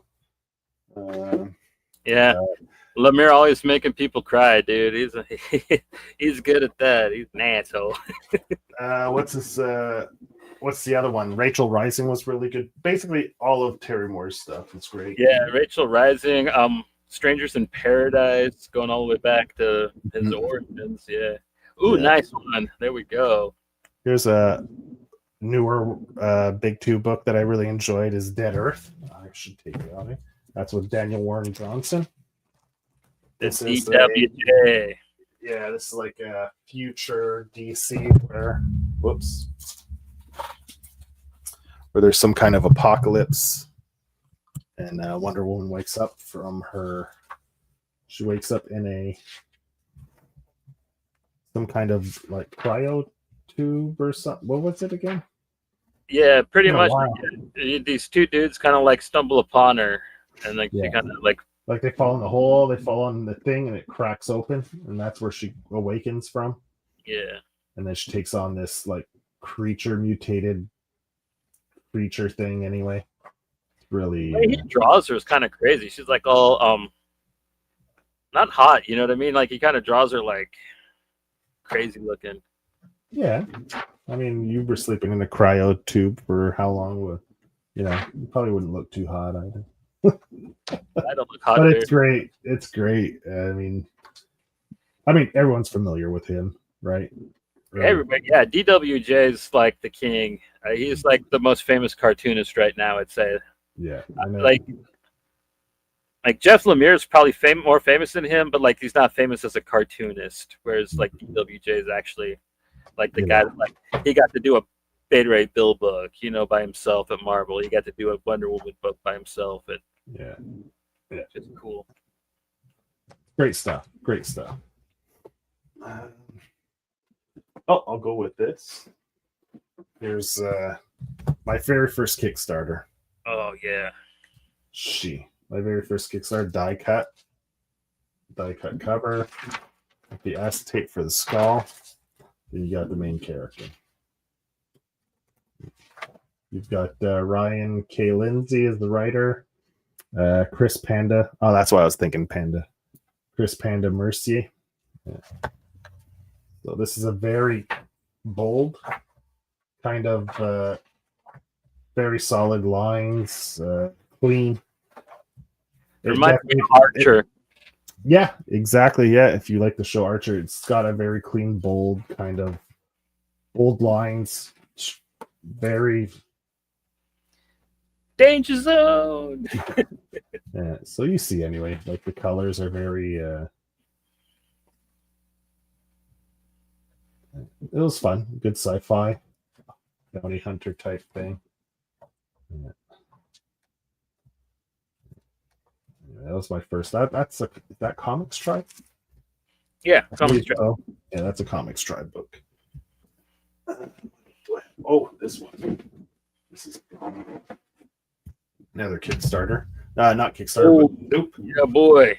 Yeah, Axe Wilder. My book of the year that came out was what, 22? Yeah. I hope he's got a second one of that coming out. That was so good. Yeah, he's working on it. I love the way he drew it too, like the way he showed us, like each panel is like the big ass fucking piece of paper. Yeah, here, I'll open it up. Oh. There we go. So basically, most pages are 3 panels, and each panel is a single drawing. It's a single page, yeah. Yeah. Each panel is a single page of drawing. Like it's not all drawn on the same page. Like that's one drawing, that's another, and this is another. And he hits it out of the park. I mean, this book is gorgeous. Some process stuff. This is the guy who did the cover. He commissioned him to do a backup story. This is his stuff, his art. Damn. What's his name? I think his name's not the beginning. Yeah. Splash page. I mean, it's just a beautiful. Oh, spoilers. Yeah, just great stuff.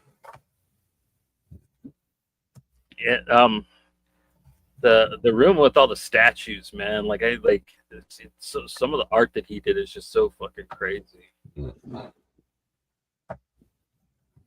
Just really, really fun book. I mean, good high concept fantasy stuff, man. Yeah. Some like when it gets going, the fight scenes are super brutal. Like, look, just right there. The 2 henchmen guys are hella funny. Yeah. So yeah, definitely go pick this up. Nick Patera. Who's the cover artist? He does the backup story. Let's see. Edited.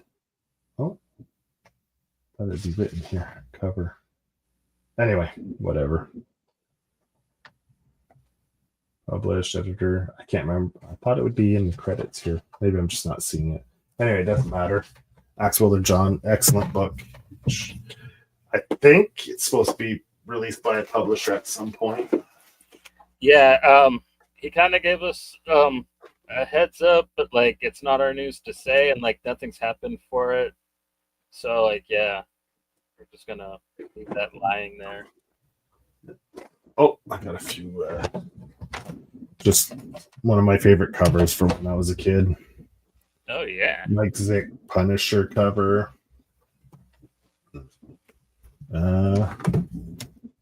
Here's another one that it's not so new anymore, Immortal Hulk, but from like 2018, I think. Yeah, 18, yeah, probably, roughly. But you got Al Ewing writing, and Sam Bennett, is that it? Or is on art. And at first I was like, I wasn't too sure, but his art really grew on me as the series went. Bro, I hate the Hulk, and I love that comics. What does that tell you? It was good. When you gave me the hardcover, it took me so long to read it, but when I did, I'm like, this is actually pretty good. Yeah, it's pretty good. It's got a lot of body horror elements to it. Oh, when the Avengers showed up and he fought them in that town, that was so fucking. When he threw Ghost Rider's car. Yeah, it's good stuff. This character, this Hulk is called Devil Hulk. There's like a bunch of different Hulks. Basically, the Hulks. Yeah, there's skinny Hulk. Yeah. Joe Bennett is the artist. Yeah, and there's like basically his personalities are different Hulks, right? And that's what manifests. So. Did you read the new Hulk? I love the art in it, but like I haven't picked it out. I haven't read it, but it's Jenkins. Anyway, it looks good though. Yes, it does. It does look good. The covers look good. Does the inside art look as good as the cover? Yeah, it's the same artist. So He's pretty consistent. Oh, here's something because we did the yeah, you broke it out of his coffin. You freed the mahi mahi. Yeah, so I'm a Ghost Rider fan, so I went and got the first Ghost Rider. Hell yeah. Got it for cheap. This is the first Comic-Con I ever went to. You had Art Thibert there. He's known more as an inker. He drew Gambit for you? That's awesome. Yeah, he did a quick Gambit on a backing board, and he took over for a brief period of time between Kubert and Jim Lee on X-Men. I think he did a couple fill-in issues before Andy Kubert took over art duties on the X-Men series. Gambit's my favorite X-Men. Is he yours too? One of me? One of my favorites, yeah. Yeah, I always liked him. Here's a risograph I got from a Kickstarter that I thought was just super cool. Who did that? The Butterfly. That's Troy Little. Okay. He did the art on. He did a Rick and Morty Dungeons and Dragons. Okay. Well, and he also like that a lot. That's gorgeous, man. And for Oni, I think he did the Fear and Loathing in Las Vegas. Okay. Yeah. The comic they did for that? Yeah. He was the artist on that. Here's another black and white that both Pat and I read and we really enjoyed. Was My Friend Dahmer. Really enjoyed this. Basically, it's the story of Jeffrey Dahmer before leading, like, his teenage years before he became.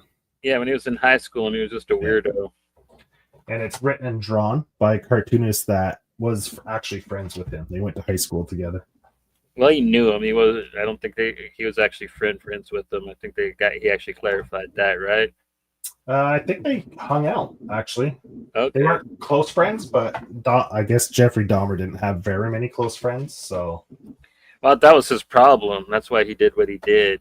Yeah, that's what Pat was saying. She's like, if someone would have just, given him, like, his parents were absent, his friends, he didn't have very many friends. He was left to his own devices, and well, he drilled holes in people's head and dropped acid in there, so like they would stay with them and like they would die. He basically was trying to make zombies so like they wouldn't leave. There we go. Waiting for this one. Yeah, Black Hole. Charles Burns. Cute little tail waggling in the dirt. Yeah, I didn't mark it, but let's see. There's one near the end. I think that's the one that's wagging in the dirt, though. The one at the end. Let's see. Did you read the trilogy you got yet, or no? Not yet. Too busy. Yeah.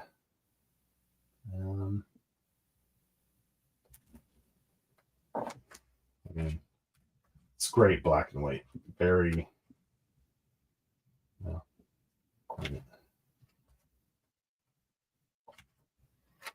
Yeah, his art is incredible, and this book, there's a reason why it has the hype that it has, dude. Like it is,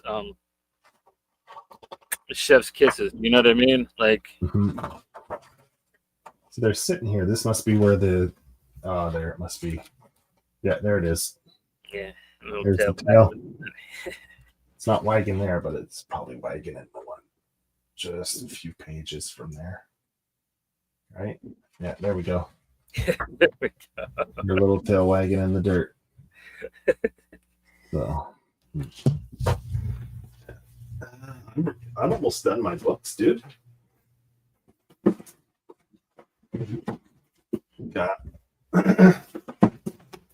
Here's one that I'll give another shout out to a different one as well, because that's how I got to know it.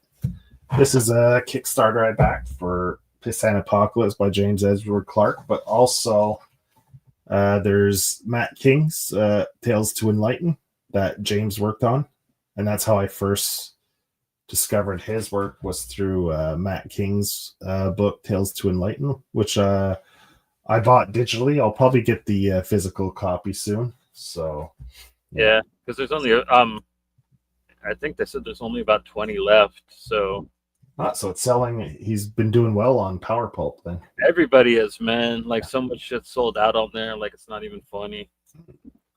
So yeah, so this is a fun little, it's like a digest size, I'd say. A little bit smaller, yeah. Yeah. There's a comic. It's about that size. It's a great little book though, man. I love this Apocalypse. I bust it out and read it a couple of times a year, man. Yeah, just for fun. So I'll just zip through like friends we've made through Kickstarter. It's kind of, this is HPH EPHK mixed stuff. Yeah. There's little short comics in it too with some art. Some dirtier stuff here, but I mean we're on pretty late now, so it should be all right. Yeah, so got his whole. Well, as long as it's art, I don't think you can get in trouble. So yeah.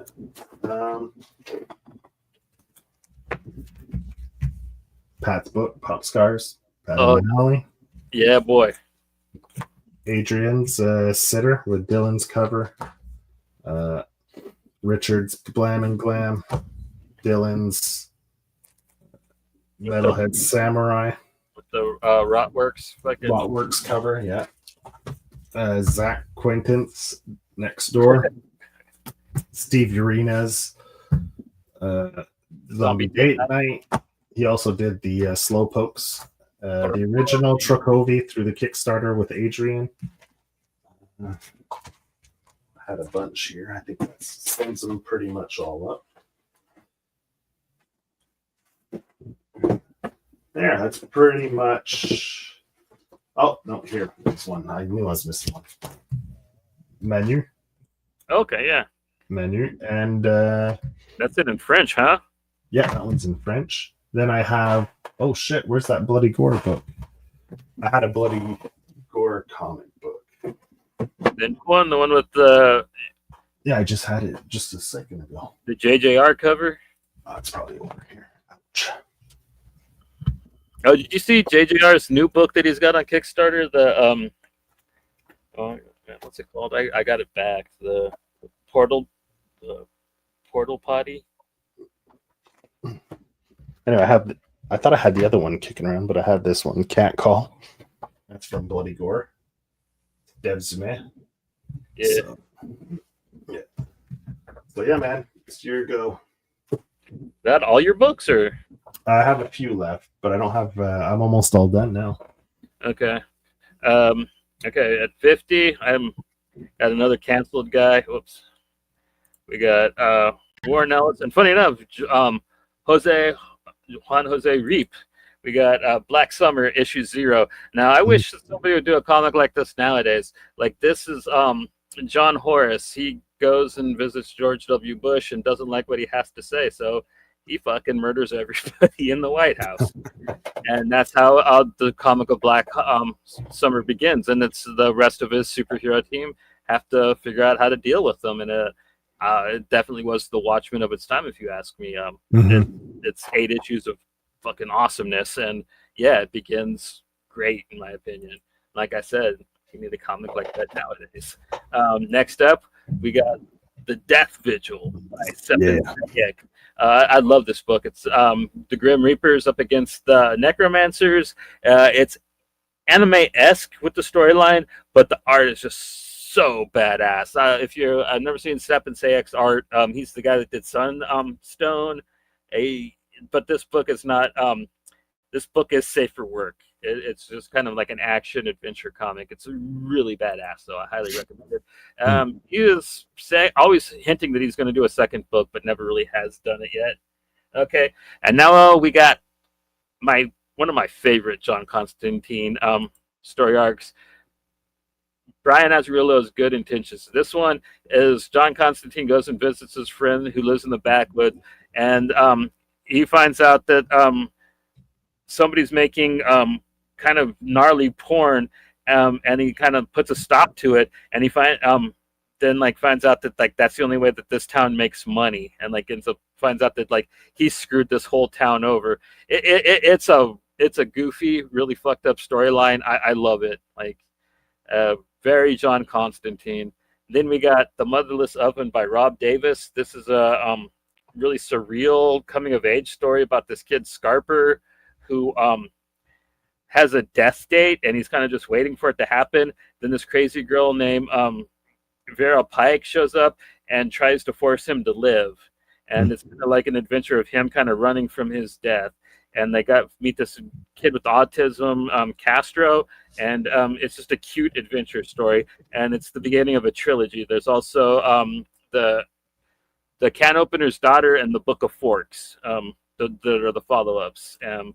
Then after that, got some more Hiroki Samura with Blade of the Immortal Book 3, Dream Song. This introduces my favorite character. She's badass. She gets sent after Amanji by the Muta Nichirio clan, and she's fucking cool. Like all of Blade of the Immortal is cool, but like this story arc is badass. And then I brought him up earlier, Tyler Crook, but this is him teamed up with the almighty man, I can't remember. Tyler Crook And man, what's the writer's name? Matt Kent? No, not Matt. Oh no, Dunn. Yeah, Colin Dunn. Colin Dunn. Yeah, this book is about like a backwoods witch and like her skinless minion, but she's a good witch. It's one of my favorite comics because it points out that you don't have to be a Christian to be a good person. You know what I mean? Like she's a witch, and she does all of her magic to kind of protect the people in her town. And like there's this kind of evil witch that made these kind of crazy mud people that she kind of it's cool. There's this monster that lives in like this giant horse with all these eyes. It's rad, man. Tyler Crook's art is just gorgeous to begin with, but Emmy the witch, she's just such a good character. You know what I mean? Just a lot of heart to her. And then I like the fact that like she's like a witch that's good. Like I like that kind of storytelling. Yeah, Tyler's art is great in this. Folk horror. Yeah, I love folk horror, man. And Dark Horse is kind of really good at putting that stuff out. And the good thing is this series ran longer than 2 arcs, man. There's good, I think 9 books for it. So, yeah, definitely a lot to check out. And then got some more Dark Horse goodness. This one is one of my favorite sci-fi books that they did, Death Orb. This one's by what's his Ferrier, and with art by Alejandro Aragon.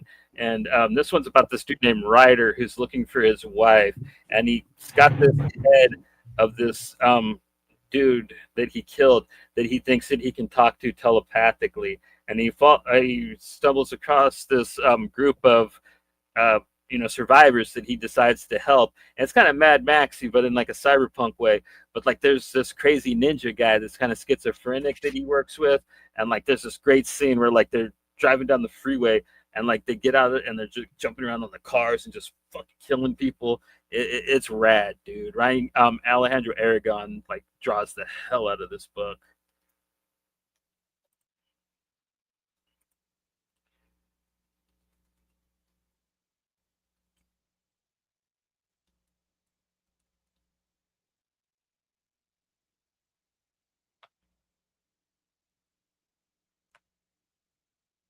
It's very European style, a little bit. I mean, it's European flavored, but like Aragon, he's not quite there, but like that's fine because the book still looks gorgeous. You know what I mean? And the writer's such a neat character. Like I would like a sequel, but at the same time, I kind of love the way the book just ends with like him, going on his way after helping these people, get out of the city and shit. Just cool stuff, man. Really good post-apocalyptic action adventure. And then after that, I got one of my other favorite Vertigo books, ran 3 arcs and finished perfectly. We got Coffin Hill by Kathleen Kittredge and one of the Miranda brothers, Inaki. And this one's about like a girl who unleashed a demon into her town, and then she became a cop, and then something happened to her, and so she got injured and had to quit the force, and she comes back to her town and sees that what she unleashed is still there, and she has to finally deal with it. And it's gangster. It's a really good comic, and the art and it's fucking gorgeous, man. I loved Coffin Hill when it was running. Such a good little story. It's another one about a good witch, I guess. I kind of like stories about witches. And now some more Doug Wagner. This one is probably my favorite of his. And since I haven't covered it yet, yeah, Plush. This one is about cannibalistic furries, and it's absolutely hilarious. It's it's as good as you would think it was with that plot synopsis. It's about this dude who accidentally runs into him and falls in love with one of them. And he doesn't know it at first, but they kind of drag him along with them, and the weird romance kind of evolves into itself. And yeah, it just kind of happens along, and it's hilarious. And like Chase said, goddamn Jeff Lemire and making us cry. I got book 2 of Sweet Tooth in captivity. This is after Jeopard completely fucks Gus over, and he meets his little friends in captivity. And dude, you want to talk about sad? Like I met Jeff Lemire not with this book, but this is where he taught me that like this guy is going to fucking rip my heart out every chance he gets and stomp on it wearing golf shoes. Son of a bitch. Next up, got some more Ed Brubaker. We got Criminal Bad Night. This book is incredible. It's about a guy that draws comic strips who gets in over his head with a woman, and lots of shit happens. And like it says, it's a bad night. And if you hadn't read Criminal yet, I might say start with this one. You know what I mean? Because you don't really have to read them in order. Like they, except for maybe the ones that have to do with Tracy Lawless. So like books 2, 4, and I think 5, you got to read those in order. But like all the rest, you can kind of fucking read whenever you want. But like this one, like yeah, it introduces the character that's also in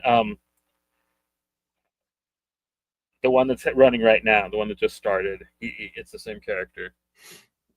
And next up, man, I never saw anything like this book when it fucking came out. Like Temple Smith's art, like, oh man, I didn't know if I liked it or if it was ugly or what, but it was fucking different, and it blew my mind. It was a completely different take on vampires. They were scary. It was cold. It was different. It made me scared. Like 30 Days a Night was just radical when it came out. There was nothing like it on the shelves, man. It was revolutionary, and it's the only reason why IDW is a fucking company. End of story.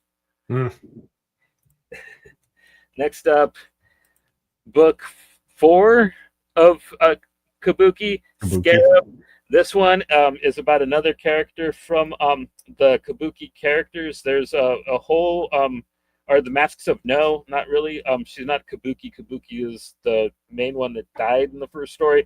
And this is kind of her dealing with Kabuki's death and just stuff that, happens in her life and her doing gangster shit. And it's really cool, and it's very beautiful. It's drawn by Rick Mays and written by David Mack. And it's just glorious black and white, beautiful Japanese women with makeup, doing ninja stuff, man. If you never read Kabuki, it's very surreal. It's very emotional, and yeah, very ahead of its time, man. In the 90s, like it was right there with the Max, with being something that you didn't see on the shelves before. You know what I mean? It was something that dealt with a real heavy subject in a very real way. Whereas like the Max dealt with sexual assault, Kabuki dealt with death in a very, very real way that was very, very, I don't know, relatable. I mean, I don't know how else to put it, and beautiful. You know what I mean? If you've never read it, yeah, you got to check it out. Like, and then I got some more Tsutomu Nihei. I got the first book for Biomega. This is probably his hardest to get book, though. I hate to put this on a list, but this arc is fucking great because it has one of the greatest shootout scenes. I wish I could show it. I don't have a book cam like Joe does, but it's like POV. Like these guys stop him while he's riding his motorcycle, and like you just see his gun raise, and like you just see the 3 bullets come out, and then you just see the blood spots out of the 3 guys' heads, and then you see them fall, and it's just so fucking cool looking. I love Nihei's art. And then there's also a bear with a sniper rifle, which is just so cool because he just does what he wants, man. And then more Stoko. Jane, get your Gronch, man. Right on. One eye. He's the prophesized one. They're after him. He's got his hammer. He's going to fucking kick you in the Gronch. If you've never read this, it's high concept fantasy. It's about orcs. It's about chosen ones. And it's about, getting penises cut off. You know what I mean? It's James Stoko shit. And it's great. Next up, I got some black metal shit for you, man. I got Pat Mills and Oliver Ladois with some Requiem Vampire Knight, or as this says, Chevalier Vampire. And this book, like I said, it's very black metal. It's very black metal inspired because that's what Pat Mills listens to. And yeah, this one's about like a Nazi that dies, goes to hell, and becomes the chosen one, and to bring down Dracula, who is the ruler of hell. And basically, in hell, depending on how evil you were on Earth, depends on what monster you are when you get there. And if you're evil and you liked being evil, you're a vampire. If you're evil, it explains it in the book, but like there's different rungs, and that's how this guy kind of becomes like what he is. And it's rad, man. I highly recommend it. There's 12 books for it. I know that Pat's going to be kickstarting them after the Shaw hardcovers are done kickstarting, which is probably in a couple years, because I think the first one, there's 3 Shaws, and he just did the first one, so I don't know when the second one's going to run, but the first one was overfunded so fucking huge, so I don't see why he's not going to do the rest. Next up, I got some more Victor Santos with book 2 of Polar Eye for an Eye. This introduces Christy White. Basically, she fell in love with the mobster, overheard some shit, got shot in the eye, and fell off a boat. They thought she was dead. She got found by the Black Kaiser, got trained how to be a badass, and she goes sick house on him, man. And like I said, dude, Victor Santos's violence is so amazing, and the second half of this book is just drawn so cool. I love watching her just slice and dice some fools. It's so cool. Now, this book we covered already. This was actually my introduction into Jeff Lemire. This is The Nobody, and this is his take on the Invisible Man. Basically, he comes to this small town and he befriends this loner girl who works at this diner hotel that he's staying at, and kind of helps her through this kind of awkward time in her adolescence. And then he goes psycho and disappears like the Invisible Man's supposed to. And it's very touching, man. Like, it's Jeff Lemire, doing what Jeff Lemire does with the classic property. You know what I mean? He takes some H.G. Wells goodness and he does what he does with it. And I highly recommend it. I think it's hard to get, though. But if you can get it, check it out, man. I think it was his 3rd book, too. I think he ever did. Next up, I got some Rick Remender. This is Low, book 3. And I picked this one because this is when the book finally starts getting a little uplifting, because the first 2 books of this is so fucking depressing. I love it so much, but like when I was reading it, I would turn off my lights after it. I'd cross my arms and brood like Batman. I'd just be like, because it's just so sad. But like, and the funny thing is, Rick would always say, "I don't know, it's my most uplifting book." I'm like, "Motherfucker, are you reading this?" Like, but then when I got to the third book and the fourth book and the fifth book, I'm like, okay, yeah, now it's uplifting. Once you got to the mom and stuff, it's great. But yeah, dude, Rick Remender, Greg Ticini, low sci-fi greatness at its best. It's like a space opera underwater, so good. And then at 31. Stray Bullets issue 2. This is where Jenny sees Spanish Scott murder the guy after she watches Star Wars, and it ruins her life, man. It turns her into like a total delinquent. Such a wonderful issue. Stray Bullets is so good. David Lapham is demented as fuck. I love his writing though, and yeah, you read this issue, right, Joe? Yeah. Yeah, dude. Yeah. It should be sad, but like, oh man, it's good. And then next up, I got some Farrell Dalrymple. I got the first arc of Pop Gun War. This is about the kid named Sinclair who finds wings in a garbage can, tapes them onto himself, and kind of goes around and has goofy adventures with all these weird characters that inhabit this version of New York that he lives in. And it's just a really heartwarming, touching comic, man, like Farrell does. He's a cartoonist that has a very unique style, all his own, and man, I don't know how else to talk about his comics besides just to tell you to read them, because he's worth getting into. I mean, like, he's one of a kind, like most cartoonists are. Number 29, some more Vertigo goodness, and with another canceled motherfucker, but I don't care. This is DMZ by Brian Wood with Riccardo Bucciarelli. This is book 3, Public Works, and this is where Maddie Roth finds out that there's this young girl wants to be a suicide bomber, and he kind of makes it so she's not, and basically ruins her life, and she hates him for it, but basically he stops her from being a suicide bomber. And whether that's a good thing or a bad thing, we don't know, but time will tell. But the neat thing about this book, much like Army at Love, is it put a mirror up to the sham that was the Iraq War, started by George W. Bush. And it's a very much a comic book of its time, but I think that it's also a comic book that's very relevant of today. And if you can get past the fact that the writer's canceled and read the damn thing, you'll be blown away. It's a fucking amazing comic. Okay, next up, we got some more Atsushi Kaneko.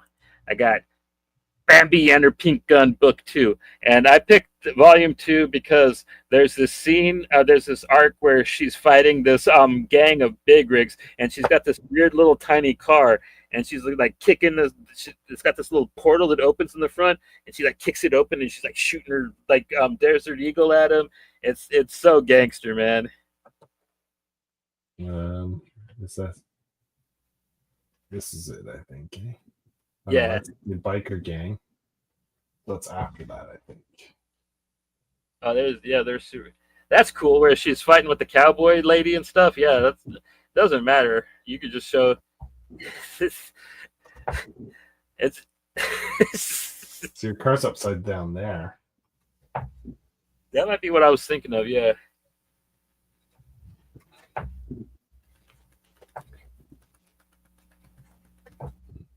It's a fun book, and then it gets that color change as you go. Oh, here's the big rigs, right?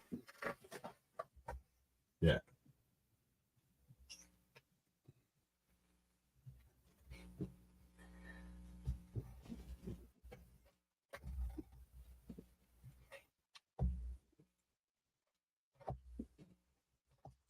Yeah, Bambi's a little gangster.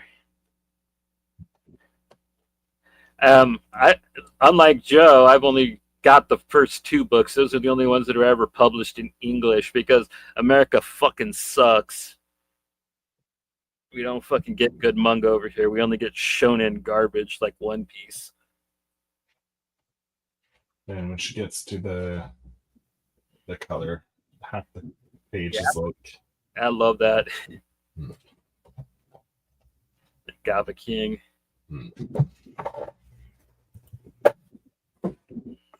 And then the 27, Got some more Garth Ennis. This is my favorite arc of Preacher. Most people call this arc filler. They can fuck themselves because this is the best. Salvation is great. This is after War in the Sun, where the nuke goes off and Jesse falls out of the helicopter and gets amnesia and becomes sheriff of this small town. And yeah, it's just crazy like Preacher is, but it doesn't really have Cassidy or Tulip in it. He's got 2 new sidekicks in it, his deputies, and it's wild, man. It's Preacher. And but it's not. I don't care what anybody says. He goes up against old Odin Quincannon, who's this crazy old guy who's got a beef farm that he's got like this meat like statue that he fucks. That it's really fun. Like Garth Ennis doing Garth Ennis. I highly recommend it, man. Like, it's book 7 of Preacher. It's right before everything gets super gangster again. So yeah, it's a nice lull between like the really hardcore shit. And then at number 26, I got a book that made me cry like a goddamn baby. We got Saga Book 7 by Brian K. Vaughan and Fiona Staples. And this one, it's got the little tiny ferret people that drowned to death at the end, and god damn, fuck you, Brian K. Vaughan. But no, it's good. It's such a great arc. But like, man, I cried so hard. And yeah, here we go. You ready, Joe? Yeah. All right, I got the King Jura reproduction size book, which is really cool. 1117. It's the issue of King Jura by Marco Fontanelli, and yeah, so it's like an artist edition that reproduced at the original size. It's good stuff. Pretty cool. It costs quite a bit more than a normal comic, but it's an interesting. It's badass though, dude. Look at that thing. Yeah, it is pretty cool. Then I'm just gonna do a superhero kind of just shout out in general. Yeah, it's incredible. I mean, like, he runs an indie thing. He has a book out every month. Like, I gotta applaud him. This is the one I just read recently. Yeah, the book about Elle, you were saying. You're a sucker. Yeah. So this is pretty fun. Issue 1 was great. Issue 2, I liked it. I just wish the little there's little filler stories. I wish they would have just been add-on stories in the end, but they work as like commercials that break up the story. Okay. I would have just preferred them as backup, like little backup stories. But I mean, because I found it kind of took away from the flow of the main story. But I get what he was trying to do, like a commercial break. Then it's back to the, But the first one was fantastic, like really good. Snake Creep Kill, you already touched on. Great book. Punk Slim and Mop Top, issues 1 and 2. These are great. Yeah. People should pick those up. So superhero. Mark Sparavecchia does the art on him. So gorgeous. Yeah. This is the latest for the Steel Street. It's a 2-parter for issue 10. Or is it issue 9? I can't remember. That's issue 10. Yeah, both. Yeah. It's a wraparound cover. Have you got to it yet? No, not those. I've only got to issue 6, man. Like, I'm still lagging behind. We got all the issues, but yeah. And then the other one was shouting out the Power Pulp. So I got the Brad, just a bunch of Power Pulp titles that I got from my order. Municipal Threat. Those are so fun, man. Did you check any of them out yet? No, I haven't read anything yet. I've been busy getting my books together. This you touched on earlier. Yeah, Ninja 4. Ninja 4, yeah. So just flip through it real quick, Yeah, I love James's art in that book. Yeah. Good stuff. Love his hands in this book. The fingers and stuff, really cool. And gore. Then I have like all the Alex's books, Alex Delaney. Oh yeah. So those are so good, man. I recommend everybody go get Derelict and Other Side of Town off of Power Pulp Comics right now. Yeah. Um, This is Darlin in the Sun. I haven't read this one yet, but yeah, I want to get that so much. It looks so good. I got to get a signed copy though. yeah, there you got Galacto. This one we've mentioned it on the book before, on the show before. So, So funny. Where is it? No, the next page. Right? When he shows up in the sky, where is it? Yeah, where the sheep all, or the goats all. Yeah. Right. Oh, here we go. Yeah. Then the goats get scared and they're just laying on the ground. Then this one. This will probably be the first one I read. The family fun. With the Stardust Wizard.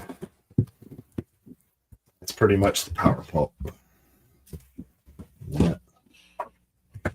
Give them a shout out. It's, there's some great indie stuff. And I think being self-published is making a comeback because people are just sick of small publishers fucking them over and not giving them the rights back to their books without buying out print runs. And I think people are just like, screw it, I'll just publish it myself. That way, if anything happens, they can do whatever they want with the title. They don't have to worry about, there's stupid shit that they don't control. Well, that's pretty much what I have, man. I was saving those for the end. Okay, well, fuck, I got 25 more. I'll go through them as fast as I can, though. Yeah, man. All right. You got them loaded? Yeah. Yeah. More Garth Ennis. There you go. Chronicles of Wormwood.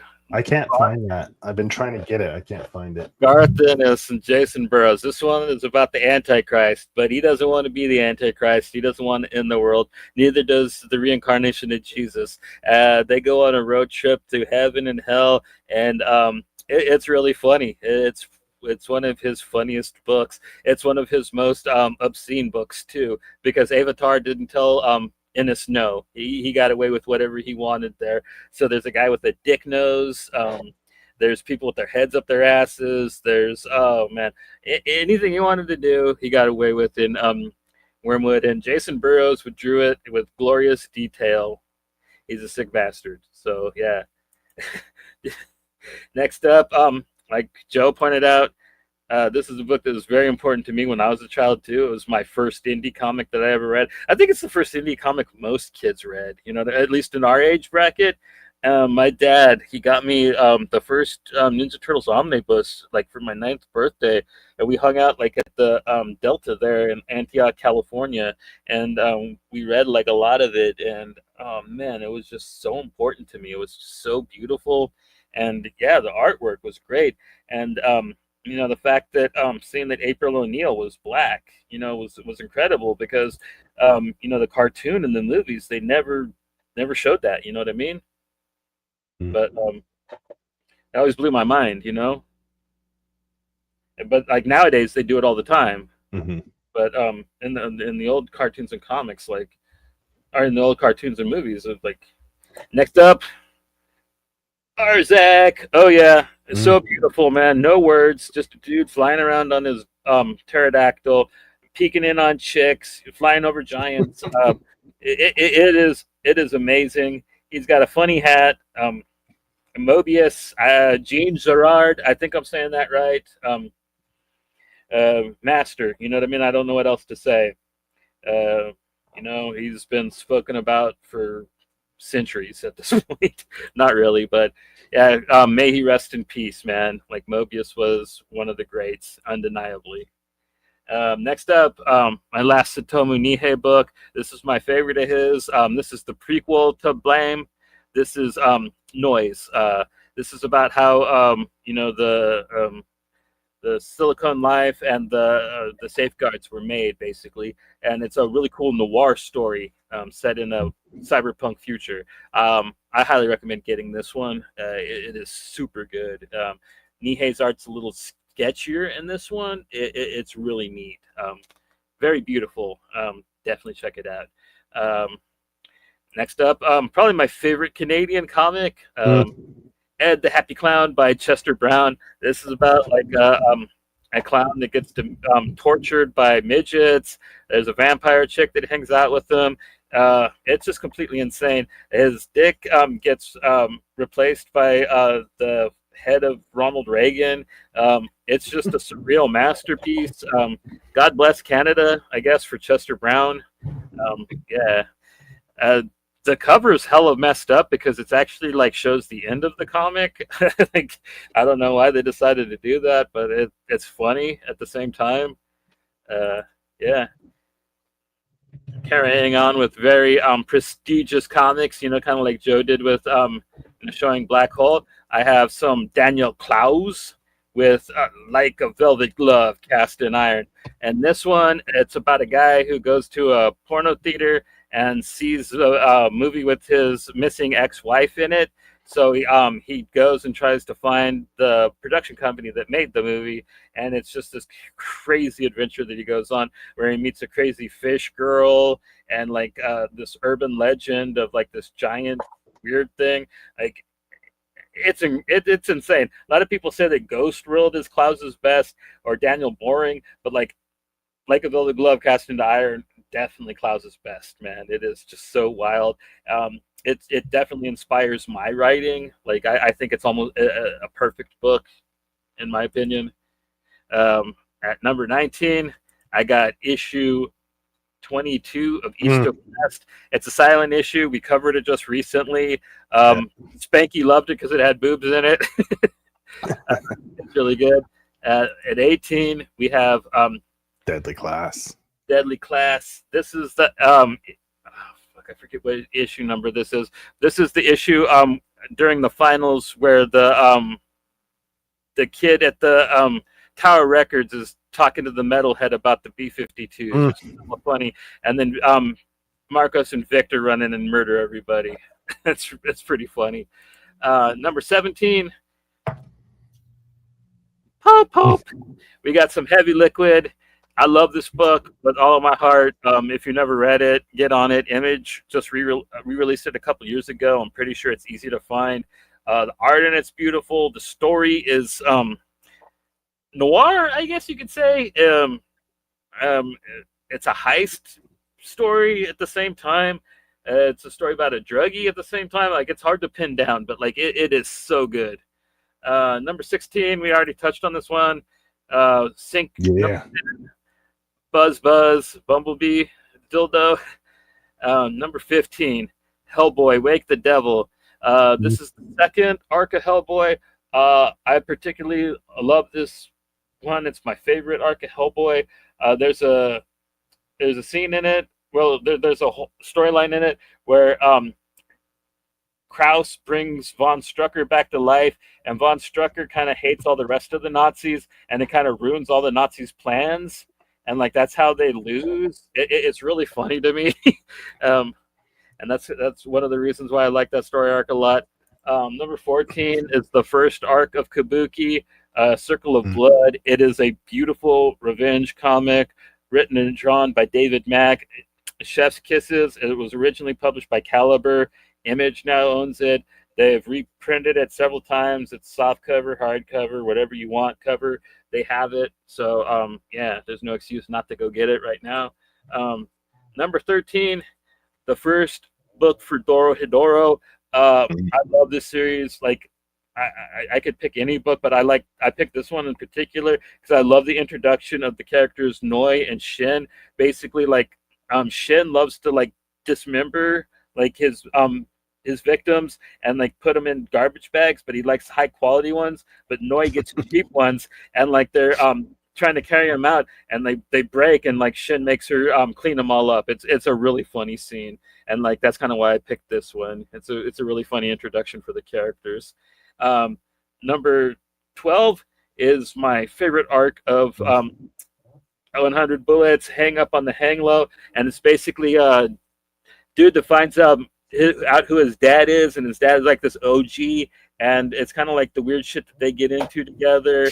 After Agent Graves gives him the suitcase with the 100 bullets and the gun, and he kind of doesn't do the right thing with it, and bad shit happens because Lono shows up. You know what I mean? And Lono, you don't want him showing up in a 100 Bullets comic, you know, in the story.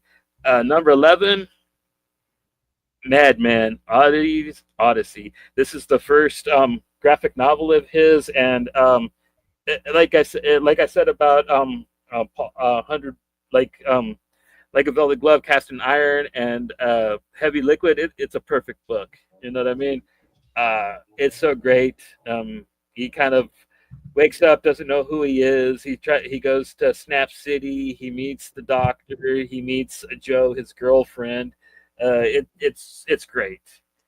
Alred's art is always on point, but it's really neat to see his earlier stuff. Like, I love seeing artists' journey. Like, we talk about it all the time. And you know, with this book, he's definitely draws like Mike Allred, but not quite on point with how he is now. Yeah. Number 10, Grass Cutter by Usagi Yojimbo. This is the book that I highly recommend. If people always ask me, like, oh, there's so much Usagi Yojimbo, where do I start? I always say this book because it's just really good. It is kind of more steeped in fantasy than a lot of his stuff is, but I don't know. It's just really good. It's a great jump on point in my opinion. So yeah. The whole first arc of Deadly Class, end of story. Fucking read it. Get on it.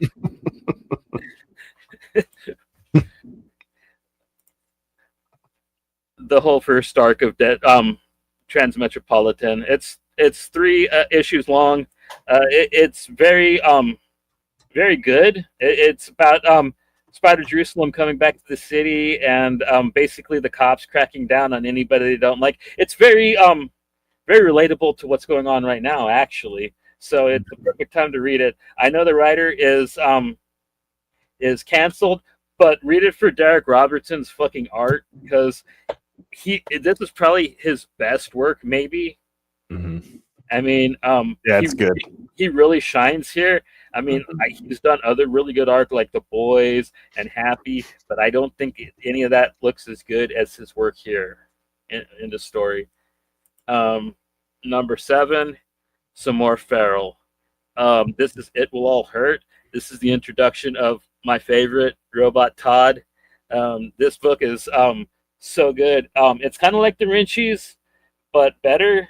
It's a little shorter. It's only 3 issues long, but it's like a team-up thing. Basically, a bunch of kids in a weird fantasy world team up, and they have to fight a wizard kid that's gone bad, and they basically got to kind of fight him. You know, it's very much in the vein of something like Neverending Story. Like a lot of Feral's stuff is like that. It reminds me of the movies that we watched when we were kids that like people say are damaging, you know, or whatever. But I love it. I love all of Feral's work, and It Will All Hurt is been reprinted by Image. I'm pretty sure it's easy to find, like most of his stuff, except for his new Robot Todd book. That's being put out by Floating World Comics, but all the rest of his stuff's out by Image, except for the Rinchies. I forget that's put out by First Second, right, Joe? Yeah, First Second puts out the Rinchies. I have it over here. I don't know. Possibly, yeah. At number 6, I got book issue number 1 of Stray Bullets. Now this book is First Second, yeah. This book is completely demented. This book is about a kid named Joe, who's driving with another guy to dump bodies, and their boss killed a girl that Joe is convinced that was his girlfriend. So he murders a bunch of other people. It is a wild ride. It is a fucking first issue. It's probably, in my opinion, the best first issue that's ever been written. It is a wild ride, and it is a hell of a way to start a noir comic. yeah, if you've never read Straight Bullets, man, there's a full compendium of all 41 issues that Image put out. I highly recommend getting it. I think that's probably the cheapest way to get it. I don't think the old El Capitan comics are cheap at all. Number 5, more Paul Pope. My favorite Paul Pope, 100%. This book is beautiful. It's about it's not about a group of friends. It's about different people that kind of intersect with one another, and in this kind of odd future, there's an artist, there's a stripper, there's this kid that wants to hook up with the stripper, and I don't know. It's just, oh, man, you got to read it. It's a Paul Pope book, man, and it's drawn so good. It's probably some of his best art. Hard to say. Paul Pope always delivers. You know what I mean? Even when he's drunk. Like, I love the guy. So yeah, God bless him. And I can't wait for November for the THB book to come out. Like, oh man, I've been waiting for that for fucking ever. Number 4, oh my God, the Nico Paul trilogy by Inky Bellal. This is from France by a guy from the Balkan region. I'm not sure exactly where, he doesn't say, but this is a book of 3 graphic novels that all tie in with this guy named Heracles Nikopol, and he has been possessed by the Egyptian god Horus, who's been cast out by the other gods who need gas for their pyramid to go back into space. It's a very surreal, esoteric comic. It's very fun. I love Inka Bellal's stuff. He's one of the best artists I've ever seen. I love his work. And I love this comic, man. That's why it's number 4. Number 3, Ernie. Number 1, Youth Gone Wild. I love it. I love this particular cover from the Eternity run because it looks like Evil Ernie singing, "I'm so excited, I can't fight it."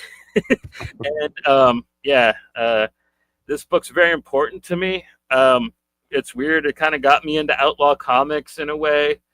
Same with the next book I'm going to point out. The next 2 books, I guess, yeah.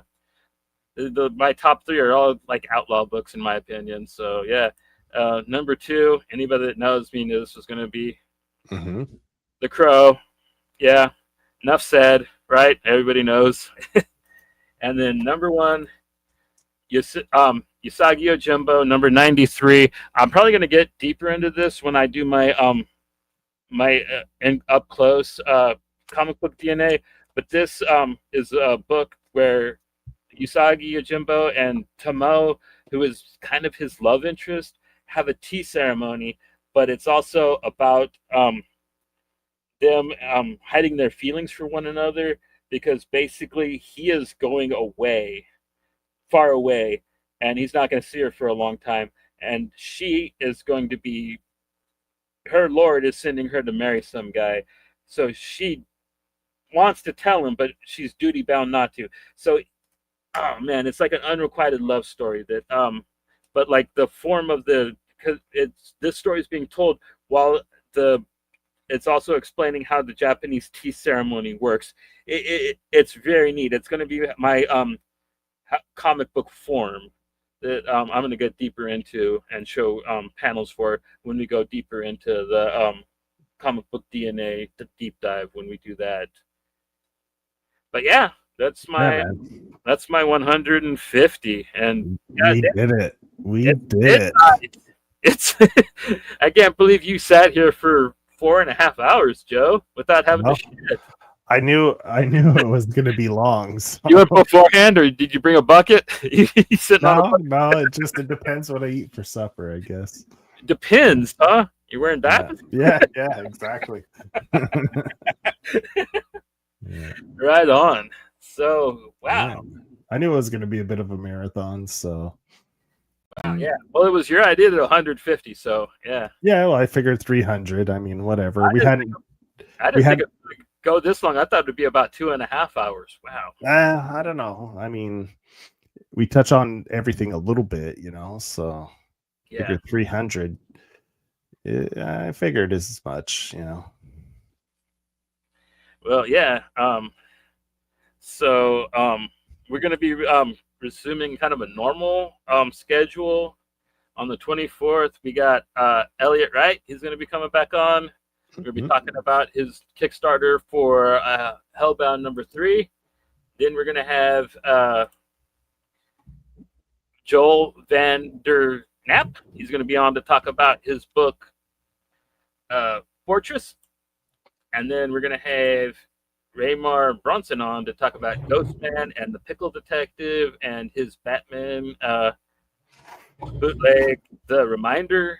And that, yeah, we wanted to have him on for a while. Actually, all these guys are good friends. And then on the 4th, I believe, we're going to have Zach Quinton back on. He's going to be talking about Macabre Valley, his new Kickstarter. I've backed it. I'm very excited for it. I actually got backed. I'm going to get his Death of Comics bookcase book as well. And then on the 6th, we're going to have Josh Mikas on. He's going to be talking about his book Sucker. And on the 16th, we're going to have Brian DePillis and Nathan Price on to talk about Drip, their graffiti horror comic. And I don't know, we might have somebody between then, but yeah, we got lots of stuff planned for you guys. So we'll see you guys soon. Take it, y'all. Laters.